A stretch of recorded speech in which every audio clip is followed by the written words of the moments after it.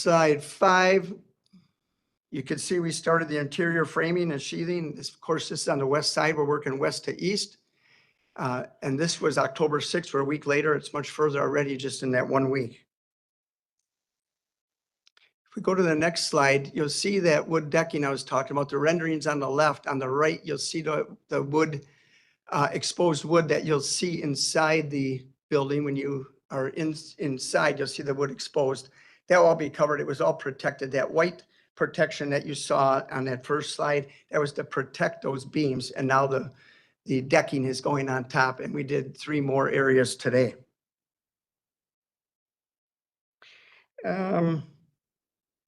That area that you're seeing there, that was the sud area. Okay, this is the main part, the project timeline. We're in the red area, the building construction phase, of course, goes without saying. We're targeting to have the roof complete by January, full enclosure by the end of March of 2026. You may recall from the county board's most recent bi-monthly large capital project status report, we're on pace targeted at 36.2 million. As of today, we're tracking 36.1 million. That includes contingencies on 500,000 for projected tariff costs that may come into play. Gilbane is our general contractor here, as you know. They're working very closely. We're pleased to report that the impact is going to be far below the 500,000. So we feel good. Now, the county executive has directed all of us on the project team to aggressively pursue all potential savings and unexpended amounts to be used toward other projects rather than using that money for a wish list for this project. So we're tracking that closely. We're 16% complete this project. So we still have 84% to go. So with that, we're not at a stage where we can safely reallocate any of these savings or contingencies at this time, but we have a high degree of confidence that we're going to come in below budget. So hopefully those savings can be used for other projects. And that is a quick update on the behavioral health building. If you want to hit the next slide, it says questions. And anybody have questions for me or questions? Supervisor Wish. Thank you, Mr. Chairman. How much of the materials are subject to tariffs? Right now we have framing of the doors. We have some plumbing fixtures. It's very minimal. We're at a very low amount of that 500,000 right now. I hate to give numbers out because that could change so darn fast, but it's a low number. And have those products been purchased? Some yes and no. Some are yes and some are no. So some of the tariffs are already dead set. We have a tariff of 14,000, for instance, that's set. Some are we know that's what it is. Some are still in limbo. Is there a possibility of ordering the materials in advance of whatever the current tariff rate is and ordering those at the current rate? Well, they're ordering them. I don't know exactly how far in advance we're ordering. It comes to staging things of that sort on where they are, but Gilbane is really focused and on top of those tariffs, and we're getting commitments to confirm the pricing. So that's a yes and no too. And do we know of those items that are tariffed, the country of origin? I don't have that answer right now. I don't think anybody does. Do we, Michael? Not sure about the country of origin, but what I can add is that for that $500,000 contingency that Gary made reference to, that's something that's set aside in the event that there are any sort of tariff related impacts that would draw upon that $500,000. In order to validate that, we require bills of lading. There's a number of information that would be needed in order to even validate that tariff and the use of that contingency. Any penny north of $500,000, the risk is borne solely by Gilbane, which is the construction manager for the project. So they are, to Gary's point, checking on this daily. We had a conversation with them as recent as this morning in the light of just some recent news about tariff-related impacts that just took effect in this past week. So it's something that they're monitoring very closely.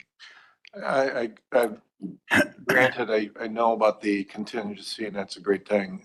But my major concern is overall looking at the budget and seeing what's going on. I think it should be looked into to see if we can obtain any savings in advance.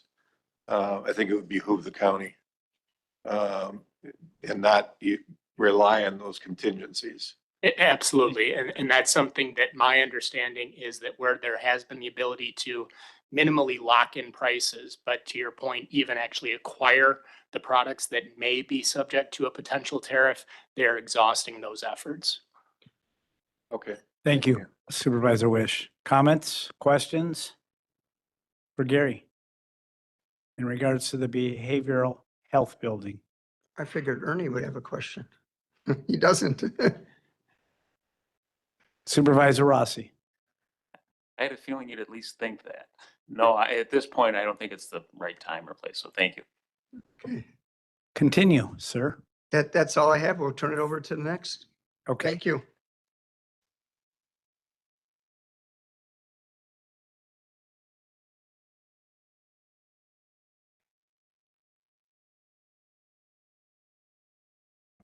Public safety. Good evening, Mr. Chairman, members of the board. My name is Dan Adams. I'm the Public Safety Project Manager, overseeing the projects for the Public Safety Building and the ongoing radio system project that we're currently embarked upon.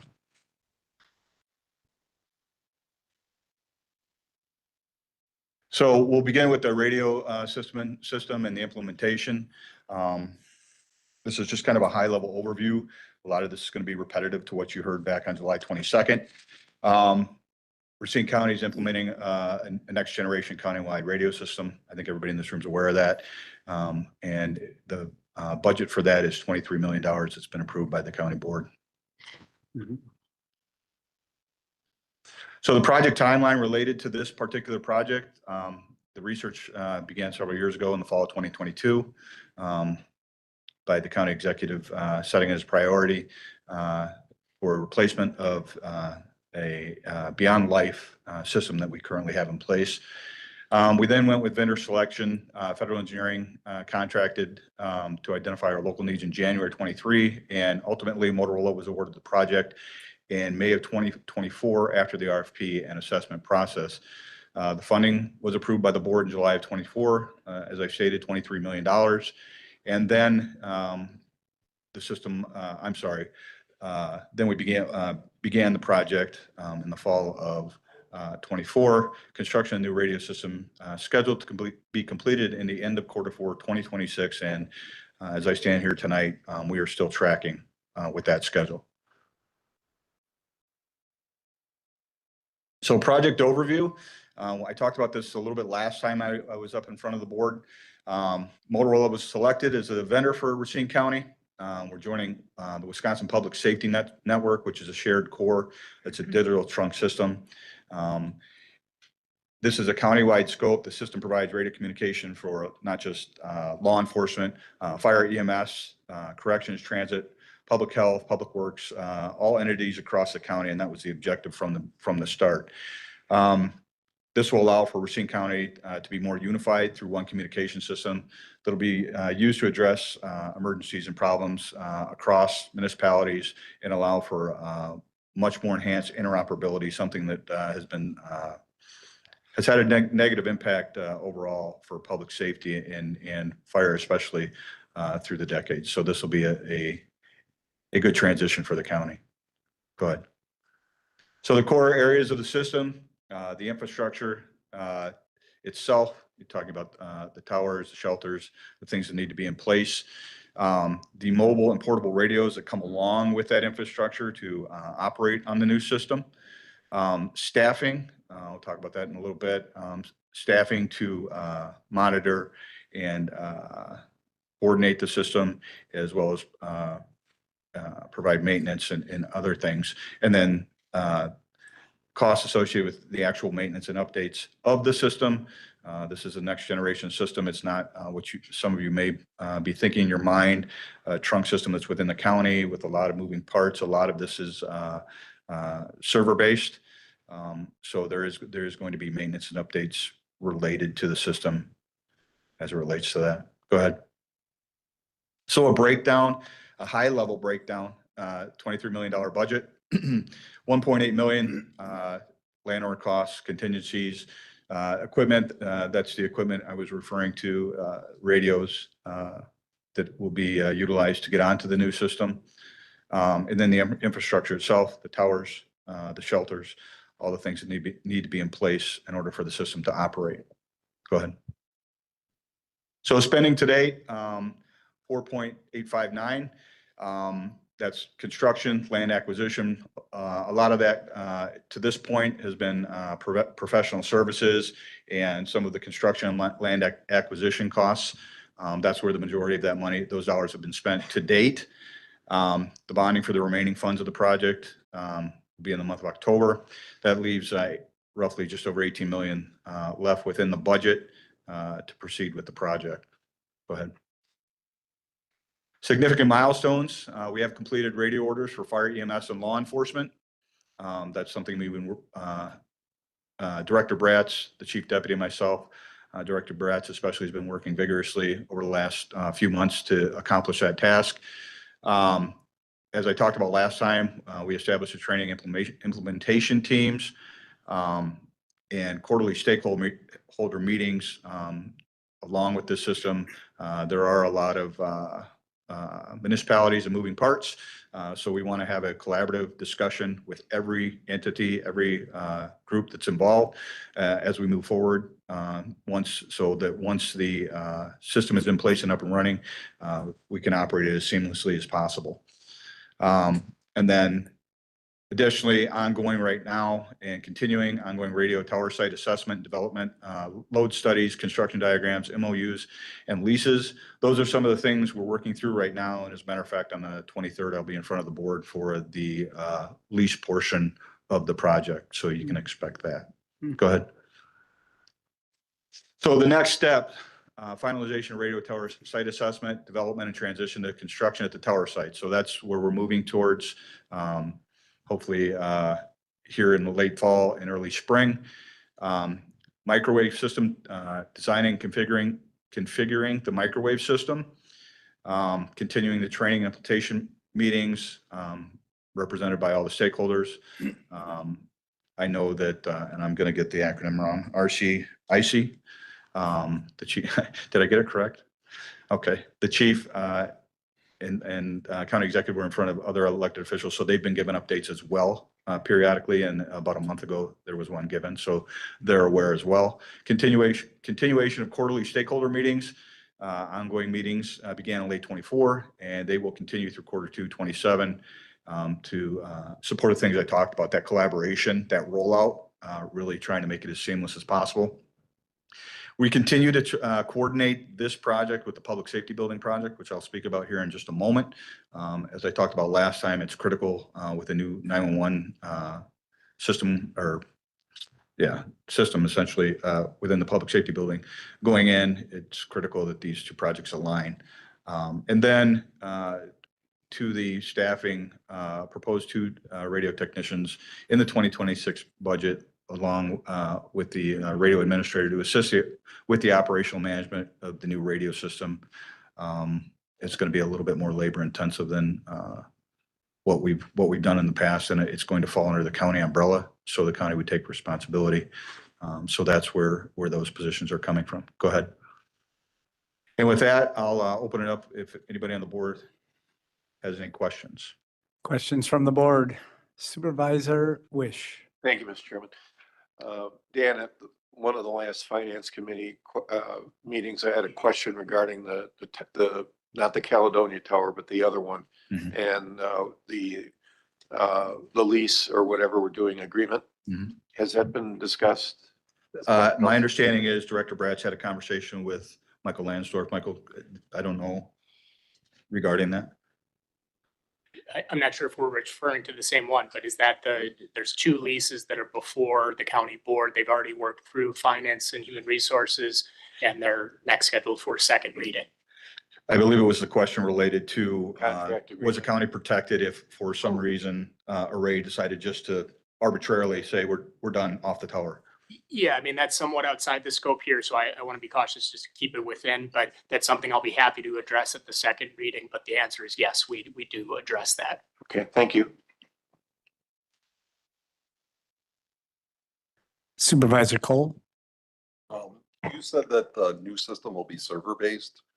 Does that mean like every radio will have to have like a cell or like a subscription base? No, Or is that- although, not to get in the weeds, this new type of system can allow for that, for radios with cell chips and things of that nature. That's the next thing that's coming. The current radios, the existing radios that municipalities are using, we've had these conversations with multiple fire chiefs, law enforcement chiefs. Those radios will work on the new system.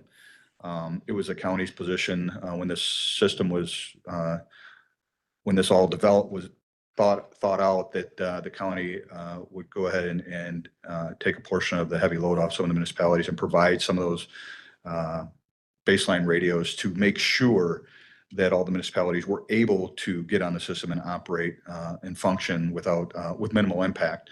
But there's no critical specialization, special radio. These radios are next generation radios that Motorola is producing anyway. So they won't have a feed to each radio down the road? So that's something that's being discussed at, my understanding, being discussed at the county executives level.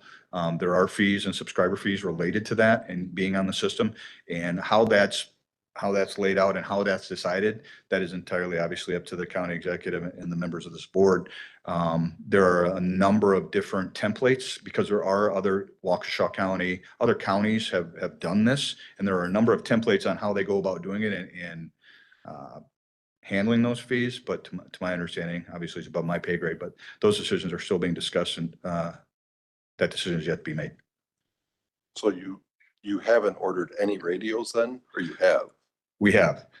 And we've had that conversation. All the elected officials, my understanding, and all the police chiefs, fire chiefs are aware there's going to be a decision and a conversation about those fees, but we could not delay on ordering those radios to get on the new system. We had to place that order, and they understand that. And they also understand that there's going to be some decisions made down the road that may have a financial impact. Okay, I just don't want a big surprise next year when the budget comes up and all of a sudden we have all these cell plans we're paying for everybody. No.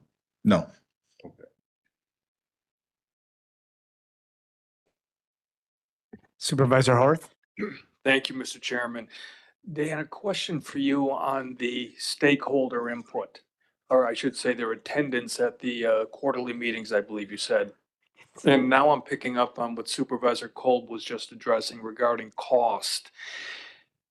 Has there's 21 districts in here. Have every one of our districts, all of the municipalities, both fire, police, EMS, have they all gotten an understanding of what these costs may be or roughly what they are? Because it's one thing if you're going to be told it's $1, it's another thing if you're going to be told it's $10,000. I'm curious because I know in our backyard in 19, we've got a brand new police chief who just literally got sworn in on Monday night. I want to make sure that from our standpoint, this is being effectively communicated among certainly the district supervisors and or the individual municipalities.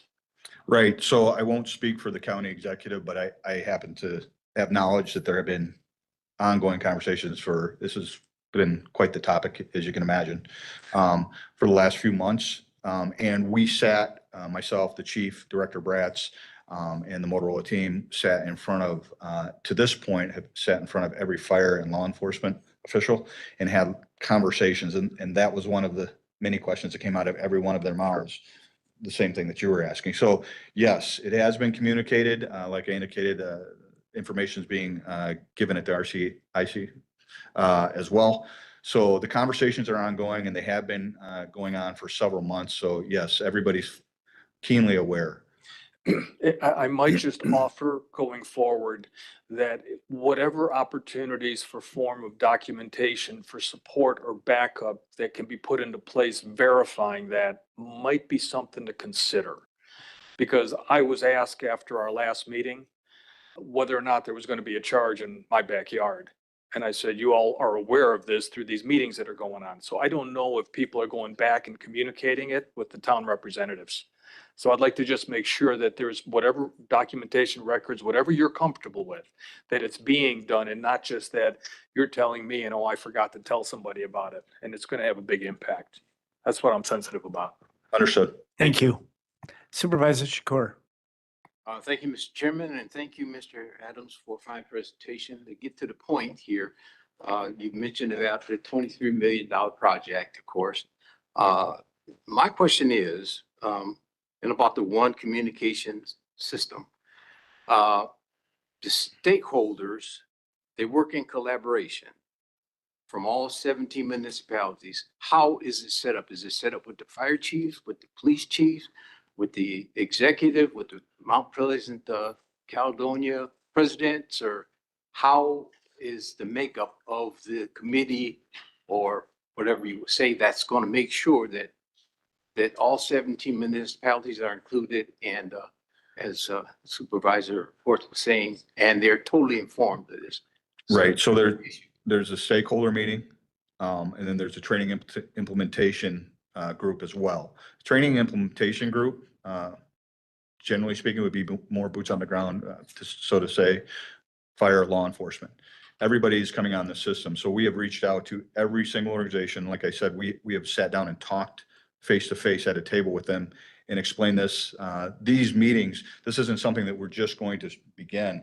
These conversations these things have been discussed with the municipalities prior to me even coming on board. So this is something that's been ongoing for the last couple of years, these conversations. And they're continuing as the project, as updates and training implementation to the project. So I guess to answer your question, the communication's been going on for a couple of years. It continues every quarter, and it's continuing. So every step of the way. And then we're bringing in also not just the stakeholders, but a group, somewhat voluntary, for a training and implementation group from every discipline in every municipality to come in so that they have a say on how the system operates. So everyone is very clear on what's happening. Okay, but what I'm getting at is like we got 21 supervisors here Mhm. and we vote things up or down. Okay, and the majority rules, whatever. If you got that same process, I mean, if you got 17 municipalities and whatever, I just like to know what the makeup is of those that carry the votes or carry what the process or So- procedure is. So I can't, I'd leave it to the county executive and perhaps the chief deputy or the sheriff to speak to the conversations that are being held at the elected official level, and the officials that would make those decisions. And he happens to be here. All right. Hi, thank you, everyone. My name is Jim White. I'm the Chief Deputy with the Sheriff's Office. So to your question, the quarterly stakeholder meetings first started with all of the first responders. So fire, EMS, law enforcement, the key core stakeholders that were going to be utilizing the system. This is not a voting body. They do not vote whether things are or do not take place. The county is running the overall project. But as Dan said, we want everybody to be able to weigh in on what their needs are and make sure that the system is developed so that it does meet everybody's needs once it does come live. So from the quarterly stakeholders group, there's kind of two different tiers of that. There's the first responders, which were initially the priority that we wanted to meet with to make sure that they were kept abreast of everything that's going on. Then we have a secondary users group, and that kind of encompasses DPW, public health, public works. We have corrections involved with that as well to keep everybody up to speed as we progress through this project. And this has been taking place, as Dan had said, since 2022, when these conversations and the research first began. That's when a lot of the meetings first started. We started having meetings at the RCICC. They were the first body that we were presenting findings and research to, and that has continued on as we move forward with this project, keeping the RCICC up to speed on what is going on and the developments of the overall system. And then we started to tie in our core users, which are our first responders, and really starting to hear from them what those needs are. Early on in the project, we hired a company called Federal Engineering. Now they're a third-party radio engineering company. And with that, we paid for a needs assessment. So they did an assessment of the entire county's radio structure. And they also met with all the fire chiefs, all the law enforcement chiefs, all the secondary users on the system to see what their needs were. And that helped us build out what the overall assessment was and what needed to be in the RFP when we put this out to bid, what the system needed to look like. Now, communication has been at the core of this project. We know it impacts everybody, every municipality, every type of agency, whether it's a first responder organization or whether it is a secondary user on the system, but we want to build a system that is going to meet the needs of everybody moving forward for the next several decades as this thing comes online. So again, that's why we have the quarterly stakeholders meetings. I was just at the RCICC meeting, one of the last ones, giving an update on everything. And we have been coming back every several meetings to give updates at the RCICC to keep the elected officials from all the municipalities up to speed on what's going on. And then we just initiated in July the training implementation team. As we start to get into really a lot of the critical in the weeds decisions on how the system will be designed and utilized, we want their input to make sure that their needs are being met. So those meetings will continue on. The training implementation meetings will be occurring every other month. The generalized information, the stakeholder meetings occur every quarter. We'll continue to go to the RCICC group on a regular interval, and we'll be coming back to this body every quarter to give updates on the project. Okay, so you'll give updates to this body. Yes. I guess what I'm getting at, where does this buck stop? Who make final decisions, whether you're gonna be foot or horseback? Who, is it the sheriff? He just walked No, in. ultimately the county executive, this is a county project that has been authorized by this body to move forward. The county is running the overall project, but having a very keen understanding that it impacts absolutely everybody. So the executive branch, the county executive, who of course feeds mostly everything through the county board. Correct. Yes. But of course, we want to hear from the sheriff and all those partners. And this is total wide. When you got nobody on the sideline, that everybody's part of this. Everybody will be on this singular system. It will be a huge benefit to everybody from an interoperability standpoint. Thank you so much. Appreciate it. Absolutely. Thank you, Supervisor. Supervisor Prisker, please. Thank you, Mr. Chairman. So Chief Deputy, this may be part of Supervisor Shakur's question, but I'm getting questions in the district about, so I think if I understand right, all the municipalities are going to get the original equipment provided by the county, basically at no cost on an underlying municipality, right? And it's going to be the digital standard, just the digital standard. But then this, is part of the second part of the question. So some have concerns about the dual band option because Kenosha is not on digital and Illinois is not on digital, and the MABUS standard for all fire and EMS is not on digital. So can you talk about that? Like they can upgrade to dual band at their own cost if they want to. Yeah, so when we go back in the budget for the overall project, you can see it's 23 million. The bulk of the project budget is for the equipment, the mobiles, the portable radios that will be utilized on the system. Now, again, County Executive Delgrave at the time when we are looking at this project and doing the research for it, early on realized how expensive the peripherals, the radios, the portables and mobiles were on a new next gen system, and the difficult financial position that would put every municipality in, having to take on the entire burden of that cost. The decision was made at that point to basically credit every municipality, every agency, whether it's fire, EMS, law enforcement, DPW, transit, public health, and a certain amount of credit based on the number of users that they have. So there was a formula that was developed for the fire side. There was a formula that was developed for the law enforcement side. We communicated with everybody to talk about their needs. It was never meant to cover absolutely all the financial costs associated with the radios. What it was meant to do was to ease the financial burden on each of the municipalities for getting into the new system. When we look at other communities that have made these transitions to a new next-gen radio system, this does not usually take place. In fact, I don't know of any other community that has done this. This was a very heavy lean forward by County Executive Delagrave to ease that financial burden for each municipality. And you can see the equipment is roughly $15 million worth of the budget. It is a very heavy cost. So there is some financial ownership for every municipality, depending on what they want to purchase, what their overall needs are. But from a baseline level, those radios were provided to them. And they were also given great flexibility in how they were allowed to utilize that credit. To your point, on the fire side, there's a type of radio called a dual band. And it operates on 2 different radio bandwidths. And the fire service, they like dual band radios for one of the reasons being that they are part of MABUS, which is a state mutual aid system. And there are options on how you can approach that. A lot of them have existing equipment that keeps them in compliance with their MABUS standard. And they are all allowed to keep all of their existing equipment. Nobody's asking for that back or to do anything else with it. They're being provided all of these millions of dollars worth of radios at no cost to them. And there are options and solutions to be able to stay in compliance with MABUS. But if they would like to upgrade and purchase new radios that are dual band capable, they have that ability to do so, and they can take the credit that was provided to them by the county and use that towards those radios. We've had very in-depth discussions.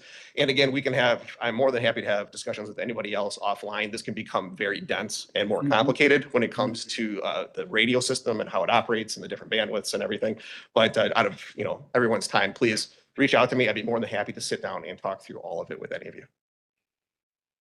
Thank you. I think the second concern is the ongoing subscription costs. And I think that's still something not decided yet.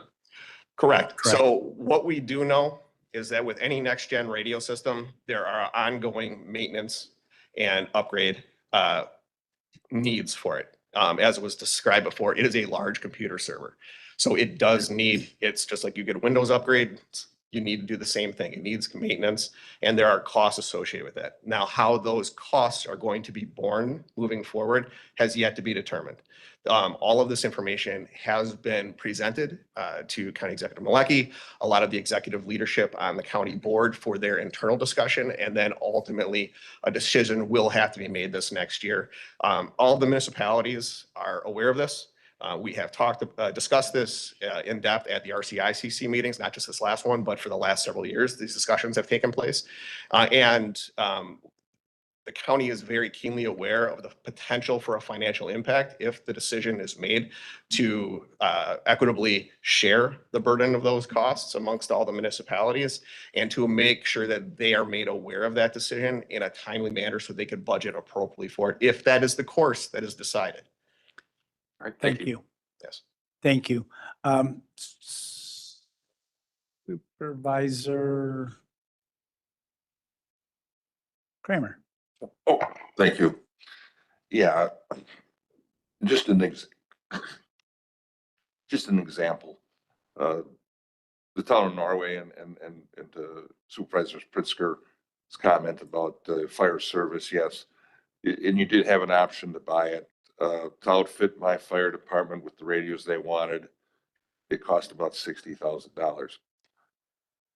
And I believe, if I'm calling correctly, the county's portion of the radios were about $256,000. Now, police, that was like an even exchange for what they use now. So, base that on, your local municipalities. The fire chiefs know because their orders have been taken. So, that's just kind of an example. No. Thank you, Mr. Chairman. Thank you, gentlemen. Any other questions in regards to the 911 system? Not at the moment. All right. Let's Thank you move very much. on. Thank you. Thanks, Chief. You'll probably be seeing him later. Yep. And we can move on to the public safety building. Go ahead. So the Public Safety Center, obviously, the county is building a new public safety center. It's going to house the sheriff's office, 911 dispatch, emergency management, and the EOC, Emergency Operations Center. And this is, as I discussed during the last update, replacing the existing patrol station, which is end of life from a capacity standpoint and a functionality standpoint. And it was built in the late 70s, early 80s. So The budget for this new public safety center is at $40 million, which was approved by the board. Go ahead. So the project timeline, as I stated, the board approved the $40 million project in July of 2024. Then through planning and design, through the RFP process, the county selected Gilbane as the construction firm and Ramlo Stein and Trainer as our architectural firm to complete the planning and design, which are ongoing. We're still working through the intricacies of the design process. We are slated for a construction start prep and start date of the spring of 2026. And we are still on track for a public safety center opening, fully completed and turned over to the county by the end of 2027. Go ahead. So a project overview, as I stated, it's going to include 911, EM, the EOC, the sheriff's office. It's an aging facility. It's going to be an integrated public safety campus. It'll connect a new building to the existing, which will be the existing patrol stations, which will be fully remodeled. And it'll create a central hub for the sheriff's office operations, which many of you know is somewhat disjointed just from geographic standards and the ability to house in such a small, what they're currently operating out of. As we go through this process, I think I stated this last time, obviously very conscious of the dollars dedicated to this project and while taking into account future needs and growth within the community, which is a difficult task, but it's a balancing act, and we've had a lot of success. Go ahead. So again, Sheriff's Office, 911, Emergency Operations Center, and Emergency Management. Go ahead. So the budget itself, overall budget is $40 million, with 33.6 of that committed to the construction itself. 6.3 million is related to contingencies, professional services, regulatory permitting, soft costs, IT, infrastructure, furniture, and equipment. Go ahead. Spending to date, $725,000, and the majority of this, if not all, has been to professional service and some soil testing that we've had to do on site. That's the extent of the dollars that have been spent to this point. That leaves a little over 39 million remaining, and the bonding for part of the design and construction be in the month of October. Go ahead. So significant milestones today: completion of the schematic design. We have done that. And we are continuing to work through a detailed schematic design, making some adjustments to ensure that we stay within budget. Working with our technical experts, IT, plumbing, HVAC, electrical, and then the sheriff's office itself is development of a one-phase construction and alternate site work plan. I know that the chief deputy, the sheriff, and his command staff have been working through what they're going to do come spring of 2026 to move off-site. That'll make it a one-phase construction project, which, as I stated earlier, goes to saving county dollars. We learned that early on. So the sheriff and his staff committed to doing that in the interest of saving dollars within the project. Go ahead. Next steps for the Public Safety Center. As I stated, we're still working through the completion of the detailed design development with our architectural and construction partners. The finalization of that one-phase construction plan and the alternate work sites, which have been like I said, have been being worked on for several months and are continuing to be worked through. Pre-construction activities. Once we get into spring, the groundwork, we are currently working through some infrastructure movement, especially as it relates to fiber out here on the campus at Ives Grove. That's in process as we speak. Continuing that project coordination that's so vital between 911 and the radio project, and the procurement of zoning and permits. Preparation of early bid packages. They have been preparing some of that, and there have been discussions, and we are moving forward with some of that as it relates to the precast concrete, the modular metal buildings, due to longer lead times to get some of that stuff. So it doesn't delay the project overall. Go ahead. And with that, it was pretty quick. I'll open it up to questions. Questions?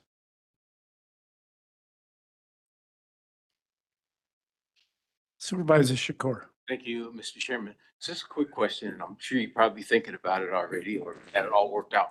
What is the backup system? In the event power shortage, struck by lightning bolts, or who's our backup? Are you speaking more towards the 911 portion of it? The public safety building. So from a backup perspective, obviously, much like any facility, for the building itself and the sheriff's office, generators and things of that nature will be utilized for backup, as well as the 911 Public Safety Center. While we're doing this transition, the 911 staff will have to move off-site, and they'll be moving off-site into the city of Racine, operating out of there, and then moving into a 911 backup center that's actually going to go into the existing emergency operations center, which is at the law enforcement center. So that portion of it, 911, that'll be going on while the project's going on. There will always be that backup center for 911 and the existing 911 center. And then from the sheriff's perspective, generators and things of that nature dedicated to the building. And then if the worst case scenario happened, I'm confident the sheriff and his staff would come up with the feasible plans to continuity of operations. Okay. Thank you. Thank you. Any additional questions for Dan? Supervisor Rossi. Thank you, Chair. Quick question, I forget. I'm sure you've answered this before. What is your contingency on this project? So I did not come prepared to discuss dollar for dollar if you. No, just like the percentage, you know? So the percentage, the total was 6.2. I want to say, when I looked earlier this evening, the percentage was 10% of that. It wasn't a significant amount, but again, if you want to speak line item to line item for contingencies and budgets, and we are still getting to that point with the builder and the architect, but I would direct you to finance and we can get you the answers. All right, thank you. Thank you. Any other questions? Seeing none. I thank you very much, Dan. Appreciate it. Thank you. Next up, I would like to call up Carrie Reed. Carrie will be giving us an update on the marina. And Carrie, I'm asking also, could you continue with your budget presentation? That way I can get you out of here at a reasonable time. That sounds great. Thank you. Okay. I promise I won't be an hour or. Okay. So you're going to prepare, you're going to provide us with an update on the marina project and then the 2026 budget. Perfect. Thank you. So I do have a PowerPoint presentation put together. Once that comes up, I will go through it briefly.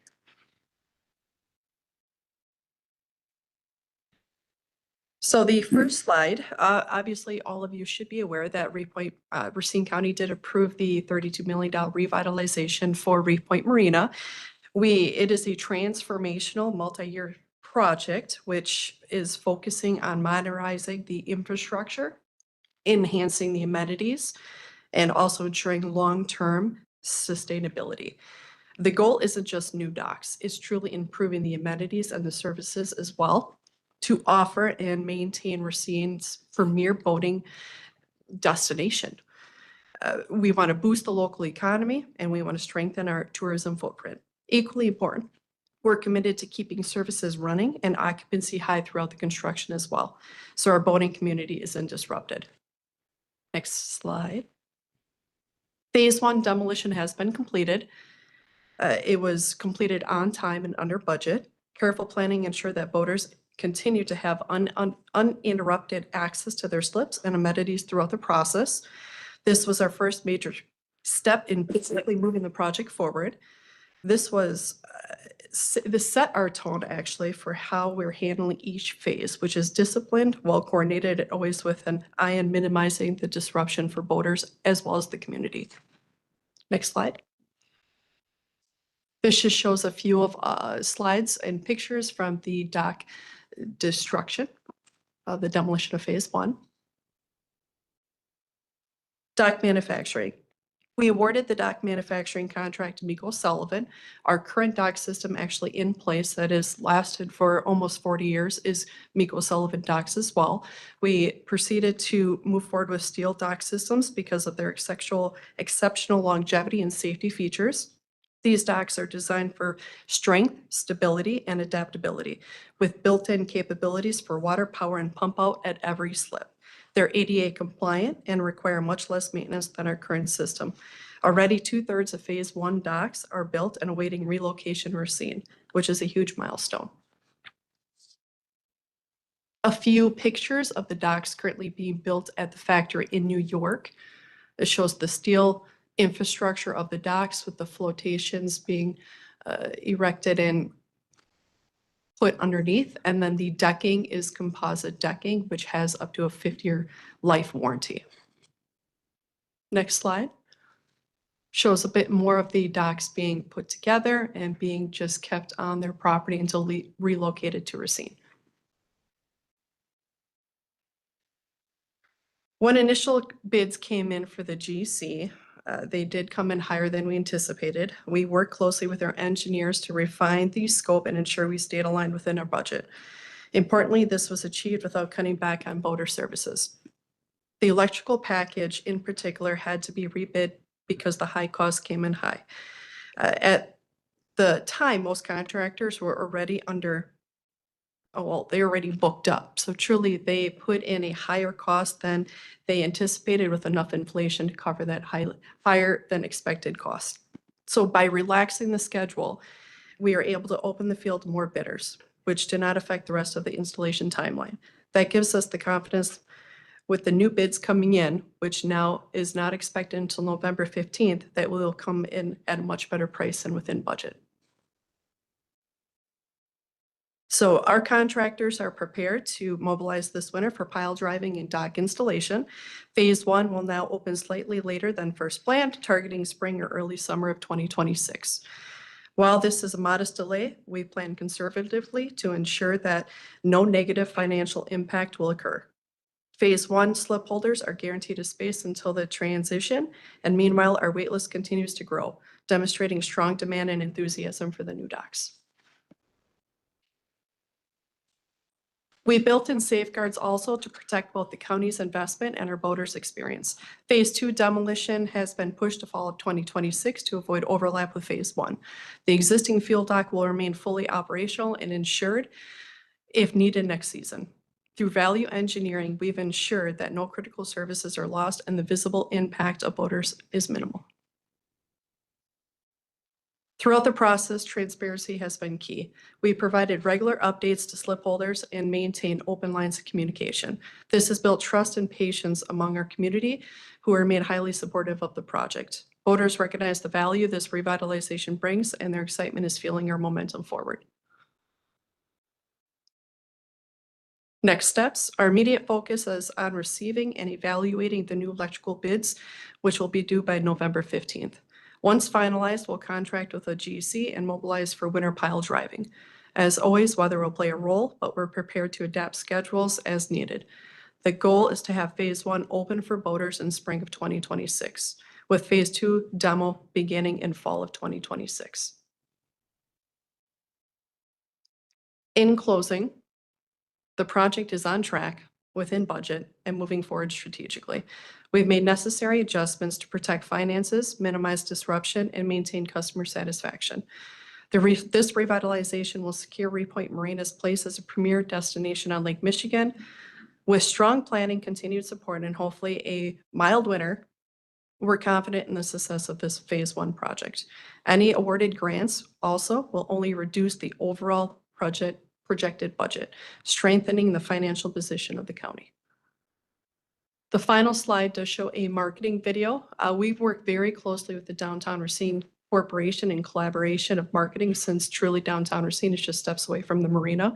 And we really focus on not only the amenities and services that we provide as a marina, but the entire community as a whole, because there's multiple restaurants and shopping, a beach just steps away. So if you want to enjoy, this is just truly a fly-through rendering of the new docks, which goes into a few interviews performed by boaters.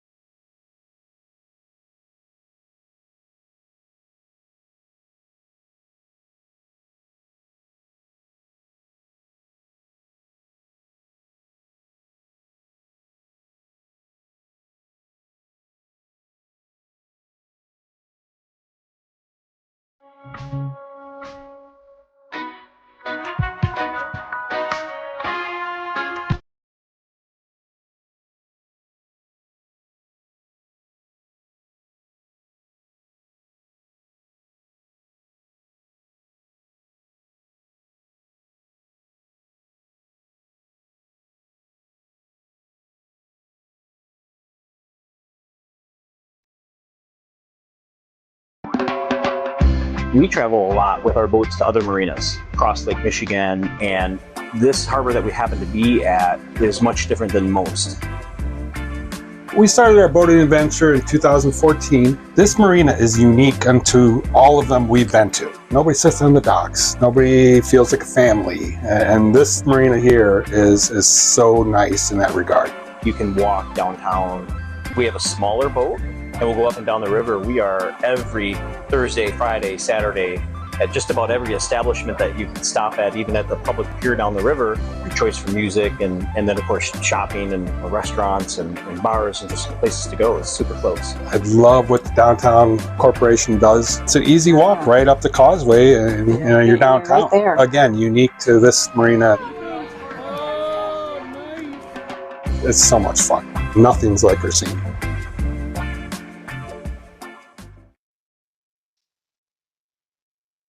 There's many different avenues that we are marketing this video in. We're collaborating with Real Racine, Downtown Racine Corporation, and many different locations. So we've included 15, 30-second clips of this along with the longer interviews and shorter too. So they're really showcasing Racine as the premier boating destination on the Great Lakes. Thank you, Carrie. I wore my Lake Michigan. I see today, that. I was so, going to comment. I yes, appreciate yes. it very much for your support. Questions from the committee?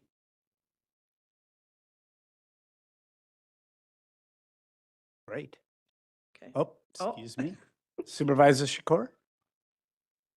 Thank you, Mr. Chairman. I don't have a question, but I have a comment. And I'm Certainly. sure most of us have been downtown. It is awesome. It is beautiful.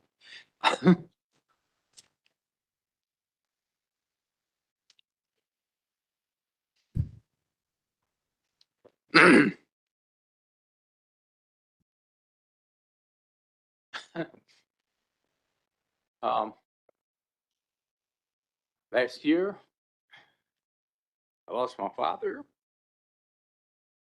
94 years old. And one of the ways I got relief, so to speak, before I came to work, sometime before I come to a meeting, I make sure he's taken care of. I lived with him for 6 months. And one of the places that always cleared my head was down there on the lake. Just beautiful. There were 3 places I could go to: by the library, by where they launch their boats, and the other end where they do a lot of the fishing. So I tell you, this thing is world class. They have been doing just wonderful work down there. You have got to see it. And just all the demonstrations that we've seen here. But it is definitely a jewel on Lake Michigan. And it is definitely one of those assets that Racine County has that can give us world-class attention.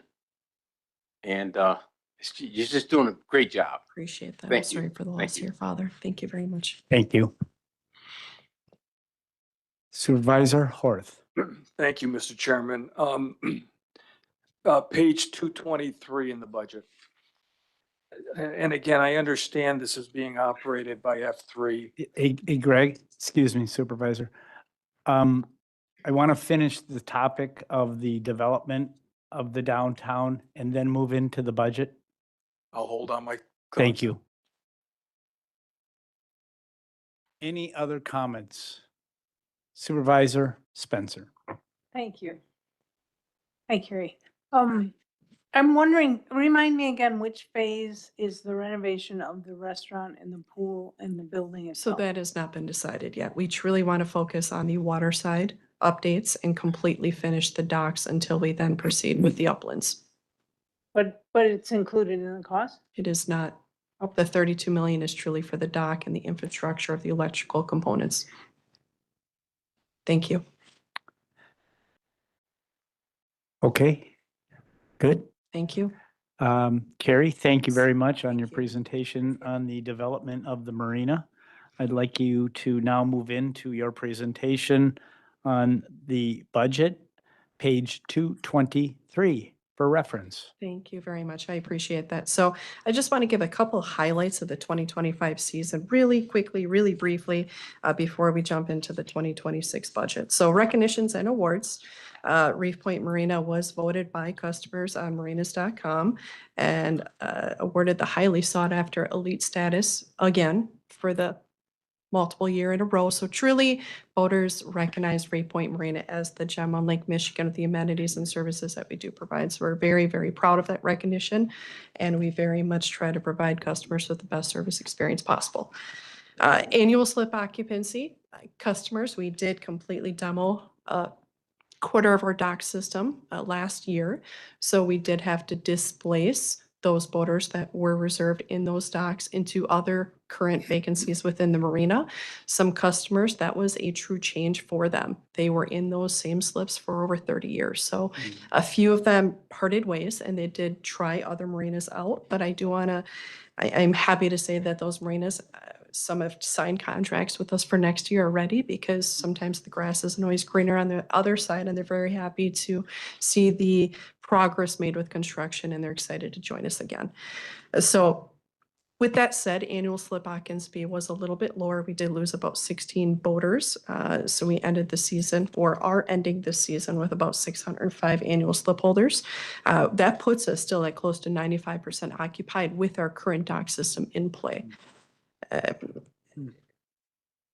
With that said, the weather this season was a bit dismal, especially on the boating weekends. A lot of our boaters on Lake Michigan are weekend warriors, and they truly take the extended weekend or the Friday through Sunday to travel to other locations. So other revenue generating items for us, such as transient revenue, fuel revenue, ship store revenue, was a bit down this year. But truly, when revenue is down, we looked at our expenses and reduced our expenses as well. So for this season, we're looking at still bringing in more profit than we did last season, even though we have less revenue. So we will have some at the end of the season, which we put back to pay off the debt service from 2012, as well as then put into a marina fund for the future project for the revitalization. So looking at 2026 budget to play conservatively, realizing that there's a delay with the construction and we are unable to start looking at our pro forma with the added revenue then from the new dock system. We played it conservatively, and we budgeted basically what we did for this year. Well, less some, because we did have a little bit less revenue. So we budgeted basically what we're bringing in this year.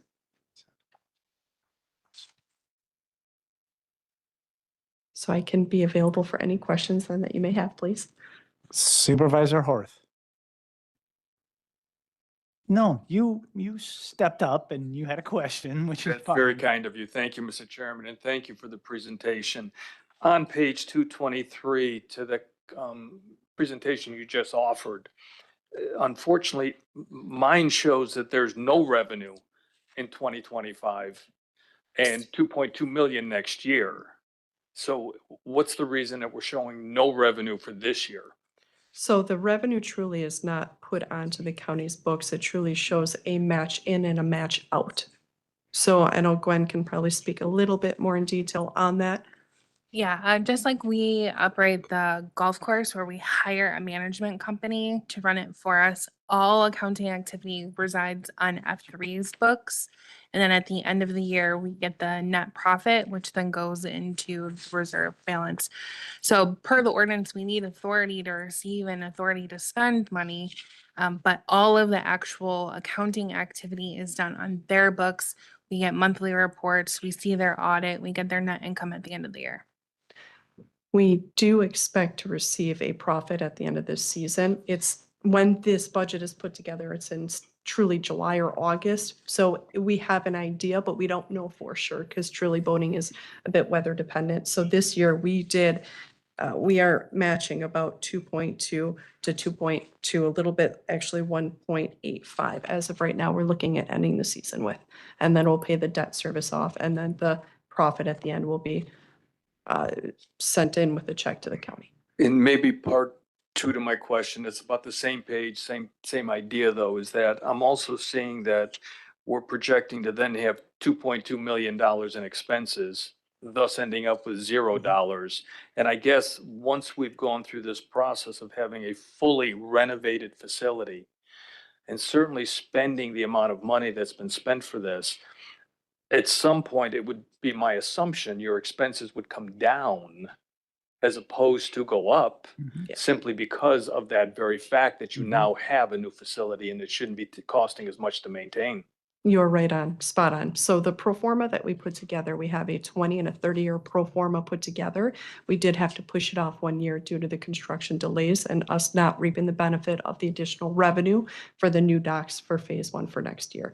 So you're right on, the expenses will reduce and the revenues will increase, showing then a true profit as years continue. Thank you. Thank you. Questions from the committee? Any questions from the supervisors for Carrie? Seeing, excuse me, Supervisor Rossi. Thank you, Chair. Without digging through the ACFR, could you tell me what the, and not exact, you could be close, what the profits were for the last 3 years for the marina? So they average between $20,000 to $45,000 between the last 3 years. With the aging infrastructure and us replacing the entire chain operating system, chain mooring system, profits were low. All right, thank you. And one more, if I may. Certainly. With, you said paying back the capital side of things, what do you anticipate that payback to look like? And then do you anticipate making a profit during that payback period? Eventually, yes, absolutely, 100%. So the payback right now for the bonds, we're estimating with the pro forma to be anywhere between 1 and 2.5 million per year as the progress continues. And we are looking at making profit over that to pay back then the bonding as well as then net sum. Thank you. Thank you. Thank you. Carrie, looks like we have got to the end of the question period of you. Thank you very much for Thank your you. presentation. I'm going to move on to the next topic. Thank you. Next up, we have the district attorney and the victim witness, Trish Hansen. Trish, thank you very much for waiting. Appreciate it. No problem. We have page 257 and 264 accordingly. Proceed. Good evening, everyone. Things are pretty stable at the district attorney's office. For many years, I was coming to this board and telling you about the shortages I had of lawyers. Good news is I'm full staff and have been for about 12 months, which has helped tremendously. The case totals, I didn't bring data with me tonight because I'm scheduled to be at Government Services in November, and I'll have data there on how many cases we filed, how many we reviewed over the past 3 years. So I'll bring that data with me then and can be shared from Government Services. We are continuing to be this interesting hybrid for those of you who are new. The state, it's a state mandate. Obviously, the Constitution says we have to exist. I have 20 lawyers, including myself, and those are all paid for by the state of Wisconsin. So none of my attorney employees are county employees, but the statutes require that the county support those attorneys and the office. So my support staff and my victim witness staff are all county employees. That has also remained steady. I have very few changes in my staff, and I'm certainly grateful for all that they do. My county employees are amazing. The budget this year covers basically the increases for employees. My county employees, my support staff for the attorneys, we continue to be the lowest in the state. I have 3 lawyers for 1 support staff. Other offices have a secretary for each lawyer or a paralegal for each lawyer. We continue to function far below that. But the good news is we're getting the cases filed, and that's what's important. We also don't, as you I'm sure know, We don't get to choose how many cases come to us or don't. We literally get everything that comes in the office, contrary to what the state public defender does. When they have too many cases, the steam comes out of the kettle and they dispense them among private bar lawyers who are willing to take their cases. So we operate under pretty extreme caseloads. Unfortunately, in the state's biennium budget, since 2020, this board was kind enough to work with myself and Hope at the time to create a position to divert cases away from the criminal justice system. We hired a diversion coordinator, ironically, in March of 2020. So he got a little bit of a slow start because we weren't even coming to court. Nobody was doing anything. And since that time, the county received a grant for jail reentry programming, and we have a second coordinator paid for by just that grant who works with folks who are trying to get their license back. So they're revoked for some reason, and we're, rather than sending them to court, we're trying to do what we can to get them licensed and safe back on the road. And so in the last 5 years, we've diverted 3,000 cases away from the criminal justice system, which I think is fantastic. Fewer people on CCAP is good for everybody.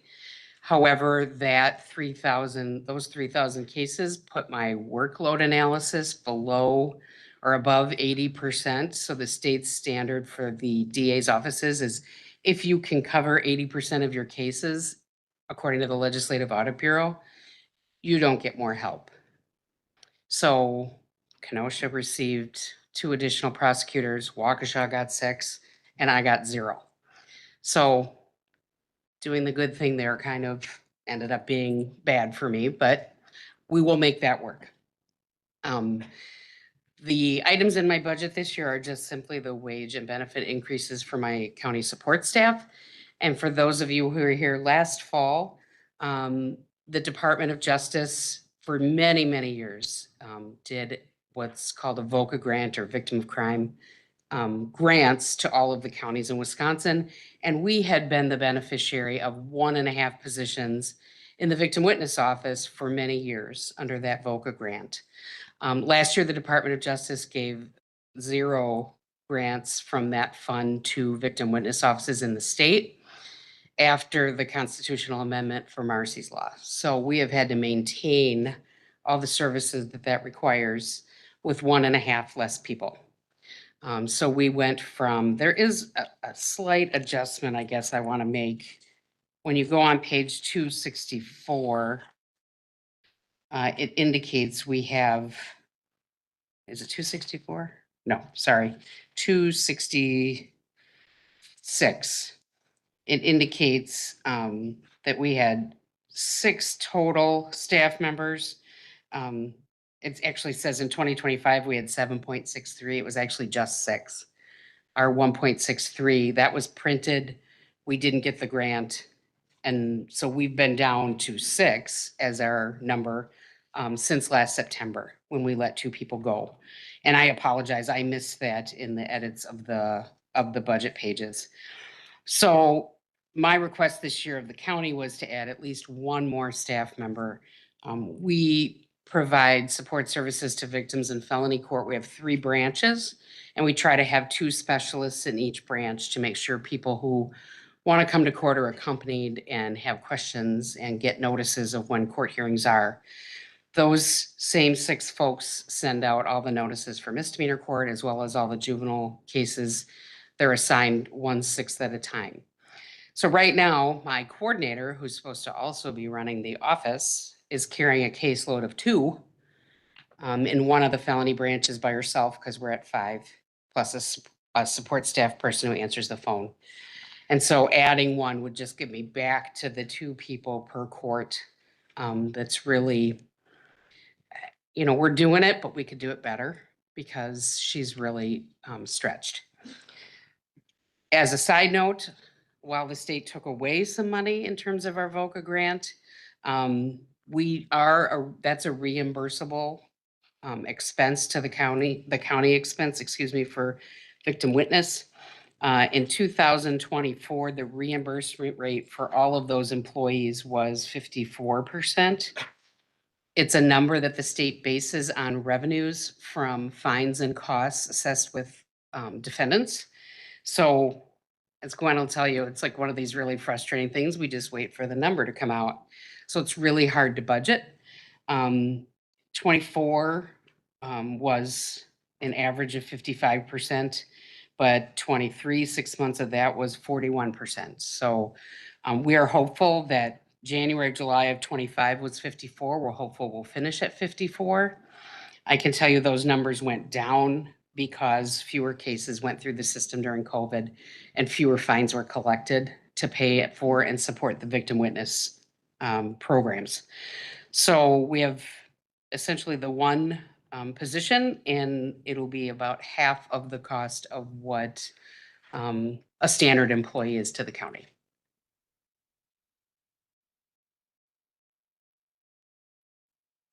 Thank you, Trish. I'm going to open it up. Questions first from the committee. Supervisor Miller? Thank you, Mr. Chairman. Just to clarify then, you clarified last year's numbers on page 266. What is the number proposed? It should be just 7. 7 even? Yes. Thank you. If I may note, the positions that the district attorney is referring to are marked as unfunded on there. So the positions exist. Yeah. There's just no funding for them. And if the grant were to come back or additional revenue were to be obtained, then those positions could be refunded. Thank you. Gwen's always better at explaining the money part than I am. That's why I'm a lawyer. I'd be a CPA otherwise. Supervisor Shakur? Thank you, Mr. Chairman. Now you say there's 3 branches, district attorney, the victim witness, and criminal justice. No, just 2. Okay, Criminal justice, I think, is kind of a broad. okay. All I right. have victim witness and district attorney. Victim witness and district. Okay. So my question is, now, just for clarification, which are funded by the state and then the county Okay. funds? Okay. So lawyers, so the assistant district attorneys are funded fully by the state. The victim witness staff is reimbursed by the state about 50%. 50%. Okay. And my support staff, who's under the district attorney page, is 100% county. Okay. Thank you. Thank you, Supervisor. Supervisor Caprilian? Thank you. I'm sorry, I'm not sure I follow, I think I have it right on what is mandated and covered in cost, but if you look at page 259 on contracted staffing on the county property FTEs, you have a 1.3 FTE addition that were being added. What is the all-in cost for these contracted positions versus converting them to county FTEs? Okay, how do I put this without getting myself in trouble? One of those positions is a retired police officer who cannot be a county employee because he's a part of the state pension system. So he doesn't work, he could be part of the pension system because he doesn't work more than 20 hours a week. So that half-time position, he provides cost savings to not only the sheriff's office, but all of the police agencies because he testifies at our preliminary hearings. And I think the last estimate, we probably haven't done it in a while. I think the last estimate we were saving the county $200,000 in overtime. And that doesn't include the other municipalities. So that was, we thought, money well spent to help share that. The other position is a student. She's part-time. And that seems to be working for her. She's a nursing student. I've begged her to change her trajectory, but she doesn't want to stay with us. She's a very bright young woman, but she's content where she is. So I haven't made a move to change any of that. That answers that. Thank you. I did have another one. I was looking at on your page 258, and you had evaluation and performance measures. I know that you talked about you bring to government services, but I'm just looking at, you mentioned the 20 full-time attorneys plus you. I'm looking at your caseload, which you cannot control. But when you do the math, that's roughly, and when you go through all your numbers, if, you know, the supervisors can read through that, that's over 350 plus caseloads per attorney. That's, I'll have the is that even- specific breakdown for you. okay. That seems so unsustainable. Well, we've been doing it a long time. Goodness. Those bigger numbers, I mean, it's actually sort of balanced out. It's actually like 4 to 450 in misdemeanor court, and it's more to 250 in felony court. So I see where you're getting an average, but it's a little different. But I will bring those breakdowns for you at the committee meeting in November. I just didn't think we had the time here tonight to break those apart. Okay, and I don't know if there's any other questions, Chairman Trottier, if you wanted me to continue.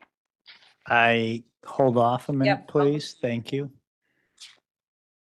Any other Supervisor Preisker? Thank you, Mr. Chairman. Thank you, District Attorney Hansen. I like your presentation.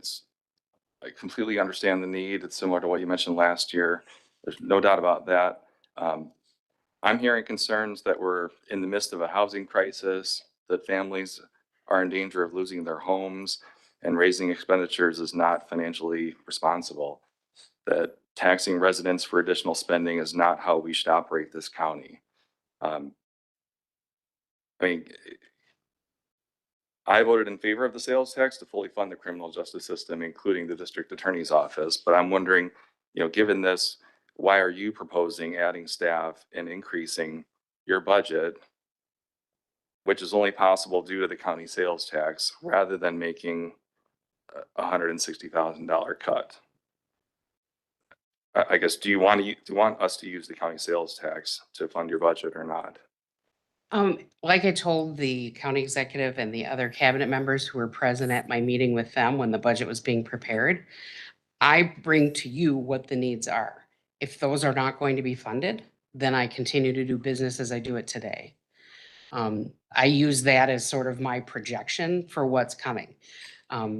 If there comes a point in time where victims of crime are not getting the service they think they deserve, you may hear about that. Hopefully that has not happened yet because we are muddling through. But I use my budget as an opportunity to project what's necessary. If that doesn't make it through the budget process, then that's what I have to live with.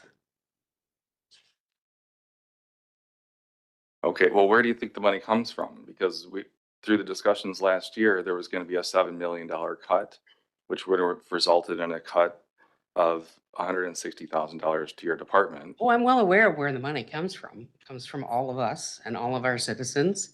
And I'm exhausted by people saying, we need more state shared revenue. Well, that's just taxes to us too.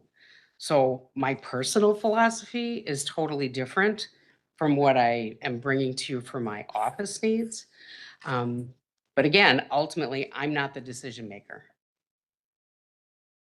Maybe I'll ask it another way. How can we explain to our constituents that are concerned about people losing their homes and not being able to get by day to day, that we should raise their taxes to give you more You would have to resources amend- and add staff? We're being accused of bloating government budgets. Well, this is a proposed budget. So if you want to make an amendment that cuts my department, that's entirely within your prerogative.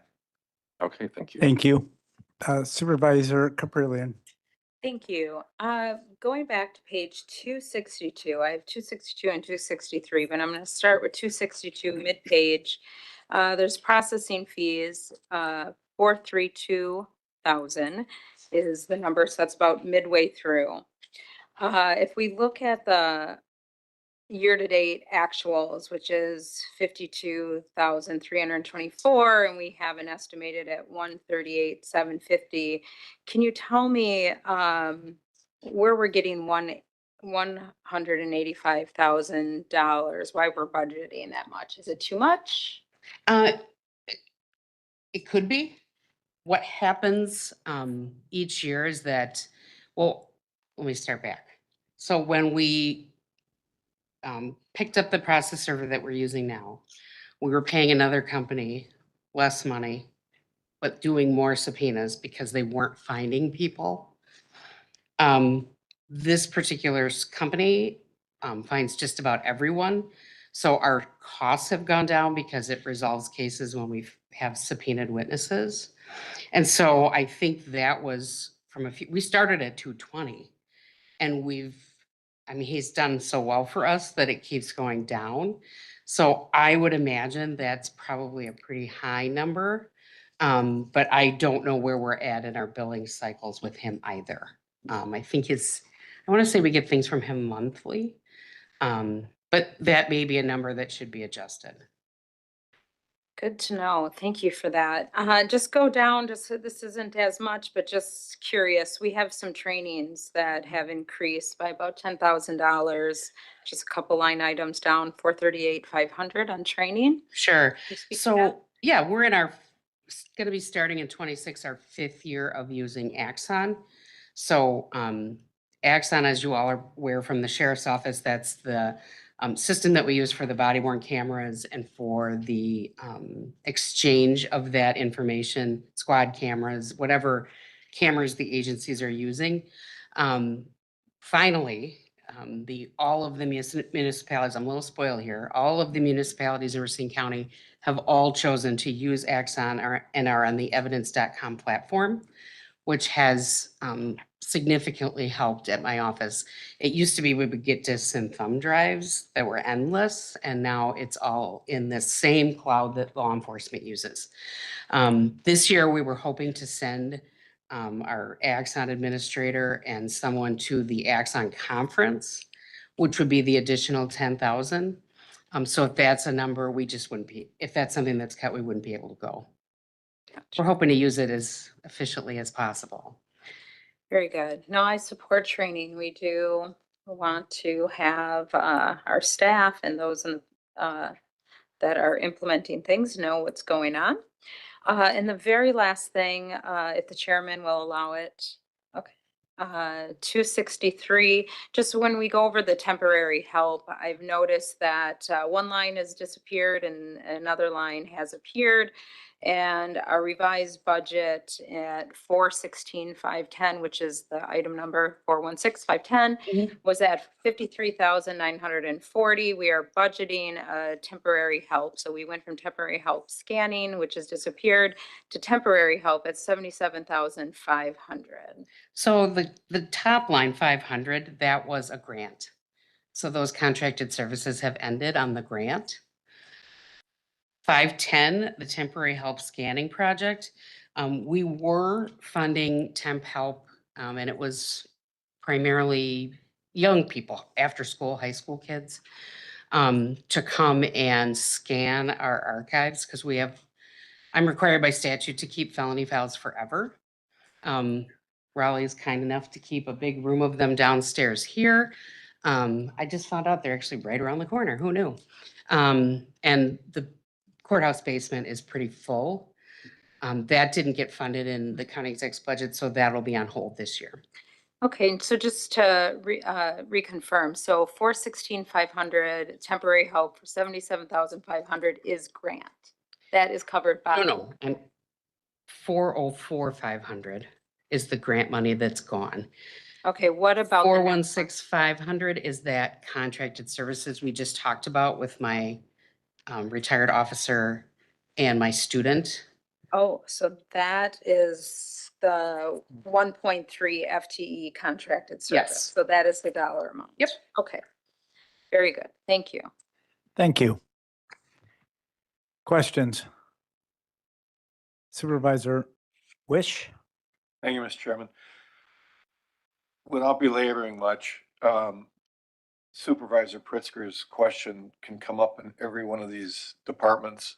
Some of them are more severe, and I went through the budget book. Every wage and salary line is a major increase over last year. And there are some other things in the budget. If you go through line by line, which I started doing, and then I looked at it and I just can't do it. I usually ask a lot of questions. I can't agree with what's going on with this current budget to start with. The tax money that we agreed to, which I was not in favor of, is being used to cover a lot of our offset, a lot of the budget expenses. There's a small pittance that's going back to property tax relief. It was our assumption when we voted that there would be more cuts in the budget to help offset the expenses that were coming. I don't see those cuts. I don't think they're severe enough. And I'm not begrudging anybody a wage or salary increase. They may be well deserved. I mean, years ago, we asked for the study on departments and money and how it, personnel and who should be getting what amount of money. That never happened. I understand it's being worked on. Still working in the blind on it. Don't know who should really be deserving of a wage and salary increase and who shouldn't be. I just can't ask any questions on the line by line budget. It doesn't make a lot of sense. I think this needs to go back and relooked at. And some of I've asked for numbers. I asked tonight for the ARPA funds and how much of that was used burned up for wage and salary increases, which I knew when we did it. And I talked to the county executive about it and kind of assured me that would be, handled. I don't know what he had in mind. He didn't share it with me. But that was a one-time expenditure. We knew it wasn't going to cover increases and pay for those increases going down the line. So kind of in a situation where I never have been in 17 or 18 years that I've been on this board. I've usually agreed with the budgets. I think we're way offline and off course. I think there should be some relooked at things in here to cover those increases. And maybe things got to be cut, but I can't in good conscience vote for it. I don't see increasing the levy. It's going to affect people in their property tax bills when we get them. And then us on the line are going to have to, when we go back out and try to run for office again, if we do, have to justify it. I don't think I can do that. And that's my whole, I'm not going to ask any questions on wage and salaries for any of the other divisions, but they're causing us harm down the line. So I completely understand where Pritzker's coming from on this, and I agree wholeheartedly. Thank you. Thank you, Supervisor Wish. Supervisor Shakur. Thank you. I'll be quick and to the point here. I just want to thank 43 groups, individuals that helped out in the West 6th Street area. Back in the late 80s, early 90s, we had the highest crime per capita in the state. In less than 2 years with collaboration, we're working with 43 groups of individuals. I'm going to mention 4 of them here that's here today. One is the district attorney's office. She may not have been the district attorney, but she was involved. The sheriff and his department, and of course the Racine Police Department, Human Services, is Otto there, and faith-based, and also this county board that helped out with the scouts. And we reduced crime by 94%. And am I saying that I support them? Yeah. Figure out some kind of way to do it, but it is those that I mentioned here from the county perspective and others that helped to enhance and improve the quality of life in the 6th district, in particular, the 32 block area that I'm speaking of. And that reduced money that took less people that had to go to jail. Some had to go because they had to, they deserved it. And like I say, those other that helped to deter them and things like that, you got to have that collaborative effort. How do you balance it? That's a tough decision, and that's why we're here to make the decisions. But I just want to thank all those that were part of the 6th Street area over the years, and that's why it's one of the safest places in the city and in the county and state. Thank you. Thanks. Thanks, Sheriff. Chairman Kramer. Thank you, Mr. Chairman. I've got a more of a process question with traffic fines. When we have a traffic fine, obviously it's a state statute. And in past, I've had discussions with you throughout the years, we've known each other for a long time, about converting them over to a local ordinance violation. Is that still happening in the? Yes. Yeah, okay, I just wanted to make sure because we had clerk of courts hearing last night and I asked, and they said, well, maybe that's a district attorney question kind of thing, so. I have some speculation about it, but I think it's probably, well, we spent 2 years helping the city of Racine Right. with Right. deputies who had been on the interstate. Okay. And so we're just recovering from that. Okay, that's the reason. Okay, thank you. Yeah. Thank you, Mr. Chairman. I would note, I don't get $1 Yeah. of revenue from that, but I prosecute all the contested ones. I never understood why it's all in Amy's budget because we're doing all the work. But anyway, Any other comments? Any questions? Tricia, in closing, I want to commend you for the comments that you made in the budget book. And I'll quote, "Our county staff shows that our clerical staff handles more work than comparable counties. Thank you for the work that your staff does and what you put forward for Racine County. Thank you." I'll share that with them. Thank you. Please. Okay, next up, I have the county treasurer, Jeff Lattis, page 51. Good evening, Jeff. Good evening, Mr. Chairman, members of the board. Jeff Lattis, County Treasurer. Thank you for taking the time tonight to hear my budget proposal. 2026, I'm presenting a very stabilized budget from 2025, very modest adjustments to revenue and expenses. Overall, we're looking at change from 2025 to 2026 of $8,000 in net increase in expense over the 2025 budget, which is a 1.7% increase. We've done everything we can to control expenses, reduced where possible, and increase revenue where possible as well. A couple of key points from the budget that you've got in front of you. The anticipated revenue from fees is going to remain stable at $1,500. Of note, on the 2024 actual fees revenue line, we had indicated $7,051 of revenue from the fees line for 2024. There was a miscoded invoice that went into that code. So the actual for the 2024 fees line was $1,333. Over the course of the last 5 years, we've averaged $1,511 per year in revenue from fees. I'm projecting a forecasted budget of $1,500 for 2026. I recognize that there's probably going to be a question as to why we earned $7,000 in 2024 and are projecting $1,500 in 2026. So that's the reason for that. Expenses are anticipated to increase at approximately $16,000 for the year, of which $14,747 of those increases are related to personnel expenses. Again, that's a net adjustment for $8,041 per year. I'm happy to take any questions on the budget and discuss anything that you have questions on. Thank you. Supervisor Miller.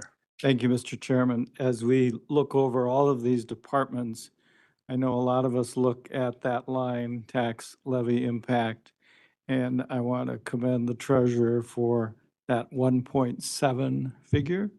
But I also want to say, in all my years on the county board, we have in the current occupant of this office, someone who has worked creatively with great industry, with great compassion for people who lose their properties, but he has gotten more back on the tax rolls. And we are in this review, we're always looking for extra revenue. That man there is doing it every day, and I think we owe him a lot of thanks. Thank you very much. Committee, Any questions? And I third that. Chairman Kramer. As a district treasurer, I can attest that Jeff does the best job so far that I've had to deal with, so. Thank you. And Bob took all my thunder since I'm sitting at his desk, so we'll move on. Supervisor Rossi. Thank you, Chair. Hate to keep gushing, but this is the first sustainable budget I've seen come through. Thank you. Thank you. I appreciate it.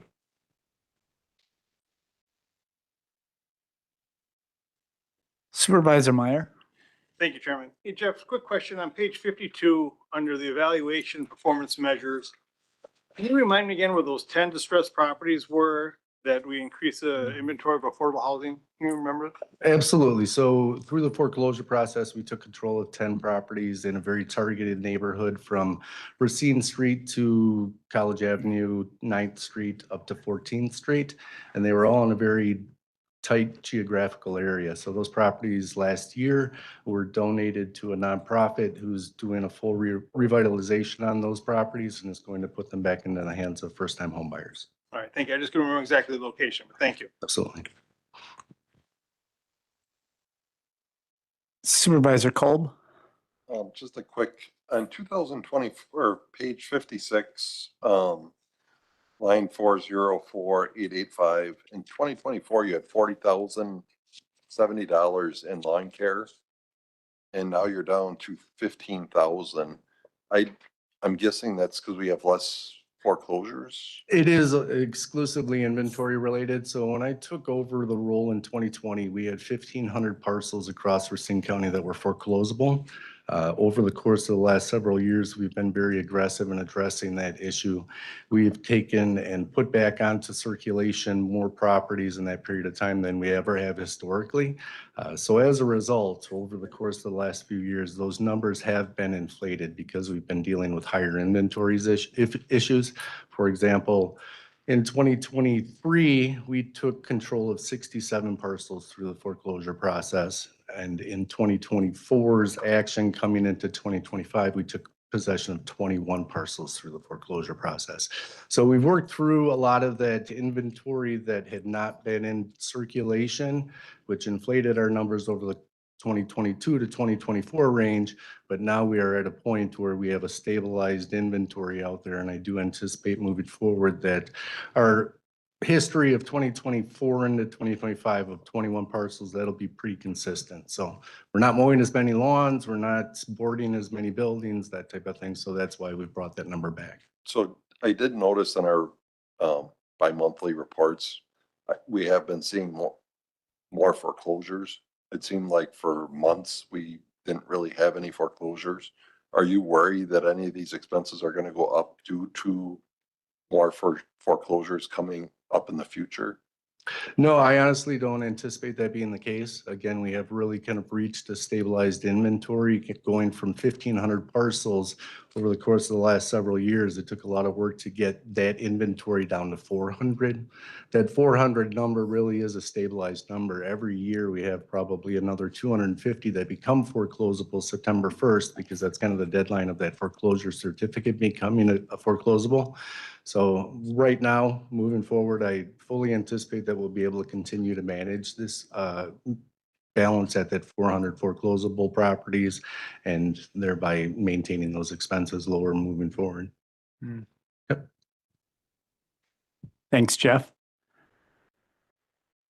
Seeing no more questions. Thank you so much. Thank you. Data and performance analytics. I have Director Travis Richardson present. Good evening, Travis. Hi, everybody. Good afternoon. Page 109, please. Thank you. Yep, again, I'm Travis Richardson. I'm the director of our Data and Performance Analytics Department. If you're unfamiliar with our department, the name's a little misleading. In addition to data analytics, we also provide countywide supports and marketing. So you could say essentially we're the marketing team for the department, in addition to event planning and grant writing. And I'm proud to share, actually just as of a couple hours ago, so this would be updated, we've received roughly $1.1 million in grants this year, which equates to roughly $2.80 in non-tax levy or state and federal funding received for every dollar in tax levy spent on our department. And since we've been a department, we've raised $7.1 million in grants.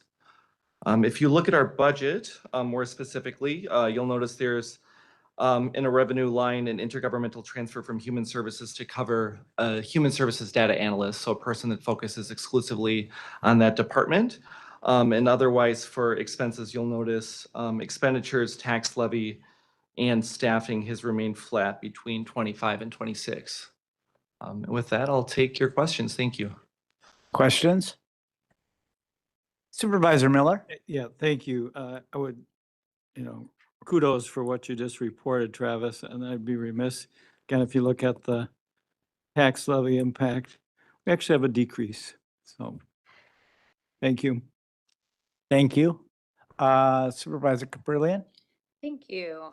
Page 113. Could you help us with the revenue? I see that we have 103,000, but we have yet to receive anything in 2025. And is 2026 realistic then? Yeah, and I can help with that. So this is for a human services employee that works primarily on human services and must report their time tracking, actual time worked on grants. So the revenue actually comes down onto accounts 517010 and 2020. Can you say it slower one more time? I'm so sorry. Yep. The last two accounts on that org. Okay. 517010 and 517020, contra wage and contra fringe. So the payroll happens in his area, and then as that employee works on the grants, we do an accounting entry to move her time over, and we credit his payroll. Perfect. That really explains my next question. So for supervisors, that's on page 114. Okay, at the end. Awesome. Thank you.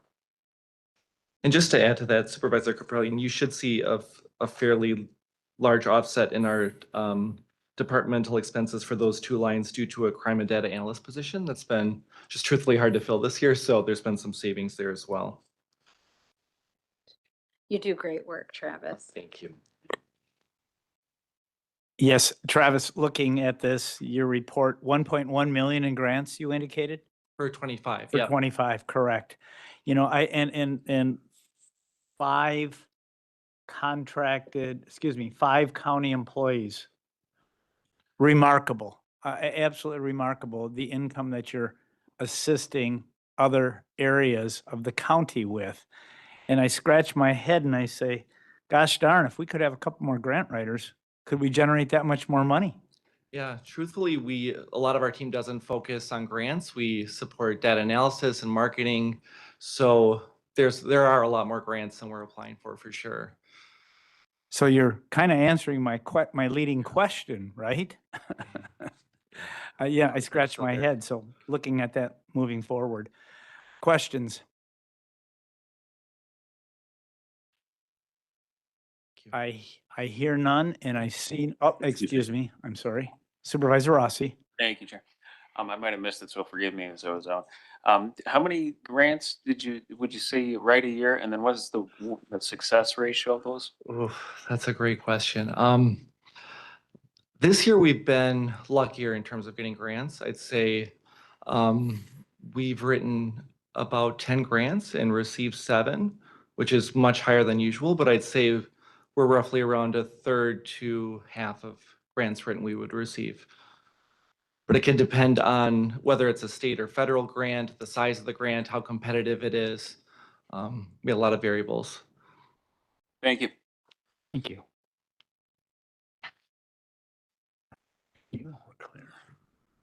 Supervisor Hopkins. I've long been impressed with our county's ability to write grants and to successfully land grant monies to help fund, our county's work. So thank you. Thank you for the work you Appreciate do. it. Thank you. Yep. Okay, any other comments, questions? Travis, thank you so much. Thank you. Appreciate it. Okay. Corporation Council, which will address facilities management and child support services.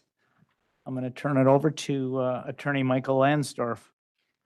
Thank you, Mr. Chairman. So we'll start, if it's okay, with the Office of Corporation Counsel, and then we'll go into child support. Jeff Leggett is here, and then we'll go to the facilities folks who jumped the gun, and we'll introduce them in a few minutes.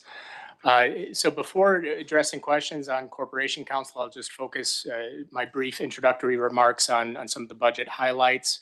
Last night, a question was asked of some of the departments, what is something, whether it's a process, program, what's something that could be streamlined to provide more effective, more efficient services, cost savings.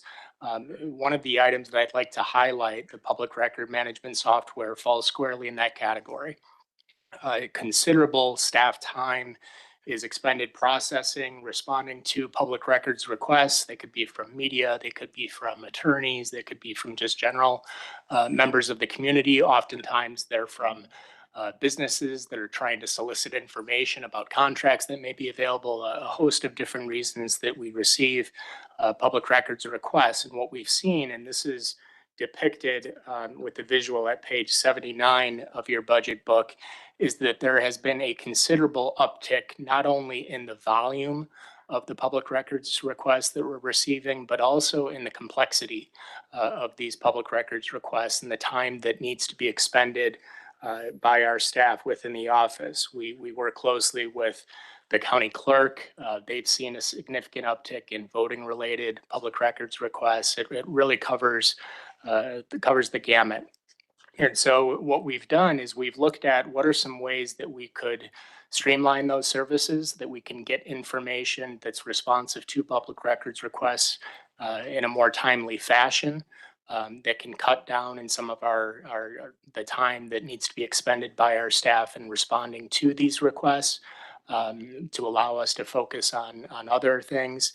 And also I'd like to say that we could save on staff time and bodies within the office, but more realistically, it's containing costs rather than coming before the board and looking to add staff in order to meet this exceptional increase in volume of public records requests. More realistically, we're looking at things that can minimally contain those costs so that we don't need to add. And so what we've done is we've honed in on the public record software. Comes at a cost of about $25,000. The actual budgetary impact, though, would be more along the lines of $14,000. The reason for that discrepancy is that we had previously been budgeting for in the amount of $15,000 for a case management software. We ultimately decided that that wasn't realizing the efficiencies that we had hoped. And we thought that that money could be better spent towards this public record software to meet those needs that I talked about earlier. So we terminated early the contract that we had for the case management software and are requesting to instead put that money towards this public record software that would allow us to more timely respond to public records requests, would save on the time in redactions. It allows for that to be done through the software, allows for users to track on their own rather than, checking in to check on the status of providing records in response. They can do that on their own. So there's a host of benefits that would be realized through utilization of this public record software, while also allowing us to better contain costs going forward. Another thing that I'll just highlight is just in the area of staffing costs. You'll note that the proposed budgeted positions at page 77 in your budget book from 7 in 2025 to 7.1 in 2026. This is also reflected at page 80 of the budget book. To be clear, the reason for this adjustment is not that we are adding 1/10 of a new position. Rather, we're simply adjusting and reducing the portion of my position as corporation counsel that had previously been charged to child support from 0.25 to 0.15. Therefore, and this was a request that was made last night to identify any correlating impacts that may fall outside of one's department's budget. This is an example of that, where you'd see the addition of 0.1 within corporation counsel, and then at page 88 within child support, you'll see the correlating reduction of 0.1. The reason for that is it's really just a more accurate and realistic depiction of how my time will be spent and allocated in 2026. So with that, I'm open to any questions about corporation counsel, and then we'll lead into child support. Questions for Attorney Lansdorf referencing corporation counsel? Supervisor Caprillion. Thank you. I just have one question. It's kind of minor on the budget on page 82. At the bottom of the page for expenses, it shows the non-lapsing budget of 7,000 for travel, training, and equipment. Just looking at what the regular budget is, I'm assuming you are projecting some initiatives or something that's up and coming to see that increase? Yeah, so the reason for that is during COVID, all attorneys are required to obtain continuing legal education requirements and report those in order to maintain your licensure. During the COVID period, the state bar was much more lenient in allowing for those credits to be obtained through virtual seminars, often free seminars. And so we were able to realize savings where it's cutting down on travel. It's also cutting down on those training expenses. And so there were savings realized. And in that time, this non-lapsing account grew. And this was something that we caught just a couple of weeks ago, but after everything had been finalized where we couldn't go back in, we're not going to need that entire amount. While there is increased need to travel, because we can no longer rely exclusively on the virtual CLEs, we actually need to attend these conferences. That often involves travel. There's additional fees that are associated with that, but we do not expect to exhaust that amount. So that's something that I do intend to address in years to come and in the coming budget year to distribute as appropriate, because we're not going to need that the entirety of that. We do expect a reasonable increase, but not to the extent displayed here. Thank you, Michael. Thank you. Questions for Corp Counsel? I'd like to then move on to child support services. Oh, I'm sorry. My mistake. Right, I was- Supervisor Kolb. Kind of on Supervisor Presker's thing here a little bit. When I go through the ACFR in 2015, corporate counsel only had 5.1 employees in 2022. So now you're going to be up on 2 employees, and I keep hearing the repetitive, if we get this software, we'll be more efficient. If we get this software, we'll be more efficient. And every time I'm coming to all these departments is we keep coming to, everybody wants software, but we're adding a lot of positions here. I just trying to have a hard time of, going from 5.1 in 2022 to 7.1 in 2026 and a $25,000 software package. Where are we getting the efficiencies from? To be clear, Supervisor, we're not increasing the staffing by 2 positions in 2026. There were 2 positions that were added. I can't recall the budget year. I believe it was 2022. Yeah, that's what I'm going back to 2022, you were 5.1. Yeah. So in 4 years, you're going to be gaining 2 positions, but I keep hearing the same repetitive, everybody else wants expensive software too to become efficient. So which one is it? Are we going to give you 2 positions from 2022 till now, or are we going to give you software is kind of where I'm coming from. The 2 positions exist already. They have existed for several years. The 2 positions were added and continue to be necessary in order to account for the increase in probate. These were direct effects that we saw during the COVID years that have continued, unfortunately, where Chapter 51, Chapter 54, and Chapter 55 of Wisconsin state statutes. These are mentally ill individuals. With respect to Chapter 51, individuals who suffer from a treatable mental illness, who are a threat to themselves or to others. And again, it's a treatable mental illness. And those proceedings are initiated through the collaboration not only of law enforcement, but our Human Services Department.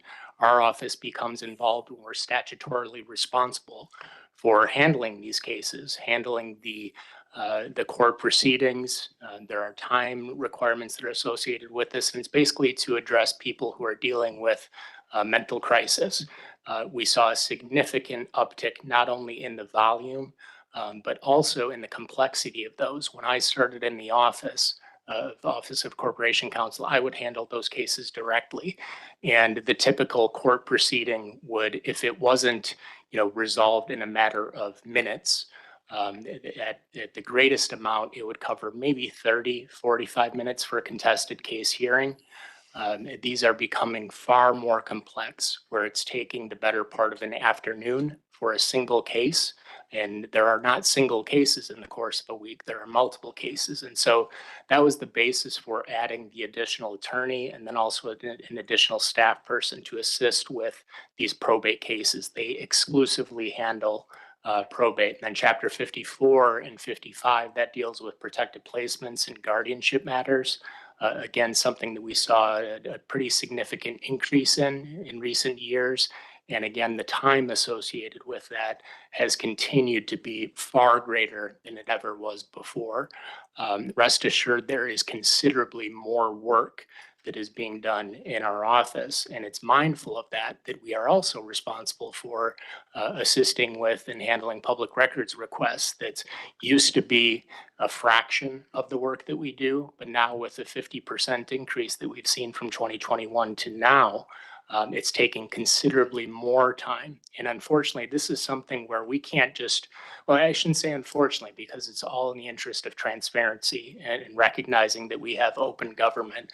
But we can't very well charge for our staff time that's associated with processing and fulfilling public records requests that are, again, to get information to the public when they request it, something that we are bound by law to do. And so when those requests come in, it takes considerable time for us to first locate records, then to go through and to identify if there's anything that needs to be redacted. Is there something that's, let's use as an example, we often get requests for proposals that were submitted in conjunction with requests for proposals. Sometimes these proposals are upwards of, we heard about the 911 radio. These are 400 or 500 page proposals. Often marked extensively with designations for confidential or proprietary information. We can't just simply defer to a stamp that a vendor or proposed vendor has put on the document. We have to go through and we have to vet whether this is in fact proprietary. It is in fact confidential, something that takes an extensive amount of time to do. And we only see an increase in these. They're not going down. And so again, I'm not going to try and mislead this body or the public that this is going to allow us to reduce staff. It's not. We're just making it by, but it will allow us, and I'm confident to say, to avoid coming before this body. And instead of seeking a $14,000 increase for a software that will make us more efficient, more responsive to the public, instead coming before this body and asking for $85,000, $100,000 to add a body in order for us to address this uptick in requests. So we're ever mindful of where the money comes from, but it's to specifically address those statutory responsibilities that our office is charged with, and also to further the transparency of the county that, again, we're bound to adhere to as a county government. Thank you. I have one follow-up. Sure. When you're doing the chapter 55, 54, 52, and 53, with the mental illness and guardianship, does the state reimburse us for your time on them? There's no reimbursement to my knowledge, but there is no chapter 52 or 53. It's just 51. That's what you said when you. 51, 54, and 55. Okay. Yep.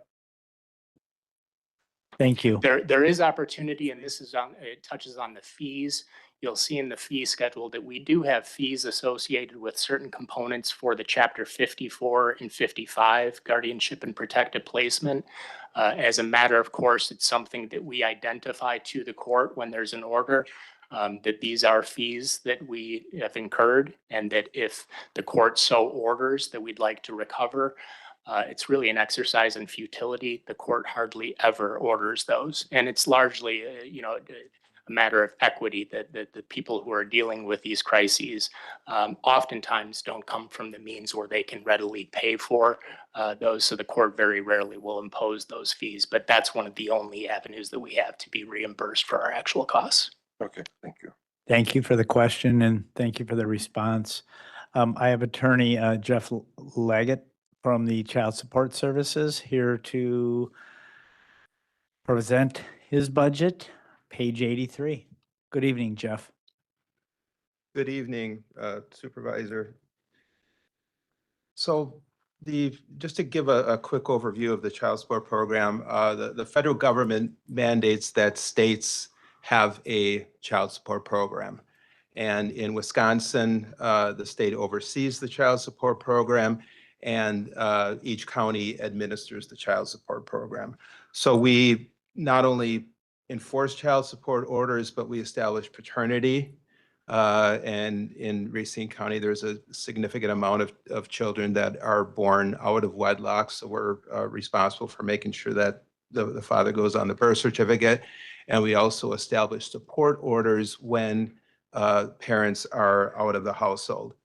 And our funding is largely from the federal government and the state government. So every child support expenditure is subject to or is eligible for 66% reimbursement. And so that means that if we're adding a position that costs $75,000, that would add like $25,000 to the county levy. And that other 34% is funded through state general purpose revenue, as well as federal performance incentives. So we have over $3 million in expenses in child support, but there's only a little over $100,000 on the county levy. So for what we do and for the expenses that we have, child support fortunately is relatively light on the county levy. So I just want to highlight a couple of items in the budget. We are requesting another position, so I wanted to give some background on that. And then later I'll cover birth costs briefly. So in 2022, the board approved a resolution requesting increased state funding for county child support agencies. And this was part of a statewide effort by our Child Support Association among the counties to increase funding to allow child support agencies to maintain adequate staffing, to better serve our customers, and to improve our performance under the federal performance measures. And in the 23-25 state budget, the ask was successful. So statewide funding was increased by $5 million, which meant $238,000 per year increase in GPR for Racine County, or when you include the federal match on that, that amounted to about $700,000 per year at that time. Now in the 2024 budget, we were given 3 additional positions, although for the last 2 years, only one of those positions was funded. And even though those 3 positions were more than the GPR increase would have allowed, but only one of those was funded, with the understanding that we would come back in future years to request that the additional 2 positions be funded. In the 2026 budget, we're requesting that one of those two additional positions be funded. And those positions would increase with our enforcement caseload. We have over 1,300 cases per worker. Our paternity support establishment caseload, we have over 788 cases per worker, as well as right sizing our orders to make sure that child support orders are appropriate. And we have over 15,000 cases in Racine County. That's behind only Milwaukee and Dane counties. And so our caseload is relatively high, and we get our cases through referrals, so public assistance referrals. So families that are on Medicaid or W-2 or childcare get referred to child support, and any Racine County citizen can apply for child support services. So, this will help our performance under the federal performance measures, which does affect our funding, ensure audit compliance, and provide better customer service to our customers. I would point out that many of our neighboring counties, namely Kenosha, Walworth, Rock, Waukesha, have significantly fewer cases per worker. So, we try to do as much as we can with what we have. We also had a decision package for ending birth cost assessments in 2026. Now, birth costs are assessed against the father at the time of paternity or support establishment to partially reimburse Medicaid for the birth expenses of the child. And from the funds collected, 85% goes to the state for Medicaid reimbursement, and 15% goes back to the county. And we're not really reimbursing any county expenses. It's just kind of a collection incentive for the county. And Wisconsin is one of the few states, and I believe now it's the only state, because Michigan stopped assessing birth costs, that still assesses birth costs against fathers. And in Wisconsin, a growing number of counties have stopped assessing birth costs, namely Milwaukee and Dane, as well as Jefferson, La Crosse, St. Croix, Adams, and possibly others. So the primary mission of the child support program is to ensure that both parents support their children and that they don't depend on public assistance if possible. And birth cost recovery sometimes works against this by diverting money that, could go to the families. A lot of times there's just a limited amount of money that's there when parents are living in separate households, and money that's, could go to the families is going to reimburse birth costs. And this, sometimes negatively impacts children and families, and does affect our performance levels as well. And also the cost effectiveness of collecting birth costs has gone down quite a bit. Back in 2019, the federal government ended the federal match for money spent with birth costs, so that if birth costs, or if our collections went down $45,000, since it's not matchable, it would take an additional $15,000 investment of county money to make up for that lost money. So it's not what we get in birth costs simply isn't worth what it was several years ago. So we're asking that we be able to stop assessing birth costs starting in 2026. So in sum, we are focused on enhancing the child support experience for our customers, improving performance from year to year. And for many people, their primary contact with the county is through the child support program. We have, just to give you some perspective, our call center handles over 2,300 calls per month on Racine County cases. So that's a lot of contact, a lot of people who, depend on the child support program and really look to that child support program. So, I think that if that experience with the child support program is positive, that reflects well on us. And it's a way that the county government can have a huge impact on the well-being of our children and help our our families to become self-sufficient. Thank you, Jeff. Committee, any questions of Jeff Leggett? Supervisor Wish. Thank you, Mr. Chairman. Page 90, under the expenses, 41,000. Going back to what you said, and this may be a question for Gwen, and maybe Byron can answer it, I don't know. There's a $240,000 increase. So is any of that reimbursed? And if so, where would it show up that it was reimbursed? So 240,000, is that in expenses? Yeah, that's. What number? 41,401,000 wages. Okay. I mean, this is what I go back to before, and Supervisor Pritzker brought it up, is wages going substantial. This is pretty high. Right. So you mentioned that some of this was your reimbursed to the county? Right, so all child support expenses are subject to 66% federal match. So 66% of that would be reimbursed by the feds.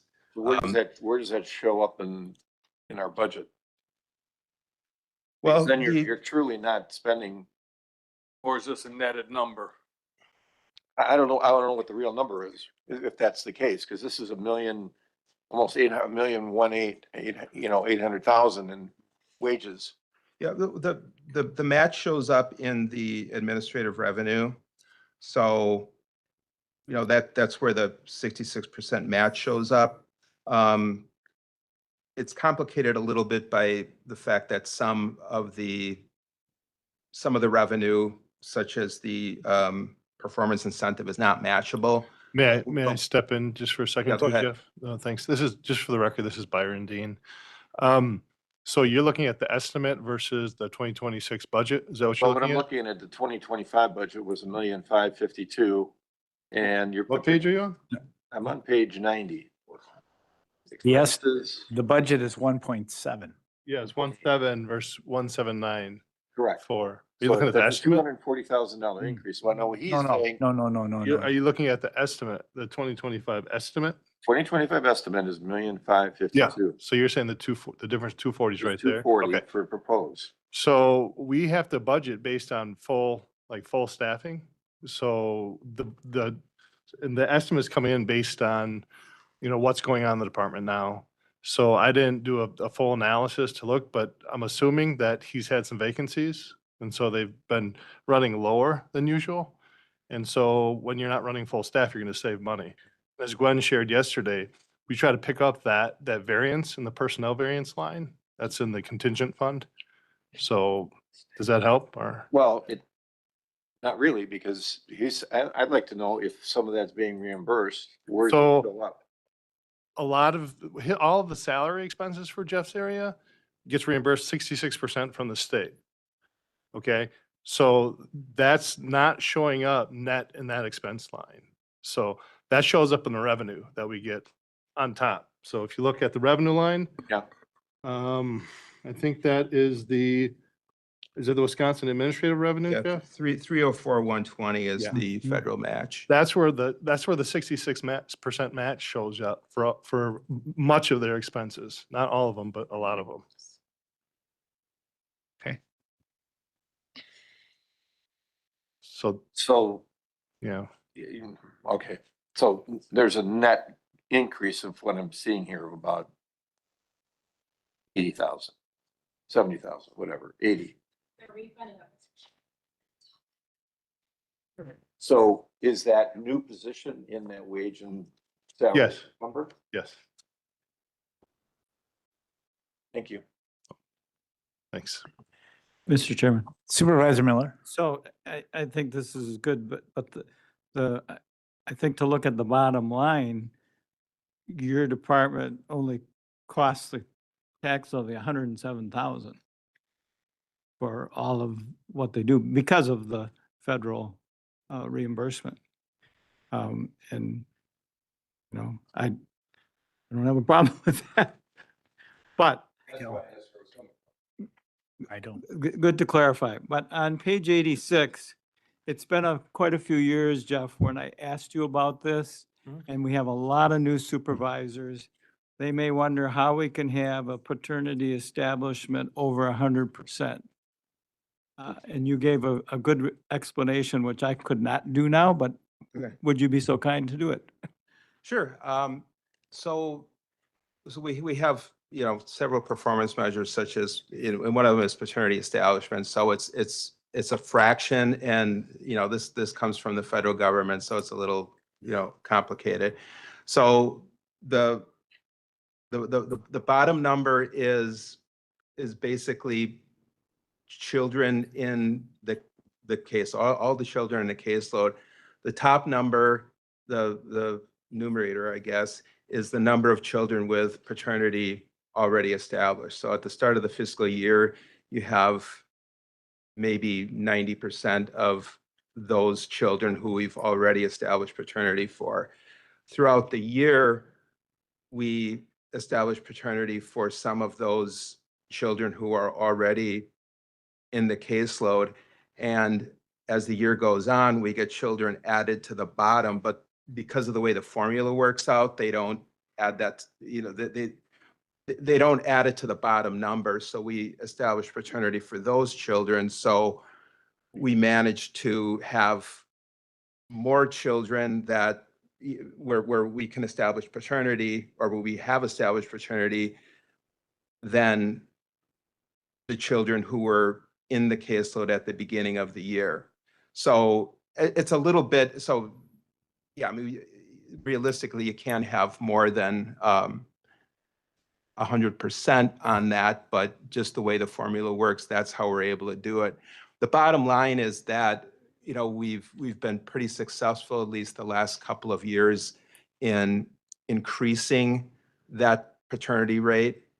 You know, it's you know, even compared to other counties, it's you know, well over 100%. So what that means is that more children are getting paternity established either through court, or we utilize the administrative paternity process.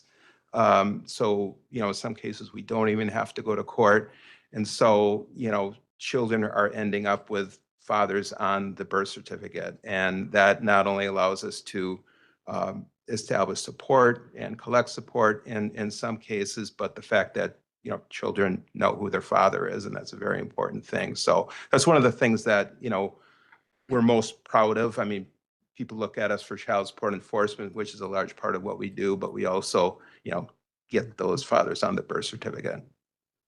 Thank you very much. And, you know, I give you great commendation for trying to explain a strange federal formula. Supervisor Caprillion. Thank you. Just two comments first, and I'm glad Supervisor Miller brought out just the attention that on our tax levy, it's just 107,000 for 2026. So it is light on the tax levy. It is, however, up 30%, but it is light. And then another just statement, I do applaud the direction on eliminating the birth cost assessment on fathers. So I'm happy to hear that, and I'm glad that you're driving that, and I look forward to supporting that this go round. But the questions I'm going to have is on page 90, and if we go maybe about 3/4 of the way down, the first question I will have is on rent. So that's line of item 421000. And the question is, what I'm seeing is we have a consistent flat rate of 307,791. So is this an internal charge? Is this actual lease? And why charge one department rent? Child support is currently located within the Human Services Building at 717 Taylor Avenue. We have to charge them rent to comply with DCF and DHS grants because they're a tenant of a building that is dedicated towards those grant functions. It's also an allowable expense for the federal match. So it's in our benefit to charge it. No, that makes sense. So thank you. Just going up a couple line items now at 404-867. So you mentioned the call center. I'm assuming that relates to 2,300 calls per month that you talked about. And this also I see at $128,000 annually. And what does this cover? And is this function, can we bring this in-house, or does it have to do similar with what explanation that just got done? So we contract that out to Conduent, who also runs the trust fund for child support. As you know, it's a big function that they do.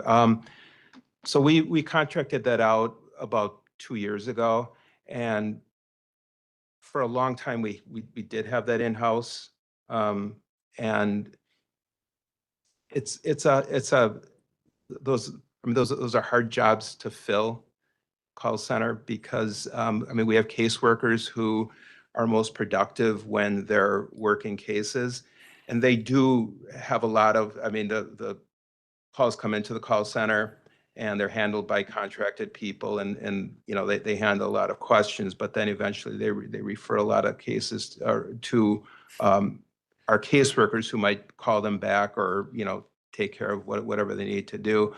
And we found that it's just a real efficient way of doing things, because our caseworkers aren't taking cold calls and being, you know, distracted by certain things.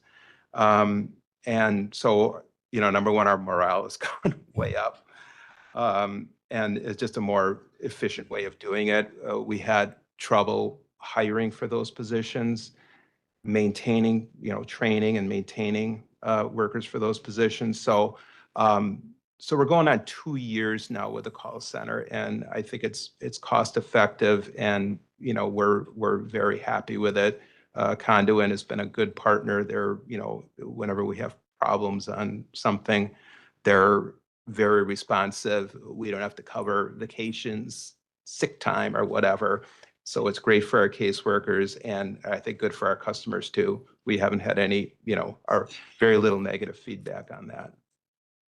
I appreciate that. And, you know, it's one of the things I'm proud to say when we talk about our county staff, county employees. I always hear just great morale stories. So thank you for that explanation. And it sounds like, being that it's just 2 years that you've done this, is that it's still fresh in the mind what it looked like 3 years ago, or 2+ years ago. Thank you. Thank you. Supervisor Coleman? Thank you.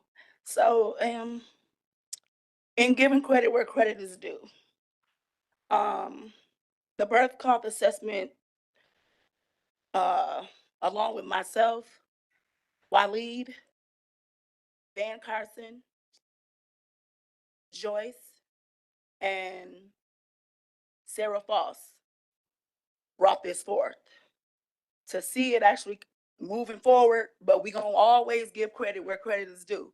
So I need to thank those people that helped us get to where we are today. So that's all I just wanted to say. I wanted to give credit where credit was truly due. Thank Yes, you. and they're very good partners with us in our Elevate program. And Elevate, yep. Very, yeah. very significant and a crucial part of our program. Okay, but y'all just need to know where it came from. Thank you. Thank you, Supervisor Coleman. Chairman Kramer? Thank you, Supervisor or Chairman. I got a question on page 90, and it's kind of a matching revenue expenditure question. Genetic test fees, it's line 311230, and then genetic testing expense of 404,620. Can Could you explain that is and why there's the difference, or is it,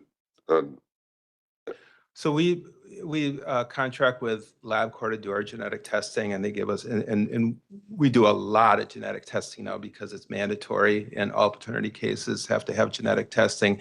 And we do a lot of, our first way to establish paternity is through administrative paternity, which requires genetic testing and can avoid court process. So it's very efficient for us. And then it avoids doubts later. You used to be able to waive genetic testing, and then people would come back 5 years later. And, you know, when maybe parties aren't getting along, and you can imagine what happens. But so we charge for genetic testing. It's about, or LabCorp charges us for the, is about $70 per test. And so that's what the expense is. And so we pay that every month. But when there is paternity establishment, or, you know, when we go to court, we can charge the fathers mostly, or the fathers for their share of the genetic test. So we charge them basically $35. So that's the revenue line. And, you know, that's, you know, we don't recover that in all cases. So it, you know, it doesn't match, you know, ideally it would match half of what we pay, but, you know, we can charge it in all that's cases. in a perfect world, right? Yeah, right. So I we get it. cover some of it. I get it. There's some loss there. I mean, I just wanted to make sure that there wasn't, you know, it was, I want to make sure it was a match, or, you know, something like that. So, yeah. Yeah. All right. Thank you. Thank you. Last chance. Seeing none. Thank you, Jeff. Okay, thank you.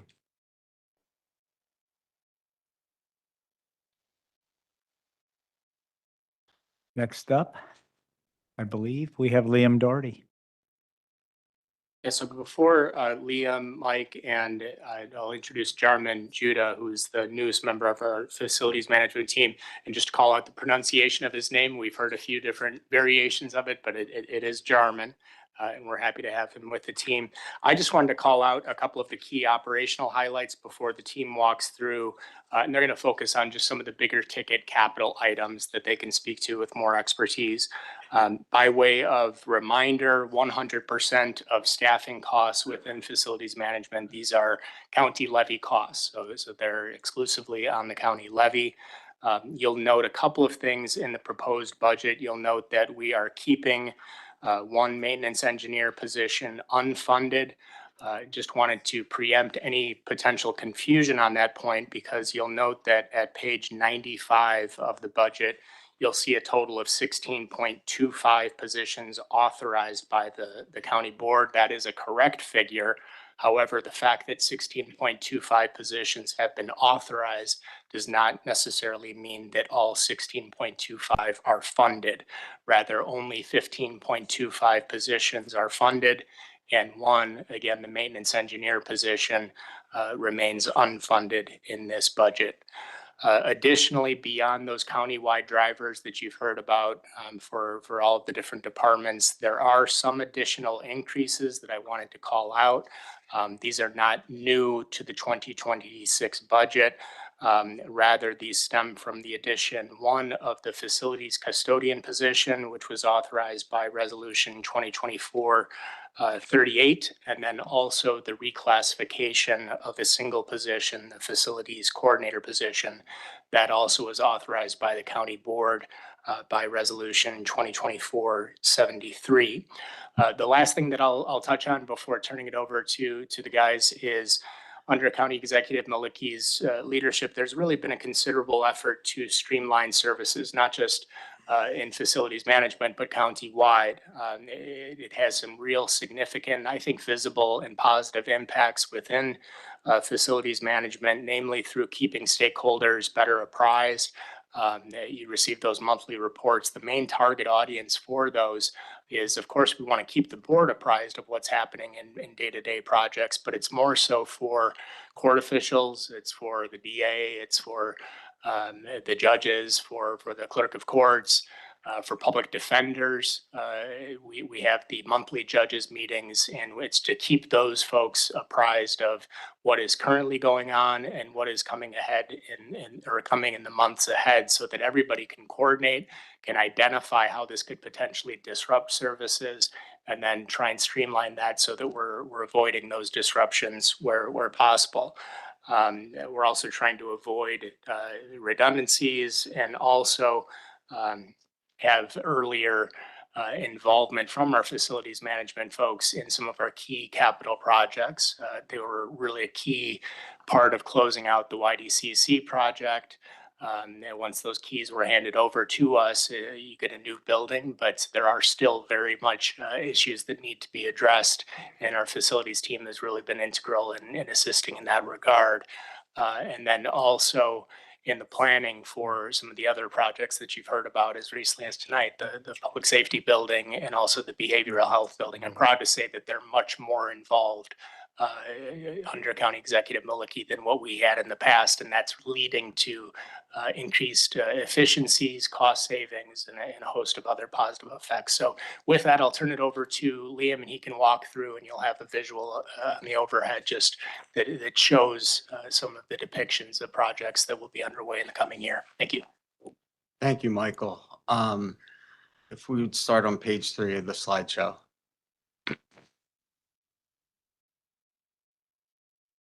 So I was going to talk about the project that was authorized in 2023. This is the LED install. Currently, we started that project in the third quarter of 2023 in the LEC. We were able to do that building in about a year and a half. We moved into the courthouse beginning of 2025, and we should be completing early part of 2026, the courthouse.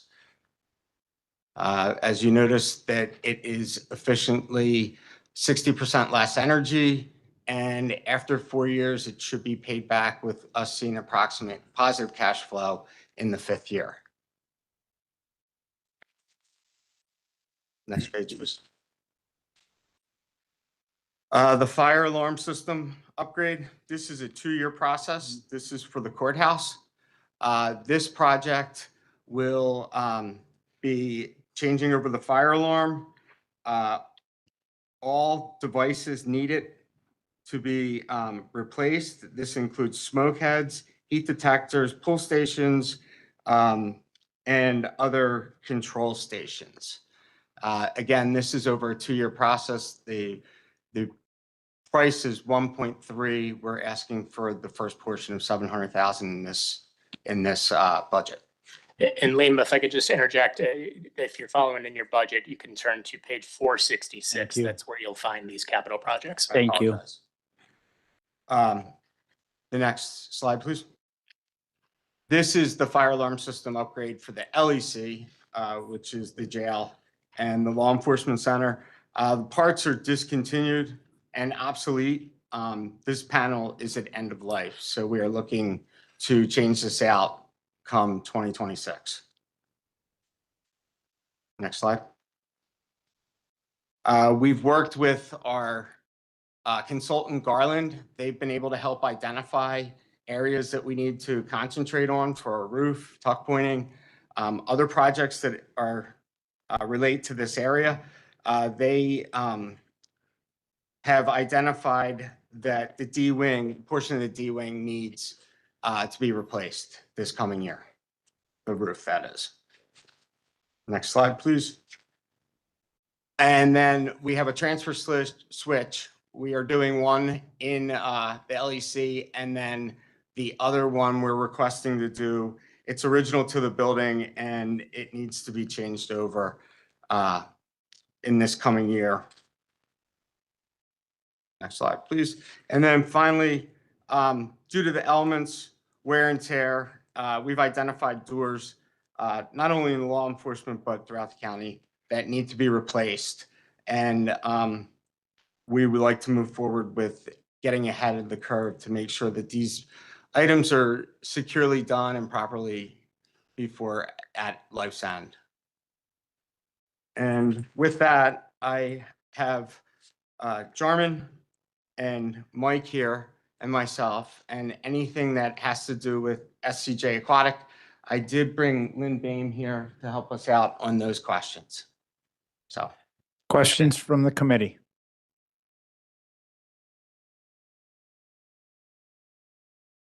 Supervisor Caprillion. Thank you. Just real quick, on page 100, line 416,500, which is maybe a quarter way down, it's temporary help. I see that we budgeted 26,200 and it's been consistent and noting the square footage in which we have to cover. Is this better to be a permanent position rather than this temporary position? What's the rationale here? So the rationale is, this is our employee, Maurice Hood, who helps out. And it's more with temporary assistance of getting recyclables and certain issues that we have with trash on a daily basis for the LEC and the courthouse. Gotcha. And thank you. All right. So to answer your question, it doesn't warrant a full-time FTE at this point. Yeah. Thank you for that. Page 97, unauthorized budget expenses. I see that we have this intercounty reimbursement revenue and, well, wait, no, that's not there. I was just wondering if these are actual costs as we go down each of these. Are these actual costs that we have here?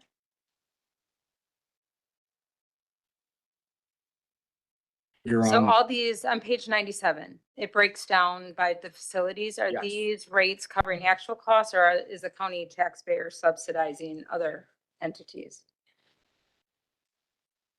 The year-to-date actuals as of 8/31 are the actual costs. They're actually, there's no subsidizing other. No, those are. well, those are- I think, and I think Gwen can probably answer this question better, but there are some reimbursements through grants and other Yeah. functions to that. Yeah, may I ask your definition, Supervisor, of subsidization? Well, it's just is if this is actual, if there's any else coming out of any other pockets, is there any subsidies coming from any other direction? Understood. So for better reporting for audit and for state reporting that we have to do, we keep all facilities expenses, including utilities, maintenance workers, all of that within this org or this department. And then if, for instance, Taylor Avenue, we're able to charge some of those back to grants or as rent charges, we're able to do that. So that would be the intergovernmental revenue. It appears on grants as rent, but over here, it's an intergovernmental reimbursement. And so to that point, I just wanted to clarify one thing that our corporation counsel said earlier. When he said that all positions are covered by tax levy, that is mostly true. With the new Youth Development Care Center, there is some grant revenue that's coming in to help cover that. That's helpful. Thank you. Thank you. Questions from the committee? Supervisor Kramer? Excuse me, Chairman Kramer. Thank you, Chairman Trotter. Quick question on page 102. Janitorial supplies 446070. Did we miss a number? Or is that coming from a different? Supplies janitorial. No, that's not a number because that's for the Western Racine Service Center. And that's how much it costs to cover that. Nothing. 446070. Different line, Leah. 446070. Yeah. Yeah, isn't that Western Racine? There's multiple 446070s. I believe Chairman Kramer's referring to the top section where you see the same line item, supplies janitorial with. I can assist with that. Yeah. So that spills over from the previous page 101. That's the Dennis Cornwall Service Center on Taylor Avenue. And my understanding that the janitorial supplies are now covered under the cleaning contract and we're Oh. not paying for them. Okay, and then down at the courthouse, we have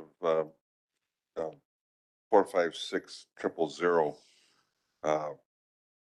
The electric at $200,000, but we haven't hit it. Page 103. Right across the way. I can also explain that. I think you're referring, Chairman, that we haven't hit it in previous years. And so you're wondering why we're budgeting 200,000 now? Yeah. That was offset by ARPA in previous budgets. So the expense didn't hit this line, it hit the ARPA budget line. It existed, it just didn't hit here. Okay. So 200,000 is the correct amount. Yeah, as there was no ARPA included in the 2025 budget, the estimate of 156,000 is accurate. Okay, so we're still budgeting 200,000. Yeah, I'll defer to Yes. the superintendent on that. Yes. Okay.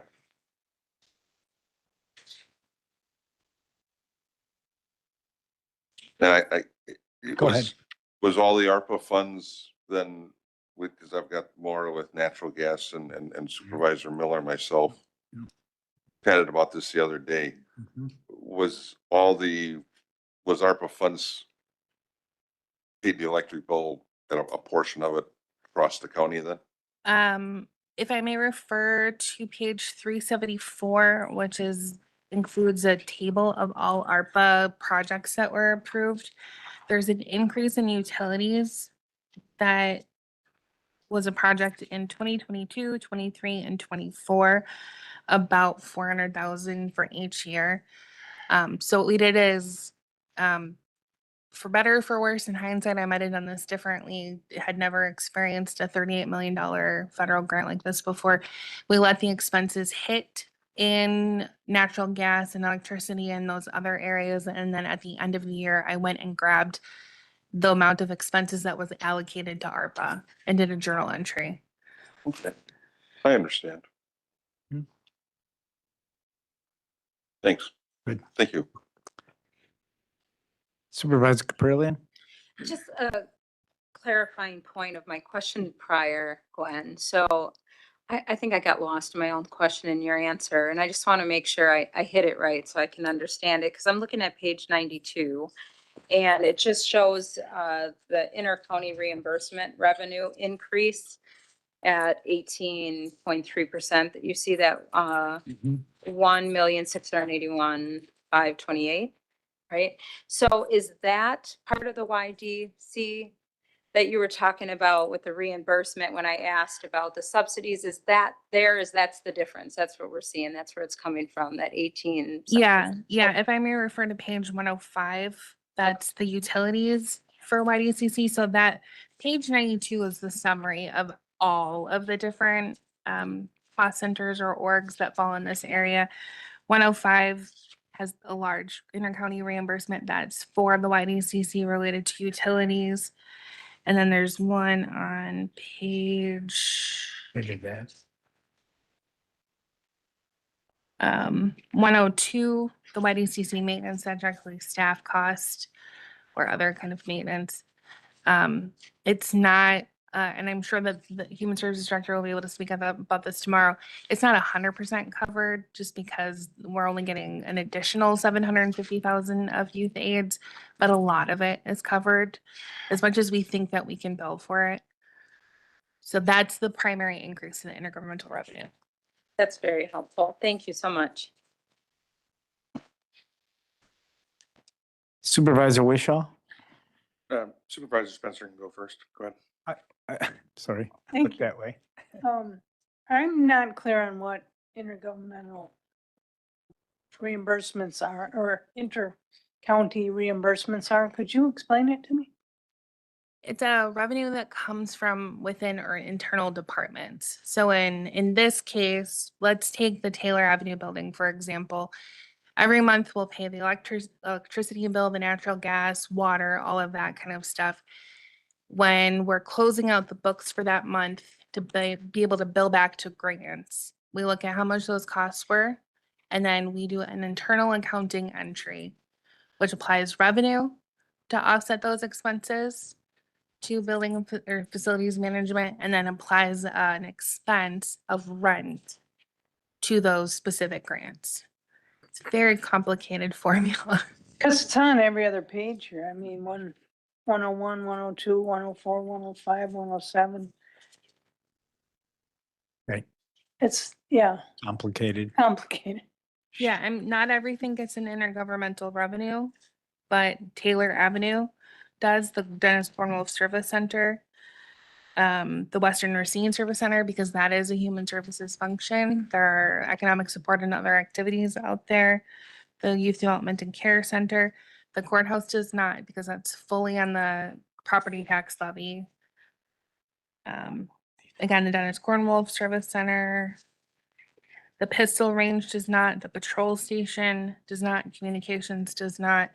There are a lot of areas that are specifically covered by county tax levy and others that we can get some reimbursement for. Okay, thank you. Can someone tell me where Bell Harbor is? Pearl Harbor. Street, right over the bridge. It's The right old marina. before, it's south. Thank you. of the Bridge before you cross going north. Yeah, it's To a the left. county-owned parcel that has been under contract for sale for development for a few years and still waiting to close on that. But we have to continue to maintain that site. It's used on occasion for storage from, I believe the sheriff's office has used it for storage. We put some materials in that location. So we continue to own it. It's used for staging relative to the marina project as well. Okay, thank you. Supervisor Wishaw. Thank you, Mr. Chair. Liam, just looking over on page 465/466 under your capital approved. You may have mentioned this earlier. If you did, I apologize to ask again. The Pritchard site development for 100,000. Can you expand on what that is? So I can expand. I think we have a 10-year contract. We do have a 10-year contract with Racine Unified. And that is $100,000 that they pay us every year up to through 10 years. Just to clarify, the site development is, I believe, your fund to use for capital upgrades at the aquatic center? Yep. Such as the Oh, slide. I'm sorry. I apologize. I misunderstood. That I did not touch on that. We have improvements that we need to maintain at the SCJ Aquatic Center. And every year we go through a list of items that we need to upgrade, maintain, do preventative maintenance on. And our request is for $100,000 to keep this aquatic center running smoothly. And one thing that I'll add there is to Liam's right, Mike Elzinga is really a key member of the facilities management team, a plumber by trade. He has been directly involved for a number of years in the aquatic center along with Lynn Boehm, and we're able to handle a number of these different projects relative to the aquatic center in-house rather than just contracting out all of that work. Of course, we can't handle all of it. There are certain projects that are even, outside of Mike's bandwidth or capabilities. That's just one person. So we do on occasion need to contract out for some of that work, but it's still, in the scheme of things, a newer facility, but it ages considerably each year. And so this is looking ahead at some of those items that are going to need to be replaced or significantly refurbished. And Lynn is here to address any specific questions on that as well. Okay, so again, just the 100,000 is a request. That's all this is, correct? Okay. That was a request from our capital that we presented to the county executive. Okay, and then this is just more of a generic question. Is there anything that you feel within the request of the capital that is not necessarily it is more of a want at this point as opposed to a need? I mean, obviously, a lot of this stuff I would view as a need. There But is. there if may you- be some things that are necessarily a want at this point that may be able to be pushed off. There, let me be clear, and I appreciate the question. It's a very good question. We aren't doing things, when we sit down to look over items, a lot of the items that we're looking at have come to a point where we need to make a difference and change. If you have an idea of what we could possibly not, or is more of a want, it would be something along the refresh. But there again, too, we have to present a nice home for people to come into when our clients come into our facilities. So if there was something that didn't need to be done immediately, but would have down the road implications of not looking as clean and as nice, it would be parts of the refresh. And one thing I'll add on to that, it's not purely aesthetic. That is a component of it, but some of that refresh, it could be that, there's tripping hazards or things that we hear from, or I suspect that Liam and his team hear from pretty regularly from the courts of improvements that they want to see in the courtrooms because they're not able to effectively, handle their court proceedings. Benches that aren't as securely fastened as they'd like to see. Those would all kind of fall in the category of refresh. So to Liam's point, if there were to be a reduction, something that perhaps is more in the want versus a need, sure, you could, see a slight downward adjustment in some of those refresh categories. But what that means is that you're not able to address some of those issues as they come up in the course of a year. Okay, just last clarifying question. So again, these are worst case scenarios. These are not, again, fixed costs, correct? So again, $20,000 for jury chairs, that is not the total cost. This is an estimate. That was for the clerk of courts, I thought, but yes. What's in your capital budget?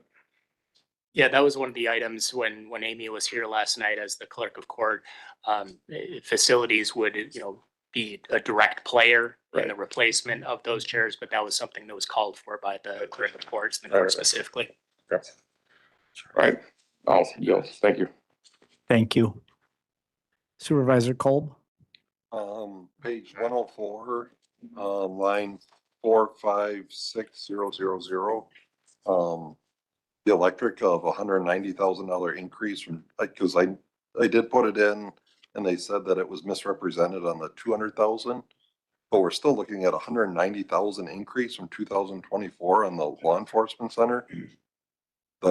If we just put LED lights in, I was thinking it would go down. Well, sorry, you were going to say something? I was just gonna say that, I mean, that's a very good question, but the LED lights is a small component. Actually. Well, I know, I'm just sarcasm, yeah. I guess the answer to the question would be, when we took a look at the year-to-date actuals, we were simply trying to right-size that account, and that's, we were at almost 320 as of the end of August. So we were projecting so that we weren't coming before you with a deficit at the same time next year, and that's where the $500,000 number was arrived at. But you're still at let's call it 311 in 2024.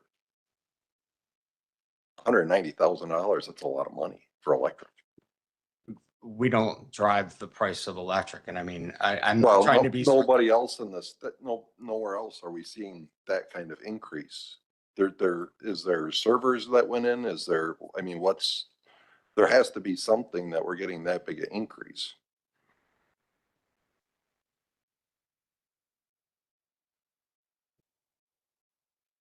At this point, I think I would take this question back and I'll research it more in depth and I'll get back to you with the proper answer to find out that why this increases as much as it is, if it's past what Jarman just explained and other things. But I'd like to get you the right answer at this time. Okay. And Liam and the team will continue to do that. I mean, what stands out to me is when you're looking at the actuals at 318, as of the end of August. So there's a disconnect between that number remaining fixed as the estimate for the entire year before we get to the winter months before, it's getting darker faster.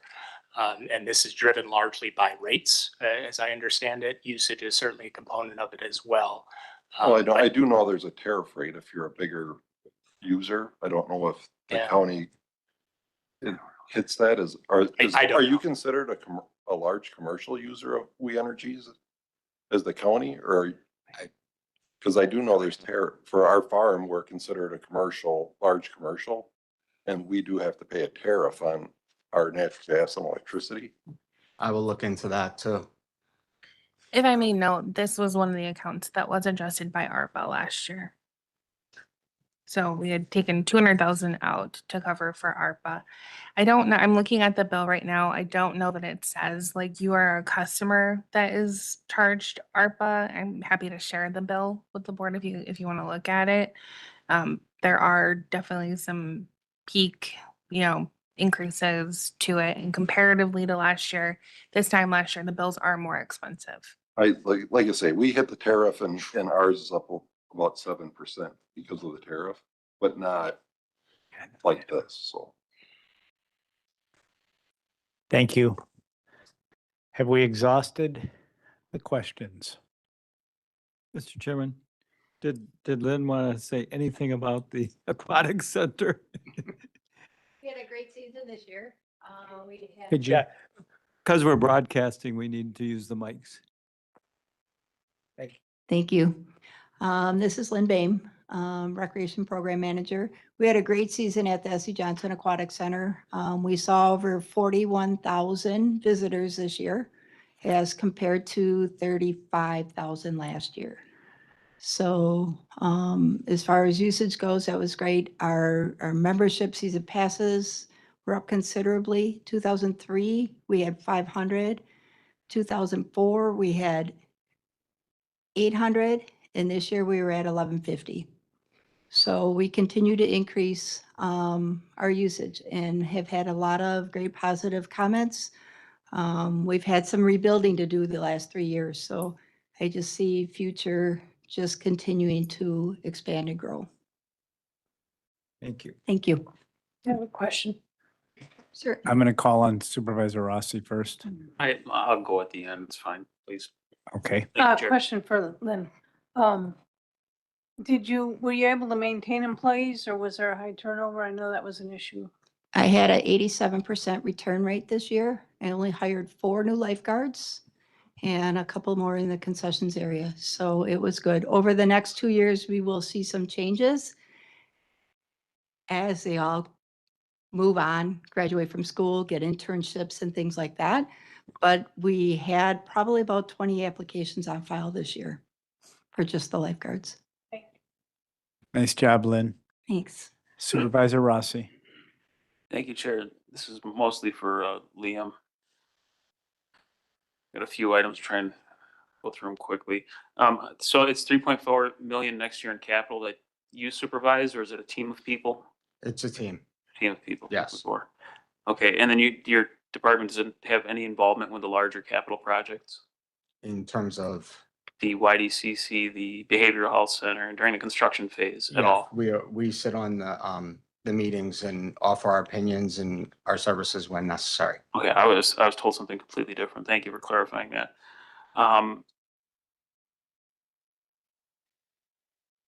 I think the last thing is just, I have to say at this point, I'm very frustrated with your department, and I don't know the workings of it entirely, but the Public Works Committee has not seen you or anyone from your department to present any of the facilities reports since the first one we've received.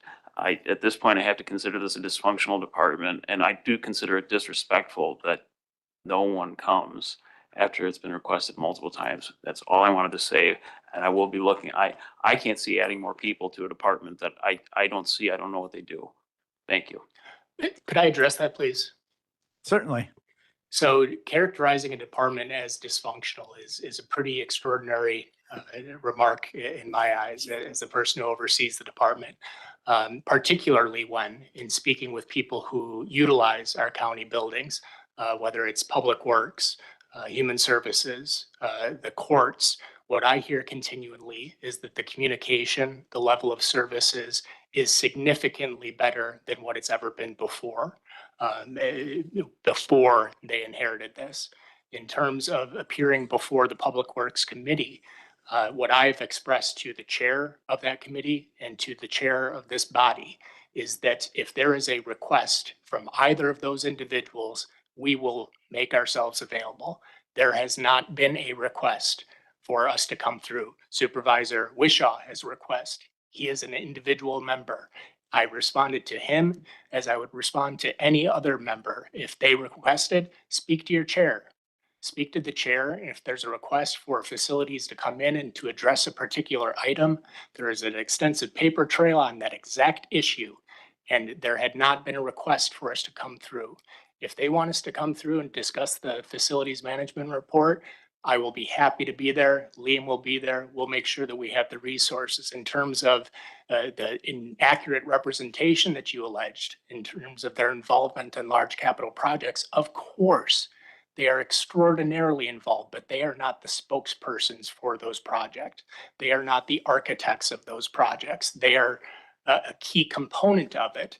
We include those on the facilities reports, but in terms of questions that come up, as they came before the body that last time and faced a number of questions about these projects, they can address individual smaller components, but they can't speak to the broader project.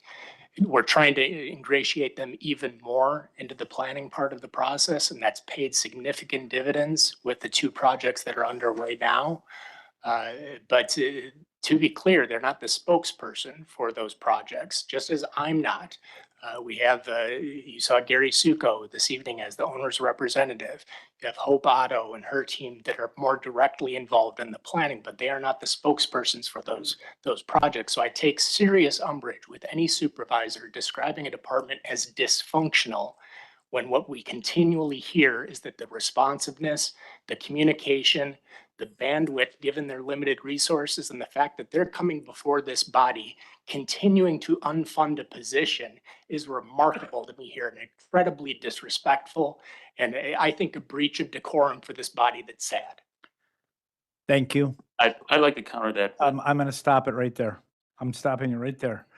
I've been sitting up here for the last 2.5 hours.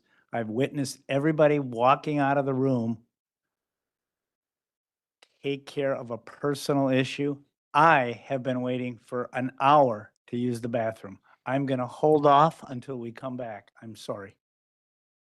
We're going to take a 5-minute break. Thank you. I like my time when I get back then. I'll consider it.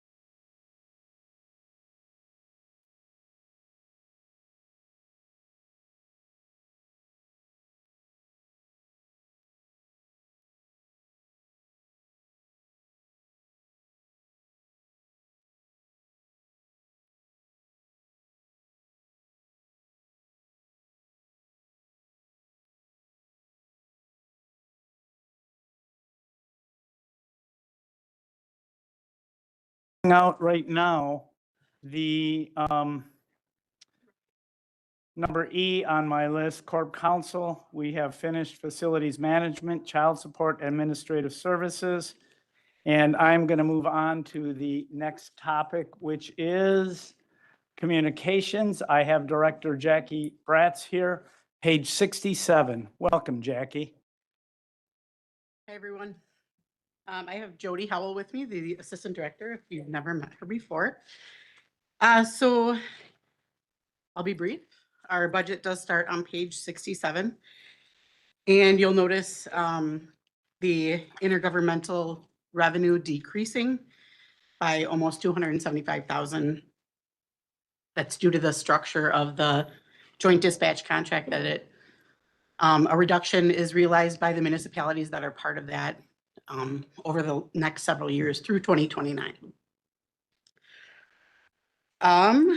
Beyond that. Excuse me, Jackie, can you just give a little history, just real quick, how that came about and where it's going and when it's ending? Just give me the board here. We have new board members that have been, thank you. Yeah, absolutely. So it took a number of years to organize, but eventually by the end of 2010, a contract was signed with all the municipalities who currently had dispatch centers to consolidate those centers into one center that was overseen by the county. And there's a 911 commission that oversees the overall operations, but it is under the county executive's leadership.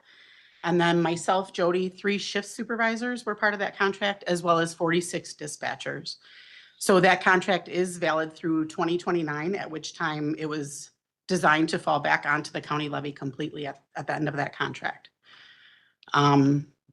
So by contract, we're obligated to have those 46 dispatchers, 3 shift supervisors, the assistant director, the director, and then since 2011, since that began, we have added just a couple of positions over the course of the years. One being a public safety administrator, essentially an IT position who mainly oversees the ProPhoenix software that not only do we use in dispatch, but is used by all of the fire, EMS, and law enforcement agencies that we serve, as well as juvenile detention and the YDCC. So he helps oversee that, working very closely with all the department leads on that software.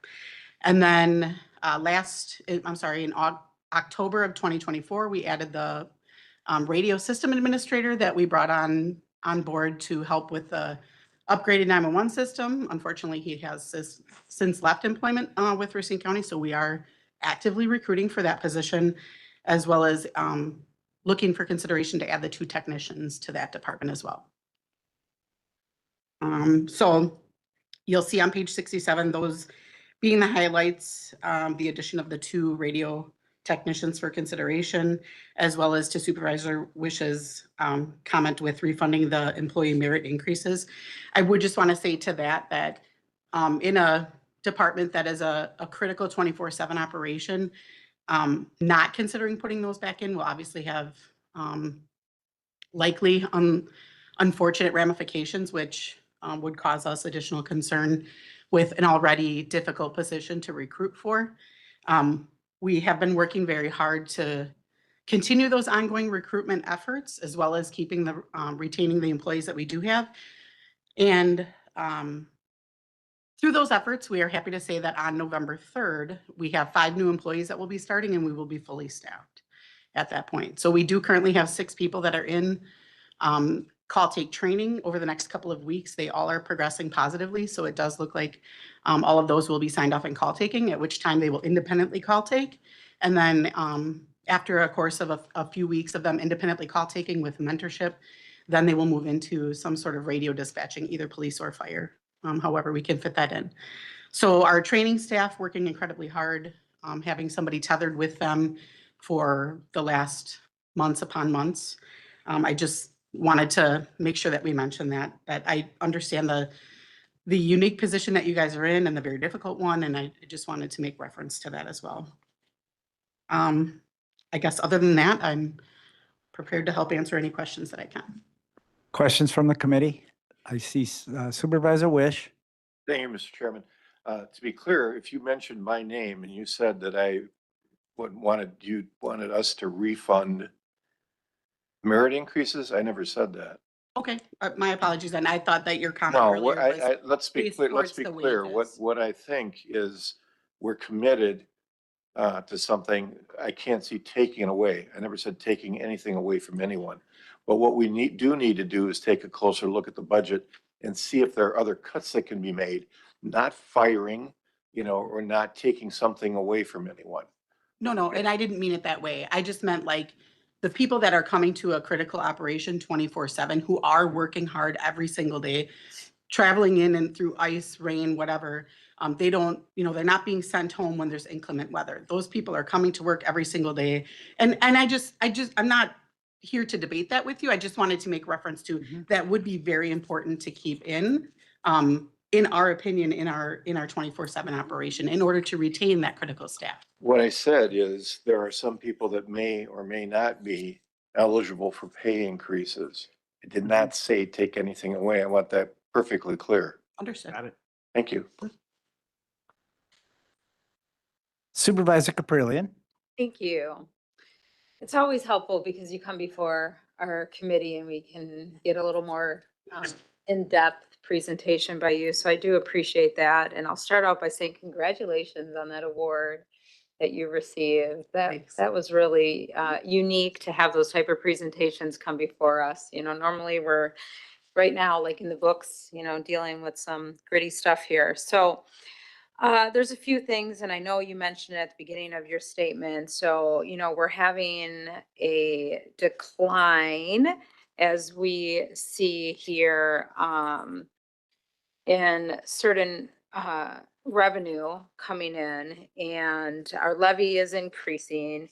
You're asking, for positions, which rightfully so. We hear it time and time again, the turnover and the staff, and we're seeing this overtime budget constantly at a high number compared to what is projected. So I'm going to focus just on the overtime a little bit, even though I know you're adding those 3 positions. So this is on page 72 for those that are following me here, 401, 125. It's about a quarter away on the page. So we see that the budget amount is 200,000. You spent 536,312 in 2024. And are projecting 456,416 for 25, but we're constantly exceeding that overtime budget. Are you believing that these 3 positions will solve that? So the 3 positions that you're referring to? Yeah, that you talked about increasing, getting us new. I mean, this overtime budget, we're again doing 200,000, but we have yet to see 200,000 in the last couple of years. So are we rightfully budgeting enough there, or is this? So we're only adding 2 positions, which is the radio technicians, that would fall under, they are under our department, but they're for the radio system that we're starting. That 3rd position, you might be referring to the radio system administrator that was added in October of 24. That's an already existing position. It was filled up until just a few weeks ago. He left employment with Racine County, so that we are recruiting for. And then looking for consideration for adding the 2 radio technicians. So then maybe if you could just talk to that overtime budget then. Sure. So at one point during this year, we were down as low as 8 positions at one time. And through heavy recruiting and bringing staff on through many, many weeks of training, it takes anywhere from 6 to 9 months to train a dispatcher. It takes a unique skill set in order to take that amount of pressure, handle those types of calls, and walk people through those instructions on how to appropriately address whatever crisis that they're currently facing. So as you can imagine, it takes that unique skill set. It is very difficult to see many people through successfully that training process. So unfortunately, we do see a great number of people who do not successfully complete that introductory period, whether that's by their choice or us having to have some very difficult conversations, many of which Jody unfortunately has. So is that $200,000 realistic? We do feel that it is because of the fact that we have finally reached a point where in just a few weeks, we will be fully staffed. Understood that they are not fully trained at this point. But we are extremely hopeful that through through the work that our trainers are performing in order to give them all that information up front and work through those difficult skill sets, that we can hopefully retain them. I think the hope is always that with It every is hire. always that. Mhm. And I think since you've been coming before government services, we have never heard that retention is not an issue. So I don't know how, I don't know how Definitely a realistic. nationwide industry issue for sure. I like your optimism and hopefulness, but I see a trend here and I'm willing to dig back on past budgets, past 2024 to see if that is consistent as Sure. well. I'm sure it probably is consistent. We're always over budget, but all right, thank you.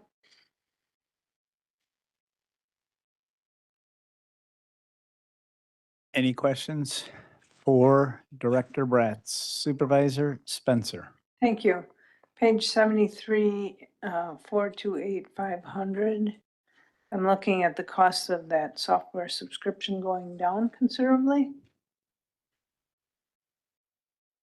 428,500. 428,500. I believe, Gwen, can you help me out with that? I believe we just adjusted where that was being pointed to with some of the public safety software. Are you, Supervisor Spencer, you're looking at the top of the page, like the second account? Yes. So the budget in 2025 was 52,000 and in 2026 it's 125,000. 232,000. That's the 2025 estimate Okay. for this year's expense. So yeah, it is, to be noted that the estimate for this year is higher than what the budget is or what we're proposing the budget to be. That was really like implementation of the 911 next gen Phone system. And so as we're getting ready, we're sort of in limbo on a lot of that stuff until the new system is in place. So there was some cost to get that next software implemented that we won't have that one-time cost again next year.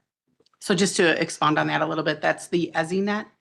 So that allows for calls to seamlessly transfer from county to county. And so for an example, a couple weeks ago, Kenosha County had a large crash that was occurring in their county. However, they maxed out all of their 911 lines. Those automatically then come over to us, a nearest neighbor that we have an MOU in place with, so that we can help process those calls for them where all their lines are busy.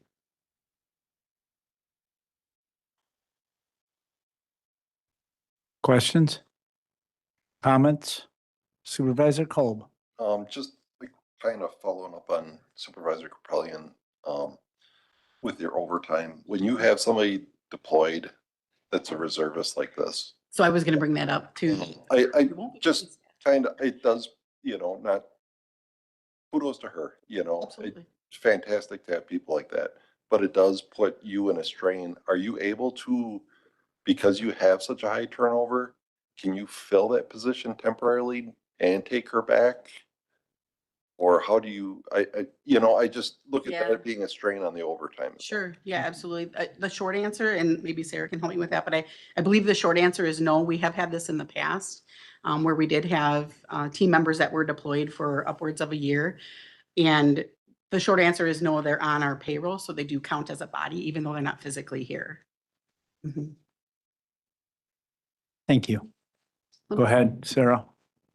We have one-to-one staffing in our payroll system, so only one person can be in one position unless it's a pooled position, which would be like an on-call position or a seasonal position. But if it's a full-time position, you can only have one person in it at a time so that you don't end up in a situation where you end up overstaffed. So it's kind of a control measure that's in place. Thank you for the questions and thank you for the response. Any other questions that you have of Jackie?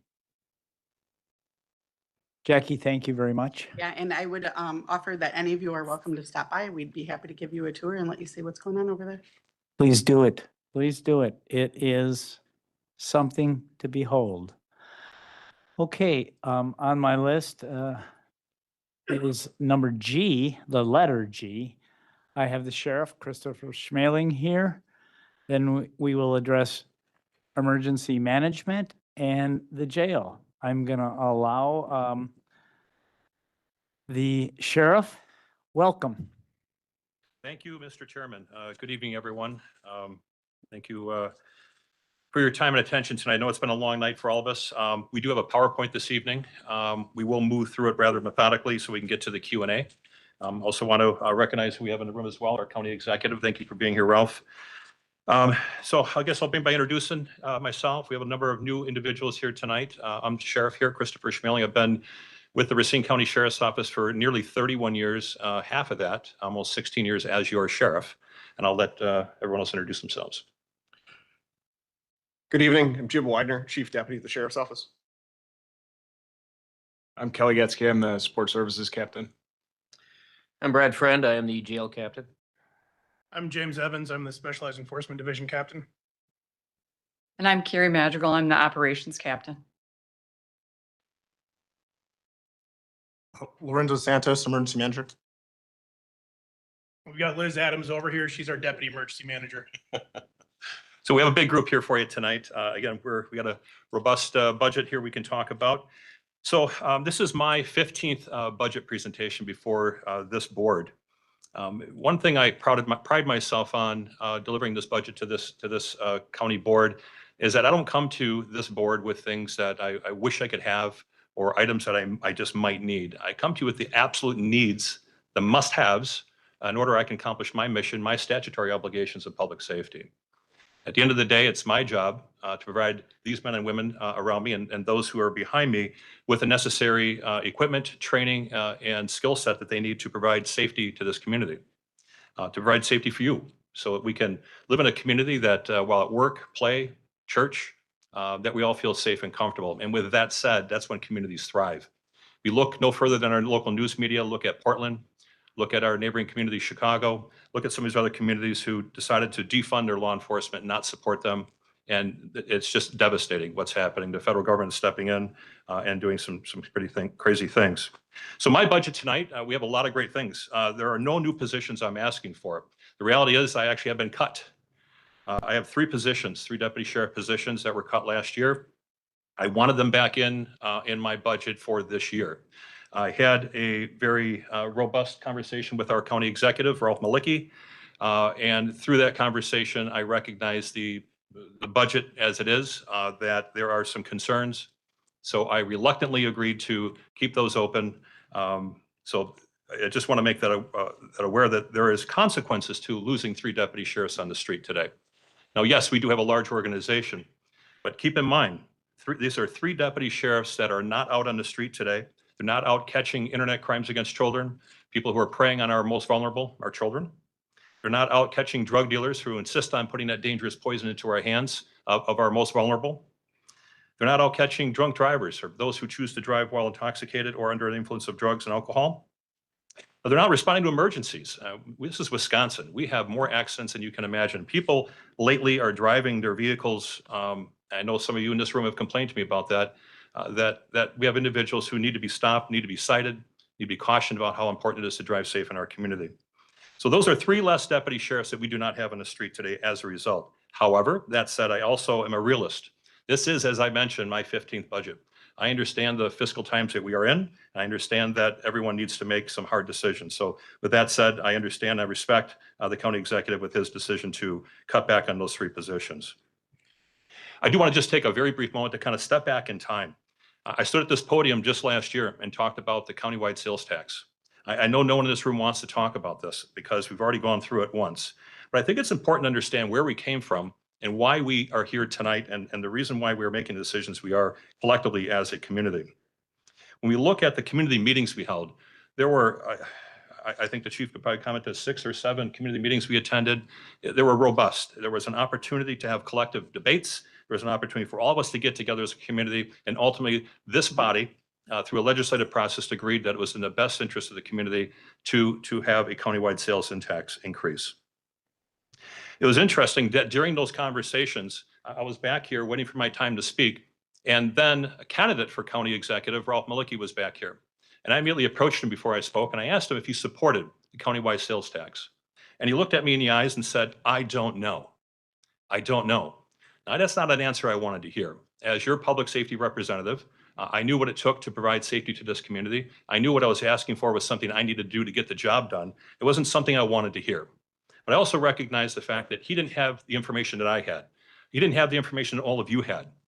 So moving forward, our county executive, since then, he's been elected as our county executive, and rightfully so. He gave us the county address. And prior to him giving the county address, he walked up to me, he said, Sheriff, do you recall what you asked me prior to that? And I said, I do. He said, you know what? At the time, I didn't know. But I sat through those meetings. I educated myself. I wanted to hear more. I wanted to learn more. None of it had a chance to crack the books. I interviewed all of my area representatives. I've talked to all the sheriff. He talked to all of us about what our needs were. And he said, it was needed, referring to the countywide sales tax. It was needed. And I could not agree with our county executive more. When you really take a deep dive into what our county finances look like at that time, we have gone through, and I can tell you after 30 years looking at our budget from all the catchphrases, doing more with less, and lean government. I've lived through all of this in over 30 years. And I can tell you that if we can do more with less, we are the first ones to say we can. Some of the older gentlemen in this room and ladies, you know what I'm talking about, right? Yeah. So, yeah. Well, I'm not pointing out because of age, but you've been here since I've been here. So you understand the times we've gone through and areas that we could cut, always looking to run the sheriff's office and the county as a business, as efficiently as humanly possible. And I got to tell you, I think we should all be proud of the work we've done. But we also should look back and suggest that look at our failing infrastructure. Look what's happening. We have to continue paying our employees more, or we're going to lose them to our competitors, Kenosha, the city of Racine, Waukesha, Walworth. These are all our competitors that are around.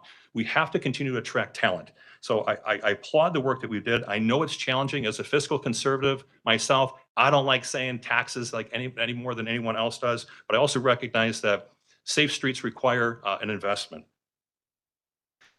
So when looking back, and I'm not going to talk too much more about this, but I do want to talk about our Hope Autos budget. I know Hope is going to talk about this tomorrow, so I'll leave her to the details. But when I look back at how we could all collectively cut, and let me tell you, Ralph has called us all about, and we're all looking for ways to be innovative and creative in how we could put this budget together that actually makes sense, that provides safety and services to our community, that services that they count on and come to expect, as well as at a price tag that our taxpayers can afford.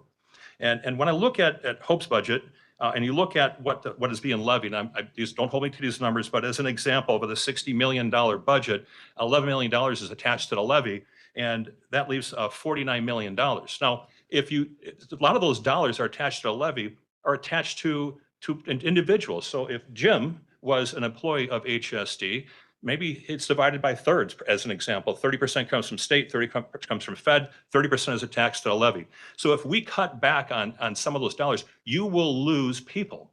You just can't cut back on those dollars and expect to gain those state and federal dollars. You will lose all of those dollars. And many of the services that Hope provides and her team are mandated by state. So let's just talk about that very briefly. So I can tell you in 30 years, I've seen our agency grow, and I've seen some things that I thank God that it turned out the way they did. But let me tell you about a story in the jail, and I know our jail captain is standing here to my right. Mental health in our jail is running rampant. Back in the day when I worked in the jail 31 years ago, we were fortunate to have one or two individuals that were challenged with engaged in self-harm. Today, we have an entire day room of individuals who are engaging in self-harm or want to harm other people. Mental health is alive and well, and we need to address that. So we have individuals, and as the sheriff, I can only hold people for so long. And when we release those individuals, I always worry about how are we releasing them back in the community? Are we giving them the services that they need? That is not something I can do as your sheriff. That is not something Brad and his staff can do. But I do lean on Hope and her team to provide those services. And we've had individuals who outright said they didn't want to live anymore. How am I supposed to handle these individuals when they leave my custody? I know what I do. I call Hope and I call her team, and she dispatches some of her mental health professionals, and they give that person the services they need. Moving forward, we conduct a lot of search warrants here, whether it be internet crimes against children. By the way, I got to tell you, our internet crimes against children task force just received statewide recognition for being one of the most productive and most beneficial and impact moving units in the state of Wisconsin. I could not be more proud of that. But there's a lot of work that gets involved. When we knock down these doors and go after these individuals who are preying on our most vulnerable, our children, oftentimes we find people, children specifically in the house, who are involved in all of this. That is not something I can do with these. My heart goes out to them. My team, they would love to take them home and raise them themselves, but it's just not possible. What do? I rely on Hope and her team to come in and find proper place and make sure these children are not being abused any longer. Moving forward, just one more quick story. On a patrol side of the house, routinely we respond to suicidal subjects. Probably one of the most, aside from domestic violence, one of the most dangerous calls we go on. These are individuals who are engaging in self-harm, thinking about hurting themselves and other people before they perhaps want to leave this world. That's very scary. Once we secure that scene, again, these are individuals who are at the worst of their worst in their lives. That is not somebody I can take home with me and nurture and try to nurse them back to health. That is where I get a hold of Hope and her team to help take care of those situations. So when I hear about cuts and I hear about the impact that that's going to have, I can't do my job without Human Services Department. I simply cannot. So I just want you to think about these things as she makes her presentation tomorrow and I complete mine today, and you go into your deliberations and think about different things you'd like to do. Please take that consideration. Had you not, and I applaud those who voted for the sales tax increase, had you not done that, I would be looking at a 27% reduction, a total of 89 staff members. So can we next screen, please? That said, and I'm not going to read all these off, you can see them for yourselves, but I think some of the high ones. I just talked about Internet Crimes Against Children Task Force. That would be gone. Metro Drug Unit. We have one of the most proactive drug units in the state. Our men and women in that drug unit do a fantastic job. I don't need to tell you this, drugs are running rampant. I mean, in the schools, in the playgrounds, you name it, it's out there, and there's drug overdoses. We have Narcan in our squads. We have dozens and dozens of life saves as a result of that. Can you imagine eliminating that and letting the community know that no one's stopping these people who insist on peddling this poison?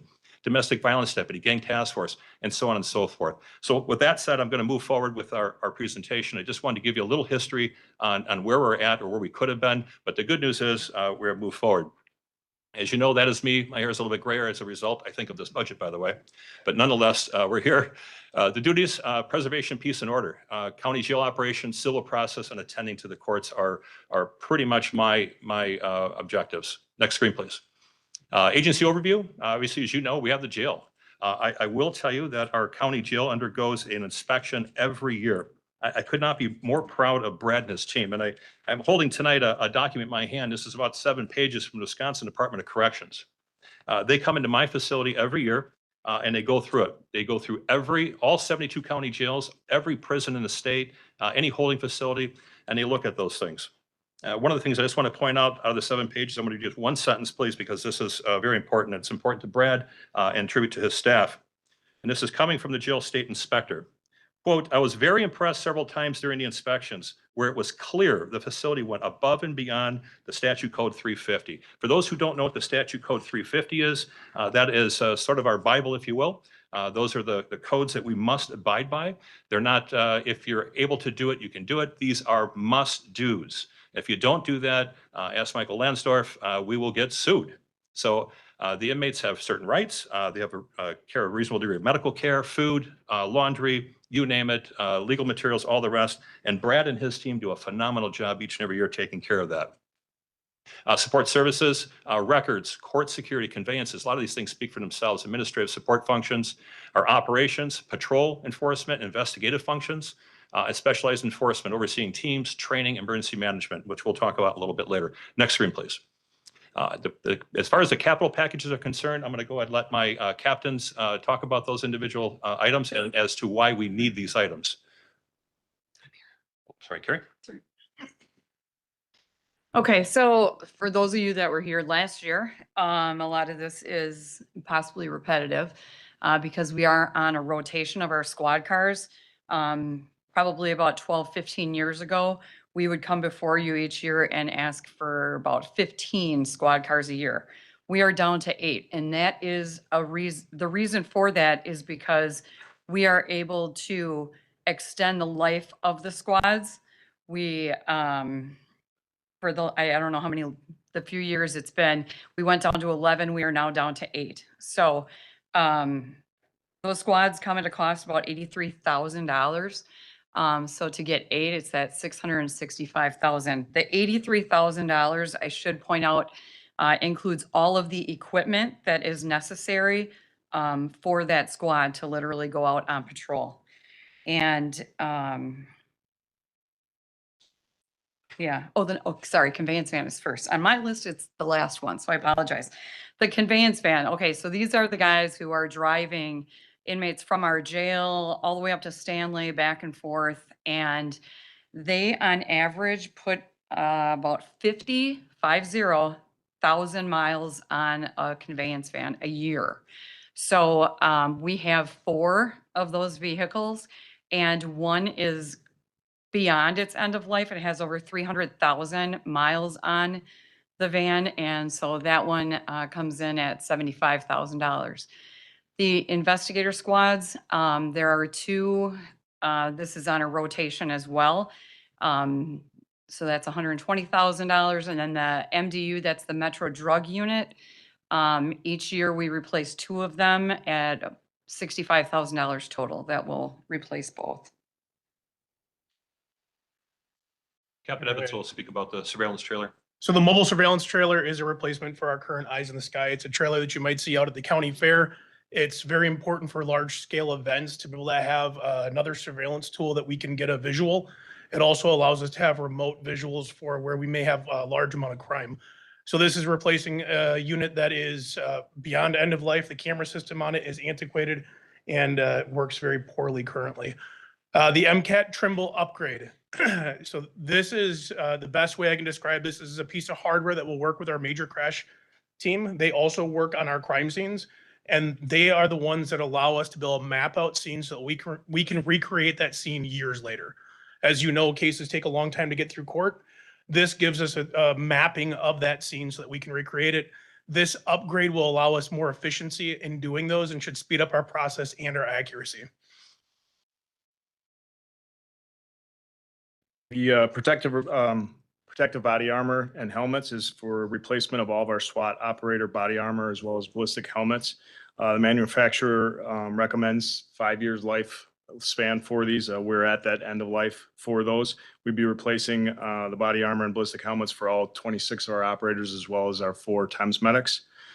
The precision rifle package is for the replacement of our 7 sniper weapons, which are at end of life and they're out of tolerance for precision shooting. We'll be replacing the 7 that we currently have that have an average age of about 15 years old, and the lifespan on these weapons is typically 8 to 10 years old. So the police motorcycle's up next. There's 2 motorcycles in this. Our current motorcycles are 2013s. They are high performance motorcycles. If you've ever seen what law enforcement does with these bikes, it's pretty impressive. They're nearly 30,000 miles on both of them. That is at end of life for a high performance motorcycle. We do use these for traffic grants. We use them for enforcement. We also use them for community engagement. We use them for dignitary visits, for honor guard type situations where we assist with funerals throughout the state, or for other situations where an honor guard would be in place. Generally, it's for something like a funeral. I can tell you that years ago, some of you might remember, we had some people on one of the county bike trails. There was somebody that was flashing women as they were running down the bike trail, riding their bike. We can use vehicles like this to get in and out of those areas easily. And so we're able to provide patrol using the motorcycles to create security on the bike trail until we were able to get that guy into custody. So they're a very important piece of equipment for us. The Lake Michigan Water Response, I know that we've all talked about this a little bit. This is replacing our 1971 41-foot Anton. It's a former Coast Guard cutter boat. It does serve us very, very well. Earlier this year, we had a distress beacon about 20 miles out in the lake. This boat is the only one in our fleet that could make it that far out. Quite often, we run into the Coast Guard isn't available. So we are left responsible for 44 miles directly out in that lake. This is a significant ask. We worked towards getting grant money. We did secure $412,000 in grant money. So what that did was take us from what we wanted originally to spread over 3 years, drop it back to 2, which will put this boat in place much sooner for us and allow us to cycle out that antiquated piece of equipment that we have. Oh, that's my last one. That's you now. Brad's going to talk about toilets. Toilets. The jail's got a few things. We have our Icon Flush Valve Phase 6. If you asked about that, So the jail has 356 toilets and sinks.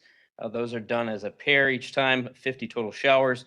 To date, with the phase 5, we've gotten 146 of those toilets and sinks done, 29 complete. It's approximately 35 units per phase, about $1,000 a unit. These are corrections grade, so they're more expensive obviously than your home unit. So we are on phase 6, and that's how much we have left to go. So the jail refrigeration overhaul, our 2 large walk-in refrigerators are quite aged at this point, so the refrigeration components we need inside, we need to overhaul and replace.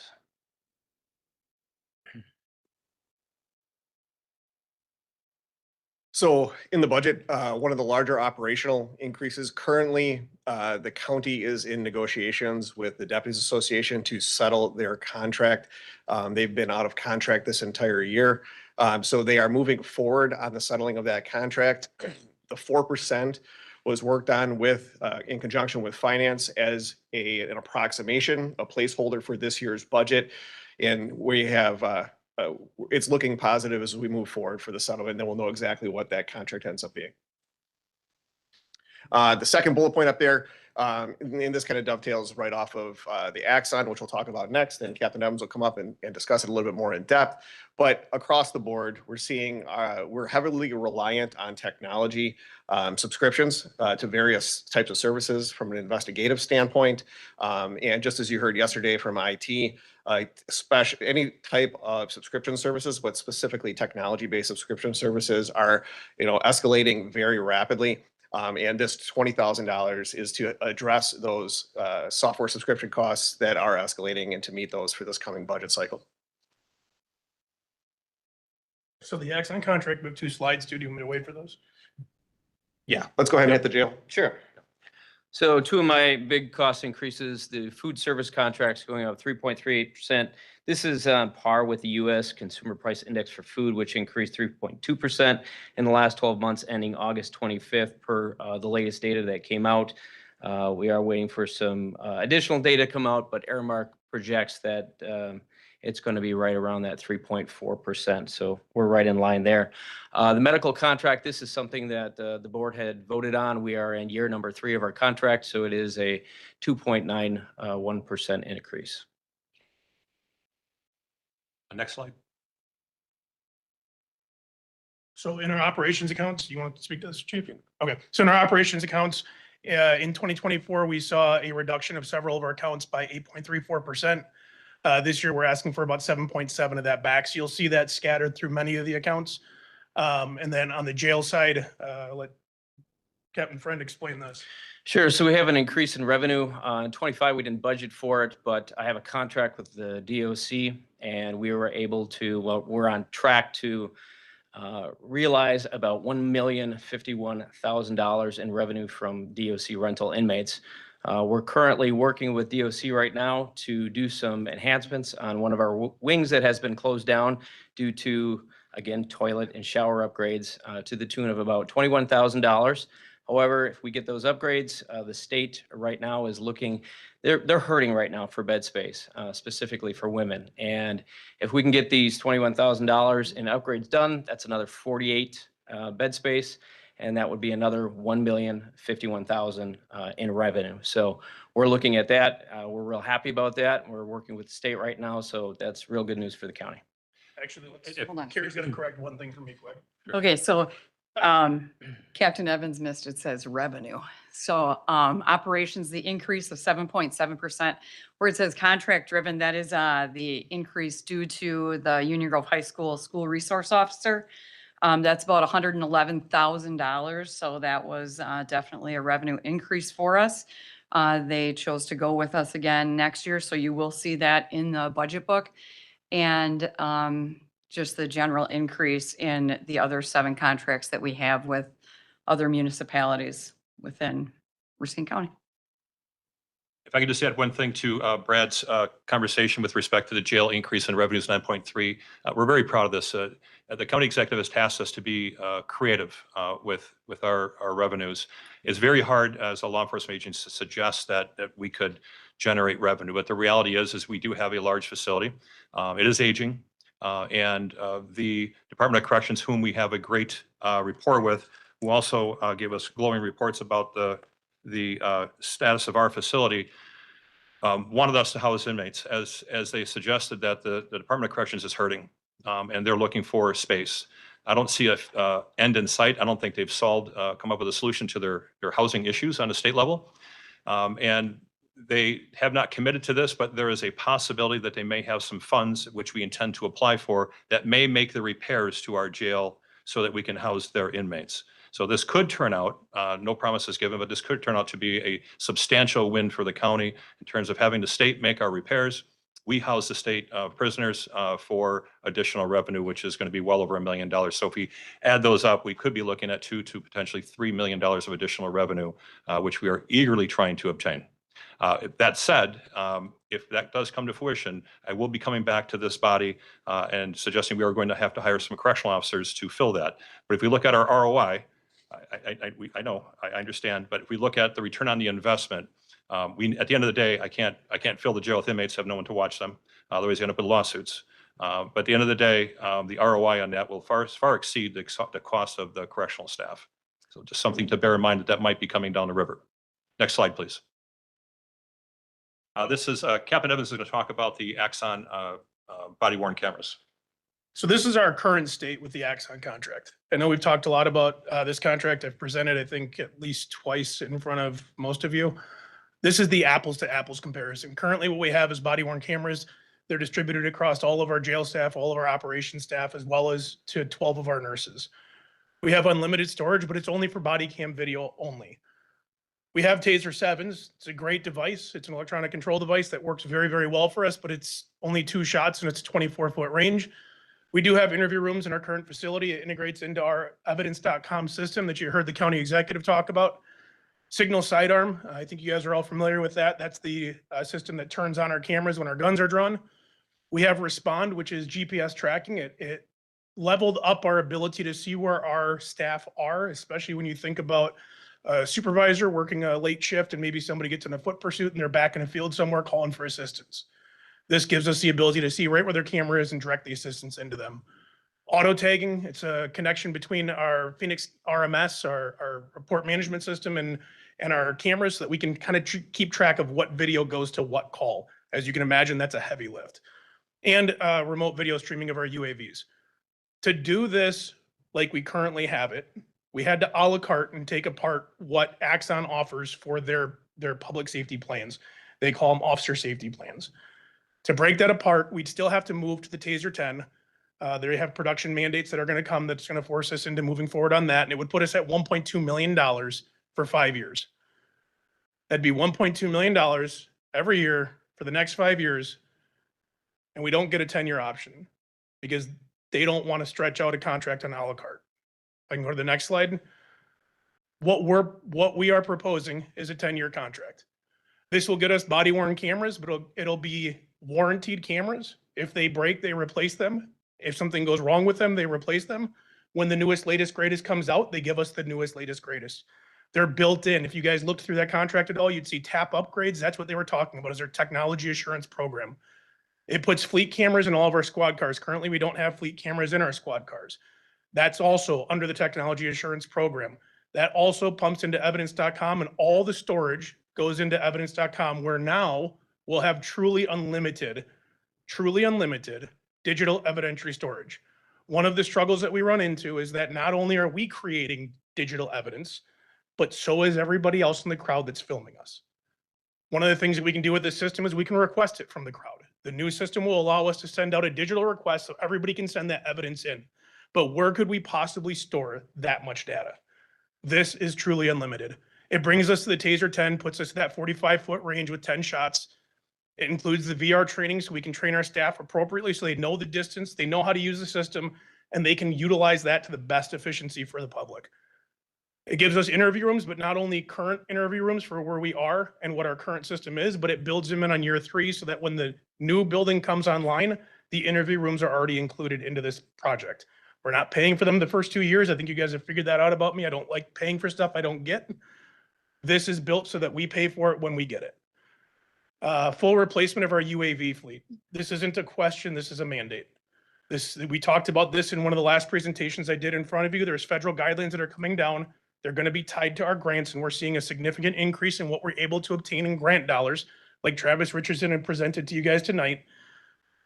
This changes over our entire UAV fleet from Chinese-made drones, which for the longest time have been the best technology in the market, to now Skydio and Sky Hero, which are both Blue UAS certified. They're American or European made, and their technology is at or surpasses what we have seen currently from the Chinese-made drones. It brings us fusus, signal, redaction. So all of the things that we currently have in the previous contract with the GPS tracking is now in fusus, but it gives us upgraded abilities. Signal continues forward. Redaction suite gives us upgraded abilities to do that. And then it brings in AI Aeroplan. The AI Aeroplan gives us the translate, the assistant, and the transcribe. It allows us to take that information. If somebody were to talk to us and need to translate it immediately, I can do that on the scene on my camera. But also when I get that data that shows up transcribed and it shows it in a different language, I can click a button. It's DOJ defendable so that we can bring that to court as a transcript and it'll translate it into English for us. But not only do we get just what's there, sound like Ron Cole right now, I get that. Not only do we get what's just there, we get what's coming too. So the AI Aeroplan gives us everything they create with AI for the life of the contract. This contract cost is 1.5 million for the first 5 years, 1.5 million annually, and 1.8 for the second 5 years. We have seen over time that contracts are exponentially exploding. 80%, 50% increases are not unusual over 5 years. This locks us in at 19%. It's 3.8% for the first 5 years. It locks into the second 5 years. So that's what we have to present for Axon. Emergency management, if you guys look at their budget, I work with emergency management through the Specialized Enforcement Division. There's no significant changes to their budget.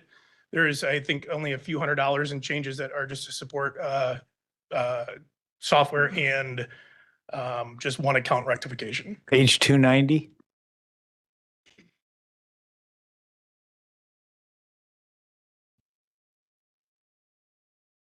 Any questions? I'm sure Lorenzo can answer them, or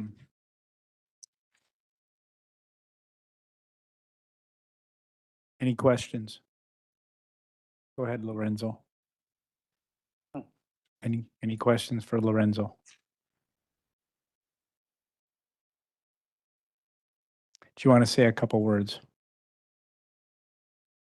You have the pulpit. Well, I appreciate it. Thank you, Mr. Chair. We just continue to do our best to provide the best training, best exercise, and best response that we can. Looking forward to working with everyone in the future. Thank you very much for your time. Thank you. Okay, now I'd like to open it up for questions from the committee. Supervisor Miller? What is the current Axon contract this year? 554,000. So this is looking at about a $939,000 increase. But apples to apples would be a $700-ish thousand increase. Thank you. Thank you. Supervisor Wish? Thank you, Mr. Chairman. The 3 deputies that were, you had requested, they're not in this budget, right? In the budget book? They're not. There are 3 other positions that you're looking to add? Those are the 3 those are the 3 deputy sheriff positions that were cut, that from But they're last year. still in the book. They're still in the book? Unfunded. Unfunded. Yeah, they're unfunded. And so they're cut, as far as I'm concerned, because I don't have them. I requested them this year, and as I mentioned, I had conversations during the budget process, recognizing the financial state that we're in. We agreed to hold them open. All I asked was that this committee would look at this as a project for potentially next year. Okay, so, which leads me to the next question. The overtime budget, was your overtime budget calculated with the addition of those deputies or without those deputies? Well, I guess I would say with, potentially. I always like to think if we could get to a full staffing level, obviously it would help us. But when I look back at what we currently have right now, for looking at currently what we have is 4 to 6 vacancies. Yep. It's just the same. Yeah. Is it 4 or 6? We have 6 current vacancies. which is contributing to this high overtime. Right now, we have 2 conditional offers out. We have 6 deputies currently in the police academy. I have 13 deputies in field training, so they're not on their own. I have 16 currently on FMLA, and we had 32 total in 2025. I have 2 deputies on workers' comp. I have one of my supervisors, one of my sergeants is in the United States military. I have 2 deputies on extended military orders.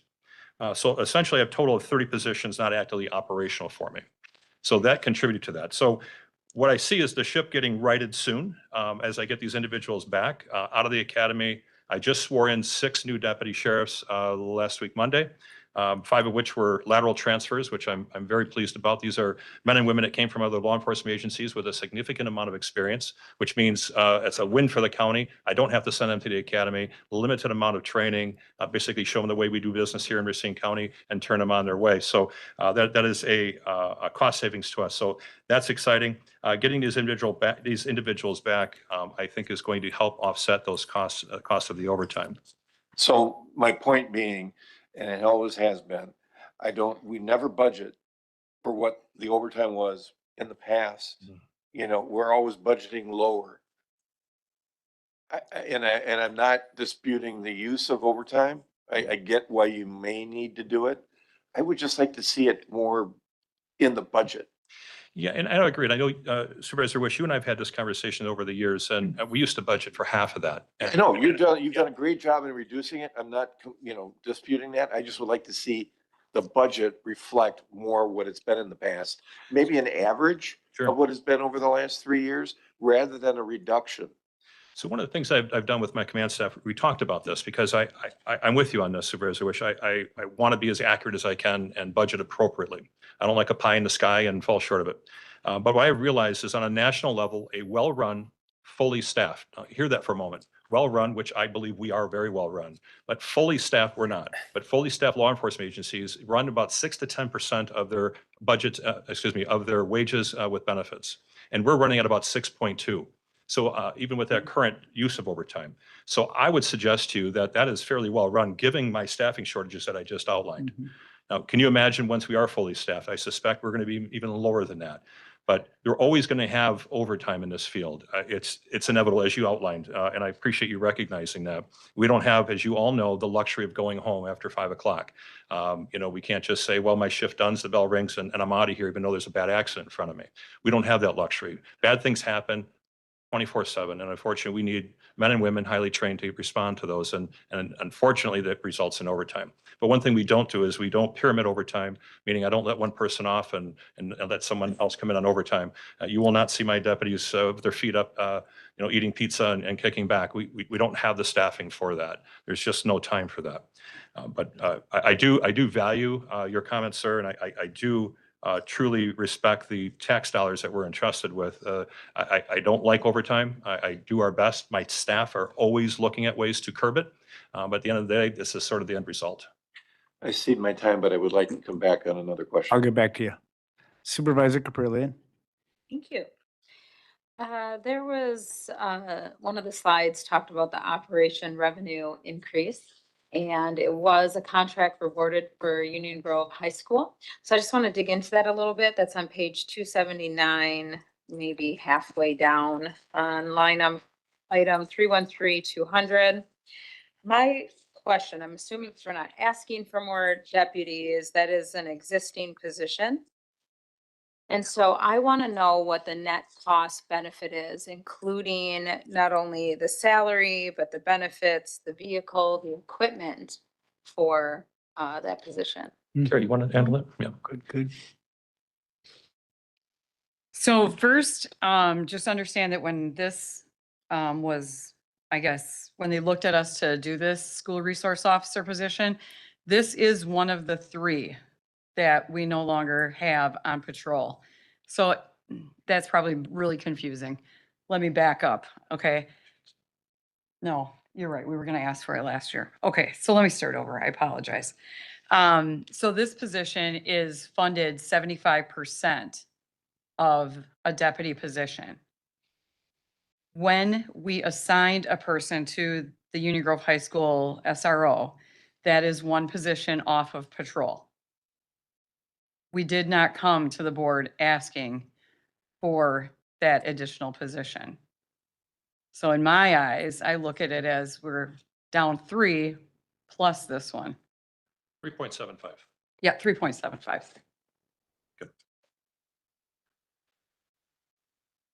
So I'm not done yet. Keep going. So I also noticed that there is roughly a 4% increase, same page, just go up a couple lines for Union Grove and then Burlington. And so my question is, are these contract renewals locked in? And are we projecting increases that haven't been finalized? And what happens to our budget then if they reduce their contract hours? So I can tell you, the reason for the 4% is obviously deputy wages, okay? All of the current municipal contracts are at the end of their year. Some of them were on a 3-year contract, some were on a 1-year contract. I wrote all of those for 3-year contracts, and I believe there's only 1 or 2 that I have not received back yet that I will have in the next week or 2. Usually we have them all back by now, but it's all dependent upon when I think Union Grove is also one of them, so. It's signed? Okay, excellent. So nonetheless, none of them have increased their number of hours. They've all status quo, other than Waterford. Waterford is still an unknown. We don't know what they're gonna do. So we don't necessarily have a contingency. If they do not renew their contract, then that revenue disappears. And Correct. or then we have this officer that we're placing out, doing something, maybe filling one of the positions that we have a void for at the moment. I can tell you, just let me grab this.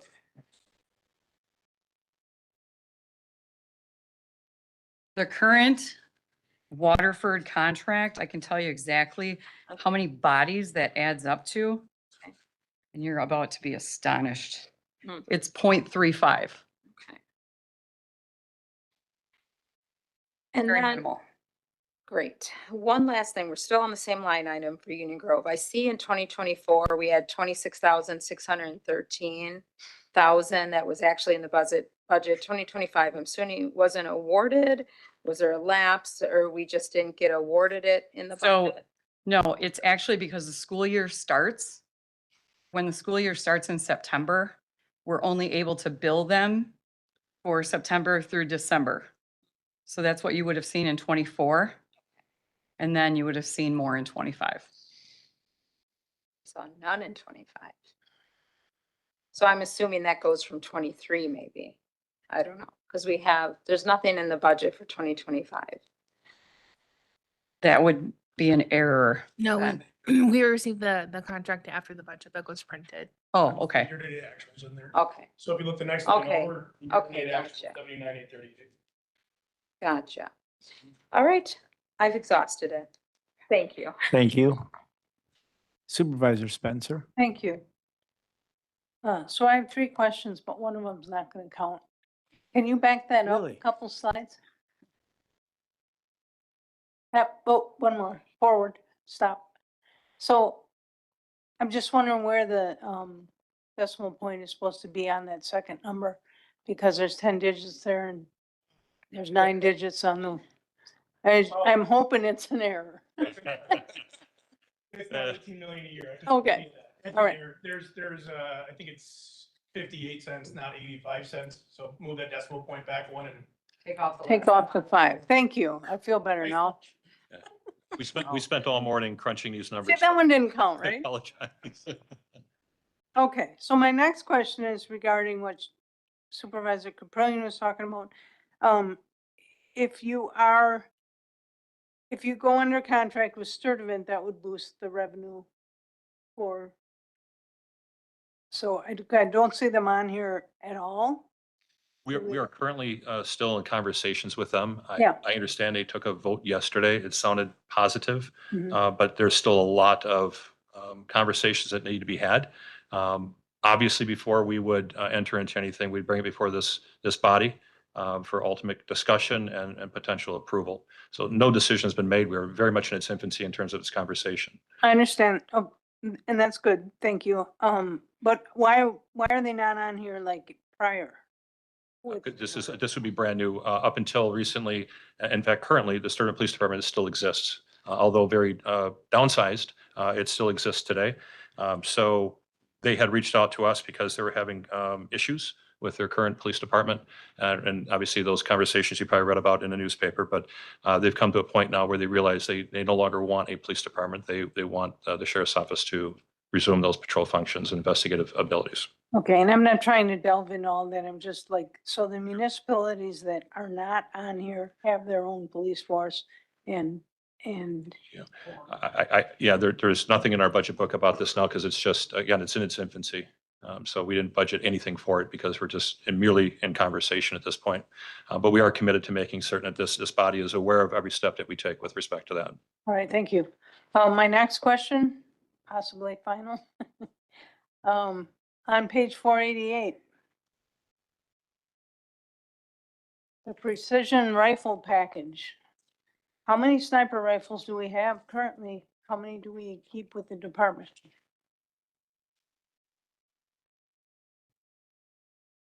Currently have 7. We have 7 and we're replacing 7? Currently have 7 and we're going to replace all 7. All 7 went beyond the 8 to 10 year lifespan for them. They're all, on average, they're about 15 years old. Is that like a standard or something? I mean, I know a little bit about not necessarily sniper rifles, but guns, and they last. It's a precision weapon and it is required. I mean, we can't use them anymore. I don't want to say we can't use them. They're just not accurate. If we have somebody that gets on our sniper team and we want to send them off to sniper school, we can't send them with a couple of ours because they're out of tolerance. They're no longer accurate. What we're talking about here is. Wait on the mic, please, Captain. We're not talking about rifles that you shoot at home. I understand. We're not talking about rifles that you shoot by, hunting. This is rifles that stack rounds through the same hole. And there's a very different manufacturing process that they go through. It's a very different quality. And when we need those snipers, we have to have them equipped so that they can deploy immediately. So we have 7 snipers, we need 7 sniper rifles. That's why we're replacing them same for same. Okay, so then I have to ask why this hasn't, I don't recall seeing this in previous budgets. They're 15 years old, so we've had them for some time. They just reached the end of their usable life. At 7 years. Like many things, we like to try to do as much as we can with what we have. So they have been within tolerance. We've been able to shoot them. This year was the first year we found out that we're outside of tolerance. We Okay. add that to the budget. All right, thank you. Chairman Kramer? Thank you. On these contracts, and I asked the chief if he would, give me the full-time equivalents, or didn't want to catch him off guard here with full-time equivalents for all the contracts.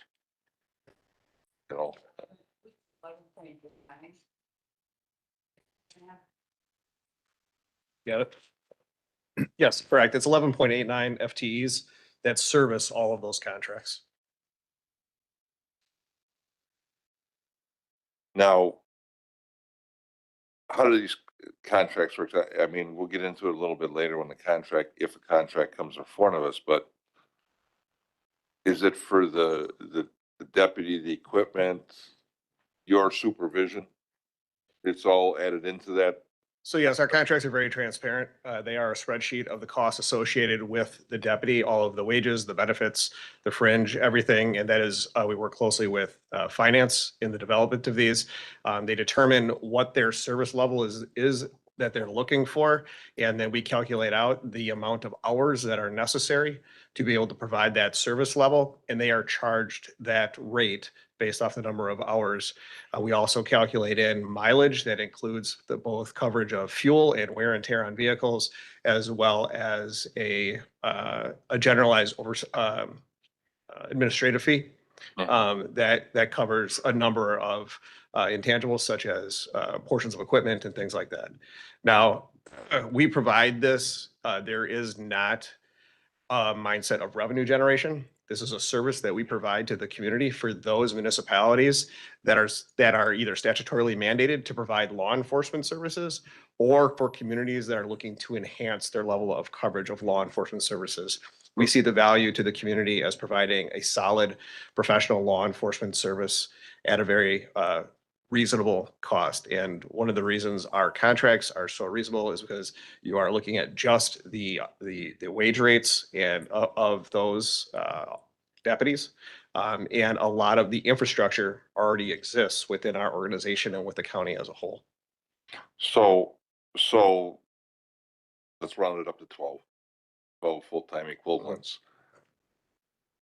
Do they get assigned to a certain job if it's a normal shift 5 days a week or whatever the rotation is? Or do they switch around in a different, like they're on the east squad, or they could be on the interstate or west It squad? depends. Some can be picked positions based off of their seniority when the deputies pick each year.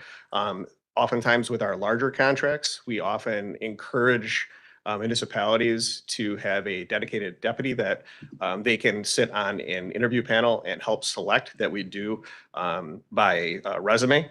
And that becomes kind of their point person, and they will work oftentimes Monday through Friday first shift, so they have the most face time with that municipality.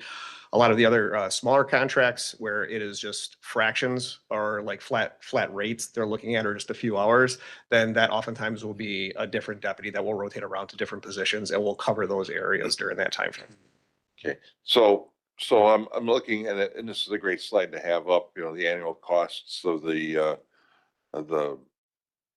deluxe package, or the replacement package, we'll call it. So if the county board here wants to go with this, is there some place where you could, cut $300,000 or $400,000 to make up the difference? So I guess the first part I'd like to just address is when this is called deluxe, this is far from it. The original pitch that we got from Axon put us closer to 3 million a year. So we spent well over a year hacking this down, finding ways to split it apart. Just like I brought you guys the flock contract and you saw multiple different contracts and you asked me why we split up multiple different contracts, and it saved us money and got us product quicker, or product that we didn't have to leave on a shelf and pay for, right? With this, we split the contract again. We found cost savings and be able to split the jail contract out to make sure that the right services are in the jail, because so many things are dealt with in officer safety plans and how they bundle things. By splitting the two contracts, we were able to bring that cost down significantly. If I would have brought the deluxe package, it would have been a whole lot more than this, but we tried to be conservative. That's why you see that apples to apples number being so close to that, to this package. Okay, well, let me rephrase that then. You have a good package and a better package. So We can go to apples but then to let's go back to the question. Is there any savings in the budget that you have that would give us $300,000 to cover that cost? If you roll back one slide, we're at 1.2. Yeah, That's where the 300,000 is. And that's Then we give up- 1.5, the better package, or the replacement package. But then we give up the unlimited storage for all digital evidence. And over the next 5 years, I have to figure out where I'm going to get the money to store all of the ICAC evidence, all of the evidence that we collect from third-party digital devices. I'm gonna have to figure out how to manage that. And I can tell you right now that we're already bursting at the seams. This year, we bought multiple, and I want to say it was something like 30 terabytes of additional storage just for ICAC. They've seized 569 digital devices this year just from their warrants, not from the drug unit, not from other patrol operations or their investigations, but 569 digital devices that when we're done extracting that data, we're responsible to hold it till the prosecution's done. And that's going to grow exponentially. So we can go back to this, but I think that it's not going to behoove us. Okay, so I don't think there's anywhere else to answer the question. So the better package is the deal. Now, you've heard the conversations the last 2 nights. And it's a tough crowd here this year. I thought it was tough last year. But, you know, the $300,000, I mean, you have a $40 million budget. You can't find less than 1% to cut someplace? We have been discussing about revenues that we've increased significantly. I just talked to you about the jail division and the multi-million-dollar contract we're about to enter into. I guess this county has to decide if we want to be on the cutting edge of technology, and this has AI translate. I can tell you if you roll up on an accident or a missing persons complaint, and we work in a very diverse community. I can't imagine going up to a home and I have a language barrier and there's a missing child or missing adult. And because I don't understand what they're telling me, seconds are going by, minutes are going by till I can get someone who can speak that particular language. I'm at an extreme disadvantage. And hang on one second, let me finish. And then I can only imagine when the bad thing happens and I get deposed, which happens often because we get sued. And the question comes up, Sheriff, was there equipment or staffing or something that could have made an impact or a change in the outcome? I would have to say yes. And I have to draw our attention to this board at this moment when we have technology out there that could have made a difference in the outcome. We deal with people's lives. We deal with our lives. I want to make certain that we are equipped, ready to handle the forever changing community in which we live in. If we were to pull this out, sort of like and pull these different things out and have to add them back in, as an example, the UAVs, you pull those UAVs out, we have a federal mandate that says if we're going to have those, we cannot buy and use existing ones. It will be violating federal law. If we factor that back in later to try to save money, we'll actually be spending more. I can tell you Captain Evans has done just a phenomenal job. He's just a great negotiator with this stuff. He went back and forth and really beat up the salesman on this to get it down to a place where this is a great opportunity. I don't like the price tag either. I'm the one who pushed body cameras before this group 10 years ago. I insisted on it. And I can tell you it has saved our tail more than once. The transparency is incredible. These are things you probably don't know about that have happened out there. I was able to prove and disprove that they were not telling the truth before it got to this committee's attention, before the lawsuit started. So there's a lot of things that help with body cameras and this technology. I can't say enough about how important it is to look at this holistically and look at this from a business mind and suggest that, you know, if we don't look at a 10-year option, we're going to be back here in year 6. We're scratching the surface on AI. I am just so impressed with looking at this product and to think that 5 years from now, what is AI going to be like? And now we start looking at negotiating years 6 through 10. I can't imagine what that's going to look like. Captain Evans If I was can suggesting. just point out real quick for you though. The question is, okay, I agree the better package is what we need to go with. But I'm asking, the question is in your $40 million budget, is there any place that you can save $300,000? Let me answer that. I wish there was. In fact, we went through this exercise last year and we talked about the countywide sales tax. We are at bare bones. I can tell you, we look at every line item. The county exec saw to that we go through every line item and see what we could and couldn't cut. I spoke at this podium last year. I talked about our budget, how tight it was, and that's why I really pushed for the countywide sales tax. That is hard as a fiscal conservative to suggest that we should raise taxes. I didn't want to do that, but I'm also the guy who was actually in charge of your safety. And when I look at that budget, if I can find something that we could cut, I would have done it already. So I come to you today with a hat in hand and suggest that I've cut what I can. These are the options that we have. I look to you to do the right thing with me and invest in public safety equipment. Keeps our men and women safe. It keeps our community healthy and safe, and allows me to defend ourselves in the event of litigation. And then, okay. Keep going. We'll, can I? So the short Yes, answer is keep going, please. Okay, let's move on to another topic because you know, the short answer is I can't find $300,000 in your budget either. But I've had a week and you guys put this together over 4 or 5 months. So, you know, but here's my my next question, you know, and I want to congratulate. I talked to the chief about this earlier. You went from 17, 18, 19 openings in January and you're down to 4 now. That's incredible.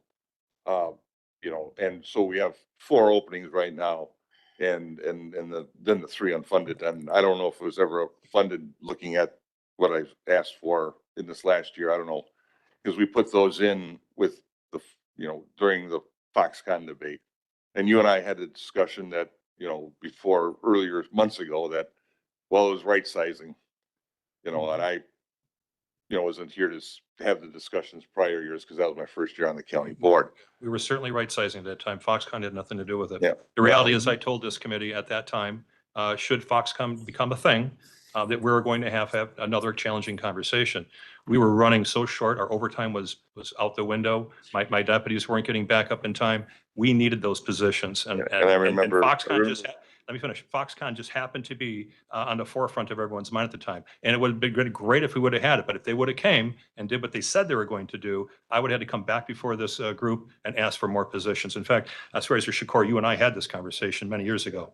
And Supervisor Wish would always talk about your overtime every year. It's kind of like Christmas. It comes every year. There's always something we got to talk about. I like right? that Christmas gift. Good times will end soon. Oh, that's good. That's good. So that, and then the grant, the transportation funding grant. Yeah, tell me you're gonna, well, that sunsets in September of 26. We're gonna write for it again. And we're gonna write for it again. And as long as the federal government's open by that time. We all hope. Yeah, I mean, or, what we've seen in the transportation area is just they're pulling projects or stopping projects, before they get the contract, signed. They'll pay for everything up till then, and then they just kind of, so, we hope to, that's 100%. So, if we don't get the contract, that's what I'm saying. And here's the problem. If we don't get the contract, we have 2 officers that have to go someplace. Or 2 deputies, sorry. So. I'm already down 3.5, so. Huh? I'm already down 3.75. You're down 3.7. I have a SRO that we just discussed. That's 0.75 of deputy and the 3 open positions that I still haven't filled. That You have four positions open that are funded. unfunded 3.75. So if we lose Well, I'm it- talking about the funded ones that We're are in this talking- budget. We're talking about a contract or a potential grant that we may or may not get. Right. But I just want to I make guess we'll sure cross that, that bridge when we I just want to make sure that we don't hire deputies, because when the grunt funding goes away in most other, health, in that health department, I'm more familiar with it. And those people that work in that department understand that if that grant goes away, they have to move on. And we've had I situations. understand that it's with a union contract and seniority, so. And we've had situations, Supervisor Kramer, where, Chairman Kramer, where, we've not filled positions through attrition. If we lost something, and we always seem to have open spots. So we would do that through attrition. But I know everyone knows this, but it's worth repeating. When we hire a deputy sheriff off the street, there's a long process before they actually become somewhere I can turn the keys over to and ask them to answer calls at your home. There's typically 10 to 12 months, unless we're fortunate enough to hire somebody. These lateral transfers are becoming very valuable to us, but they're far and in between, because I'm competing against Kenosha with wages. I'm competing against the city of Racine. Everyone is competing for a very small group of people. I recently spoke before Government Services, and I talked about when I was hired here 30 years ago. I walked into Gateway where they held the test, and there was hundreds of candidates in there, hundreds. I remember looking at the friend I showed up there with and said, "There's no way we're getting hired here. It's not going to happen." Today, we're lucky if we have 20 applicants. So that's the difference. So Kenosha, I just talked to Sheriff Zerner on the phone too. He's, "Hey, how you doing in staffing?" We have these conversations. We're fighting over the same people constantly. So I just want you to be aware of that when I go to hire somebody, I don't see that body for a while. Unless I'm fortunate to get somebody from another agency. It takes a while to get that person, if they're successful through the academy, if they're successful during field training, before I can actually turn those keys over to them and answer a call for service at your home. Chairman, could I hold off? understand. Can you hold off? No, I'm You- just wanting to say one more thing. First of all, Thank you. Just, I'm done asking questions, Chairman. I thank just you. want to thank your service, because you do an incredible job. and a job as the sheriff, and I know you don't have enough bodies. We don't have enough bodies to state this you know, the same thing with EMS and fire. So keep the good work up, and, you know, I don't hear complaints about the sheriff's department, you know, in my neighborhood, so thank you. Thank you for that. Thank you, Mr. Appreciate it. Supervisor Wish, you've been. And I'll try to make this real quick. I want to understand that it's that package or it's nothing. We got to go back to the old package. You can't pick and choose, but if you were to pick, if you took one item out of there, would that reduce it to where the chairman is looking? Like you took the cameras out of the vehicles. We've talked about this extensively. Captain Getzky and I did a lot of the negotiating to go through this. Taking things out potentially can increase it because of how all their plans are aligned. Wait, the key word there was potentially. Do you know for a fact? We've done this back and forth and round in circles and upside down. Okay. There's no way that we're going to squeeze this down any further than where it is. Okay, so it is what it is. It is what it is. Okay, second question. Big expense. I congratulate you guys for getting the grant on the boat. So you brought it down from $1.4 million to $1 million over time, right? I've looked at the boats, thank you. But I don't know which boat it is. And on some of those vendors, I mean, you're talking some serious hardware.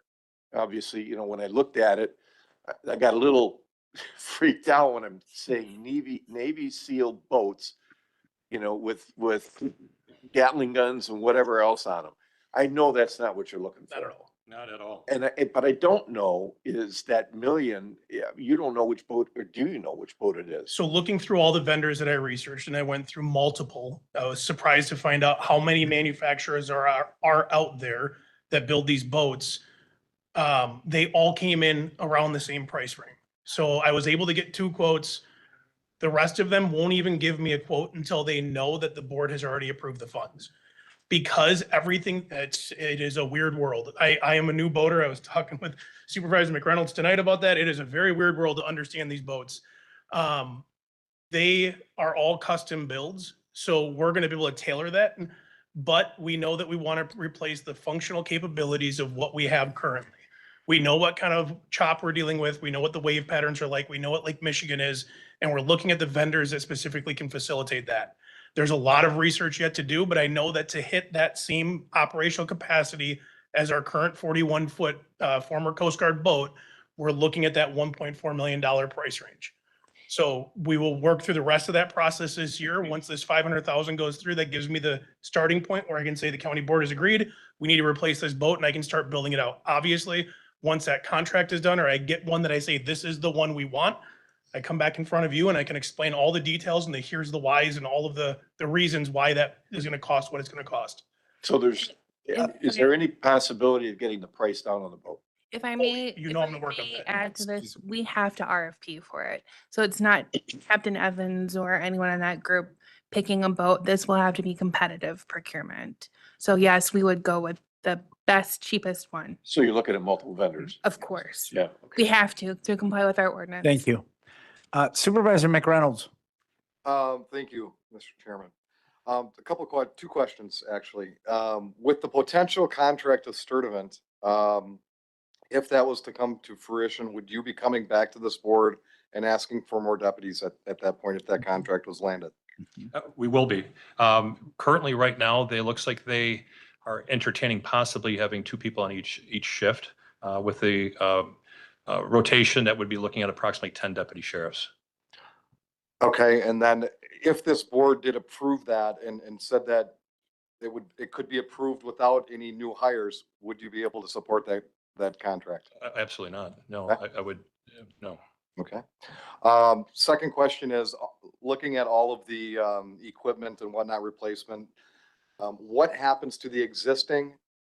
Does that go to state auction? Does that go, what happens to the You're talking replacement squad cars, SWAT equipment? What all happens to that and where does that revenue go? Sure. Excuse me. So with the squad cars, so we do rotate the oldest squad cars out of our fleet and then they get sold at auction. with other equipment, when we're done with it, sometimes we'll reutilize it and repurpose it depending on the type of equipment. Usually with weaponry, we do not like sell that or at a secondary market. Oftentimes, a lot of it that when we're rotating out is beyond useful life. It's beyond end of life because we only, to the point of the precision rifles, like we're at a point where we need to replace them. They are beyond end of life. This is why you haven't seen them before this budget cycle asking for them, because we had greater priorities in prior budget cycles. And then at this point, this was a necessity. Thank you. And real quick, I want to answer the other half of this question is, and where do those monies go? I believe there's a separate account. Gwen? Yeah, the sheriff's office has its own cost center within the capital fund, and there are a few lines in there that are called sale of county property, sale of marked squads, sale of metro squads. So that's where the funds live, and it's non-lapsing, so that any revenue that's in there will carry over until to offset the budget for the next purchases. Let me get that back to you. I'm just looking at our financial system. I need to see where it is in the book. Hold off. Supervisor Rossi? Thank you, Chair. I just want to say, after hearing all of these presentations tonight, and this, I hope you all listen to this. We just passed a $20 million sales tax, and we are struggling to put together a budget. We have a very serious problem. Let me take a break to say a rhetorical question. What happens next year if you have to choose between getting rid of an officer and making merit pay? The situation you were in last year. I'd hope you choose to keep merit pay and not hire more officers, because I think that's a very real situation. I think we're going to be right back in the same boat. When I spoke last year, I said I think we're kicking the can down the road. I thought the road was going to be at least 3-4 years long. I didn't realize it's a year-long road, and we're right back to having the same discussions we had last year. We're right. This is a continuation of last year.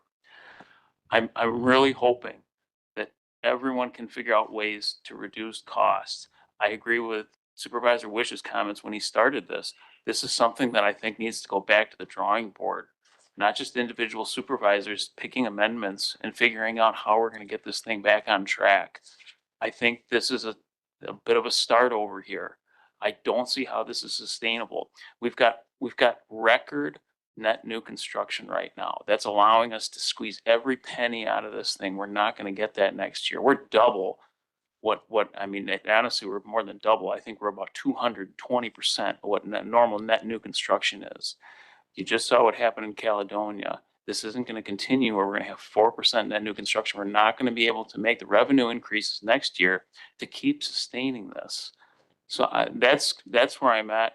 I wish I could give you guys the moon. I wish I could. I just don't think that's a reality anymore. I think we're right back into a very difficult spot. Thank you. Thank you. Supervisor Spencer? Thank you. I'm just looking things over, and some things, I'm sure, I know you've considered every little bit, but to Chairman Kramer's point, like, is there something we can push off a little bit? I don't know what Oscar alarms are, but and then the range improvements, can we do it slower? Can we do it partially? Well, sir, that's a CIP plan for future years.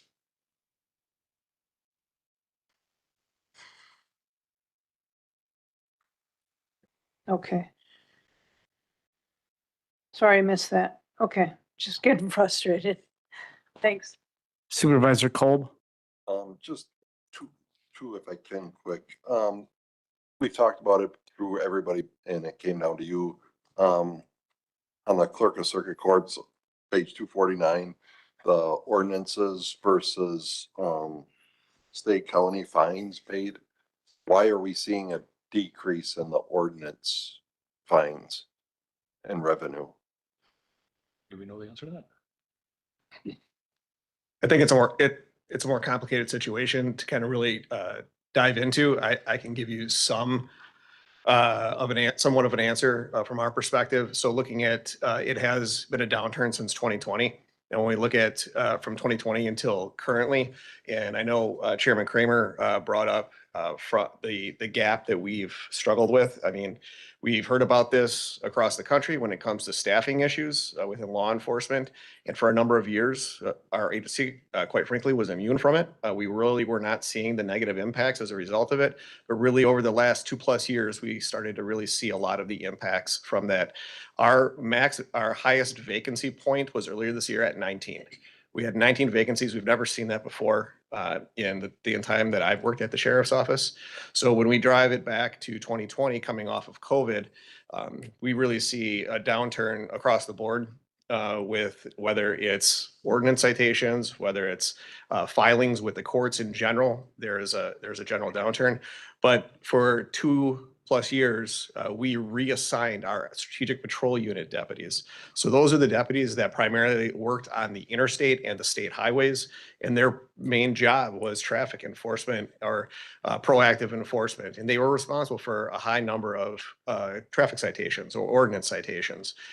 So when the city of Racine ended up having a very high spike with violent crime, we partnered with the city of Racine with the Violent Crime Reduction Initiative, the law enforcement component of that, and we reassigned a number of those deputies temporarily from those positions on the interstate and those state highway enforcement into the city to partner with the city of Racine to address their violent crime spikes. So that they were reassigned into those areas. Now they were very active in the city of Racine, and they made a very high number of arrests and seizures of weapons. But from a traffic citation or an ordinance citation, those numbers went down as a result of that. And then it segued into the impacts that we started to see over the last 2+ years from the impacts of difficulties with recruitment. And we started to see high-level vacancies. So now, dealing with high-level vacancies, the priority becomes core patrol and being able to staff core patrol. So the existing SPU staff that we did have, oftentimes we're assisting with covering core patrol areas. And oftentimes you talk about our overtime budget and the uptick that we see, it's primarily from staffing shortages over the last 2 years. That's why the largest driver for our overtime budget, just to cover our core minimums that we need on patrol. So really, it's kind of those two components in tandem coming off of 2020 with realigning and refocusing them to assist with violent crime. And then really the impacts that we've seen over the last 2+ years from staff shortages, just being able to function and to make sure that we are at covering our core patrol levels. Now, we have been working very, very close with HR, with data performance analytics in developing recruitment, more proactive recruitment initiatives. And we're starting to see some of the positive impacts from that. And we are making good positive traction moving forward with hires. And we are at a point right now where, again, we have 6 vacancies. We have 2 conditionals that within, I would say within the next 2 weeks, we'll probably swear in and drop to 4 vacancies. So we've made very good progress, moving in a positive direction and to greater stabilization. Then one other. Go ahead. Do you have numbers on the CMV officer, the number of fines and kind of revenue that's generating? Yes. We may not have it Or is it exactly something with us. that's on They are doing very well. They're making very positive impacts on the community. I know we were before government services earlier this year, and then again most recently, giving some of those updated numbers, and we'd be more than happy to send out the specific numbers to everybody. Thank you. Thank you. And in fact, they were just recognized by the state for in the top 5 for most productivity. So they're doing a phenomenal job there. And to further answer your question, as to the chief's point, I fully expect 2026 to be a much more stable year for us, for employees. I just swore in 6, 5 of which were direct transfers from other law enforcement agencies. We have several in academy. It won't be long before they're up and running and trained, and we should be able to start getting back to some normalcy in traffic enforcement. Thank you, Supervisor Kolb. Supervisor Hopkins. Oh, so in regards to this pending Waterford situation, potentially taking over the law enforcement in that town. Sturtevant. Oh, it's Sturtevant. Okay. Where I get Waterford from? Okay, so Sturtevant. I guess 10 officers mentioned. How much of that fiscal responsibility, as far as support of that, comes from Waterford as opposed to the county? Is there? Sure. So I can see where Waterford and Sturtevant getting kind of conflated. Last year, we were assisting Waterford because they were going through some staffing It was struggles something. and some Okay. supervision struggles. And we did have a smaller short-term contract with them to assist them with staffing. And they did ask for contract numbers. Ultimately, they decided to go in a different direction and to continue to try to rebuild their department. So similarly, earlier this year, we were asked by Sturtevant as they explored their options for law enforcement services, and we provided them contract numbers. Again, as the sheriff mentioned, they are progressing forward and potentially engaging in continued conversations with us. If it were to go that track where they would decide to enter into a contract with us, we would bring it back to this body for the approval for not only a multi-year contract, but also the ability to hire the staff that would be necessary to staff that contract. And then they would also be listed within our the budget book as far as our contract areas, and they would be billed the same for the staff that are required to function in that municipality. Okay. Thank you. Supervisor Wishaw. Thank you, Chair. First, I just want to say that I respect everybody's opinion in this room, especially the opinion of the men and women that are standing before us. I don't really know where we go from here. I guess I need to echo Supervisor Rossi's and Supervisor Wish's comments earlier. I mean, the fact that we, I guess, couldn't get an answer on that we couldn't find, out of a $40 million budget, $300,000 is kind of shocking to me. Again, I respect where you're coming from. I truly do. I mean, I think every dollar that you're asking for is vitally important, but I mean, we have to do something. So, it's probably going to fall on this board where we're going to have to find that money. So it's not something that I want to do. I don't want to take anything away from you. It's not going to be an easy decision, quite frankly, considering how much I admire and support everything that you guys do. It really sucks that we are in this position. So I just, again, to Ernie's point, I don't get how we're here, but we are here, and we're going to have to make those decisions, unfortunately, and that's what really is distressing to me. But again, I just want you to know that we may disagree on where we sit at the end of the day and where this budget shakes out, but I'm still going to be there to support you no matter what I can, or no matter how I can. But at the end of the day, we have a responsibility to our constituents, just as you do. Again, we may disagree in this room here, but yeah, again, it's really disappointing that we're here. Thank you, Supervisor Wishaw. If I can just say something. Yeah, you can. Okay. You still have we go. the mic. Go ahead, So Carrie. when we talk about the size of our budget, and you're right, it is 40 million. I can give you pages of other things we would have asked for as well. So we don't bring to you everything that we want right now. In fact, there's probably some things that we need that aren't on that list. So it's difficult to hear, you can't find 300,000. Well, our previous meetings amongst all of us, we've already put things aside that we didn't bring before you today. And up until a couple weeks ago, we would have been asking for 1.5 million for that boat.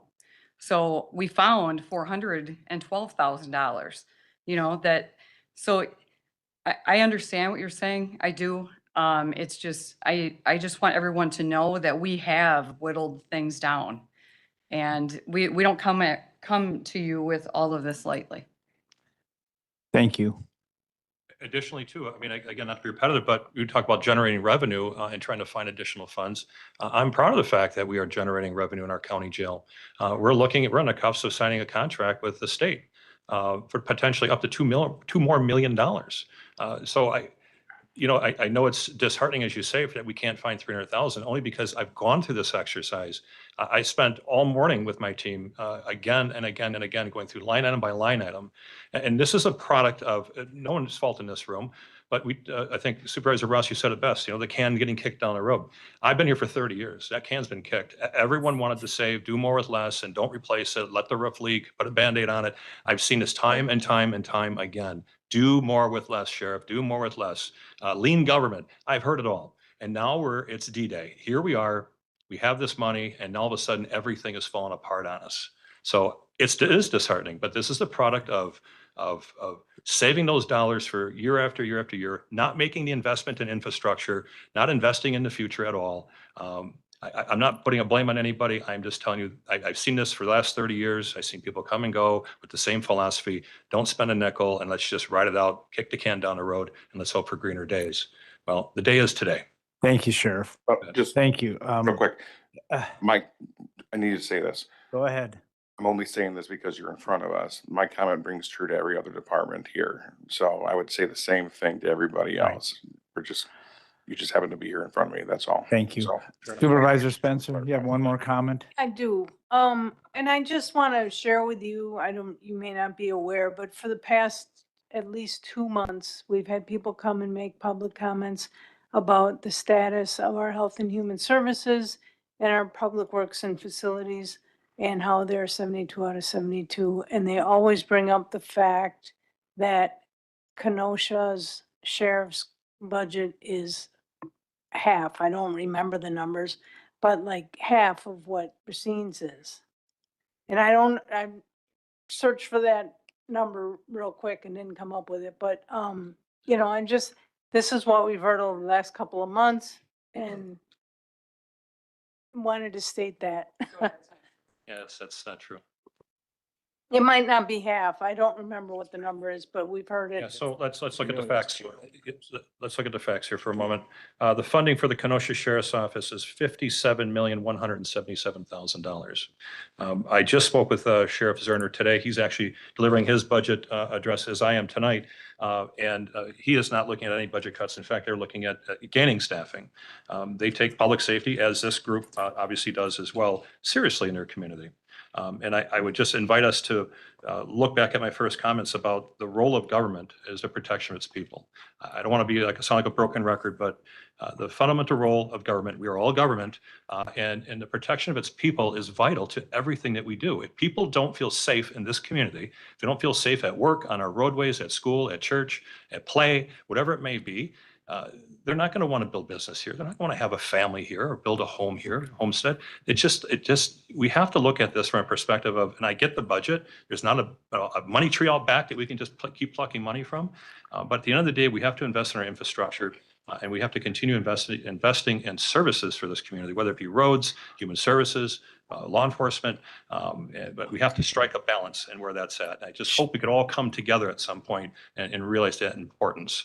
Just one more comment, Sheriff.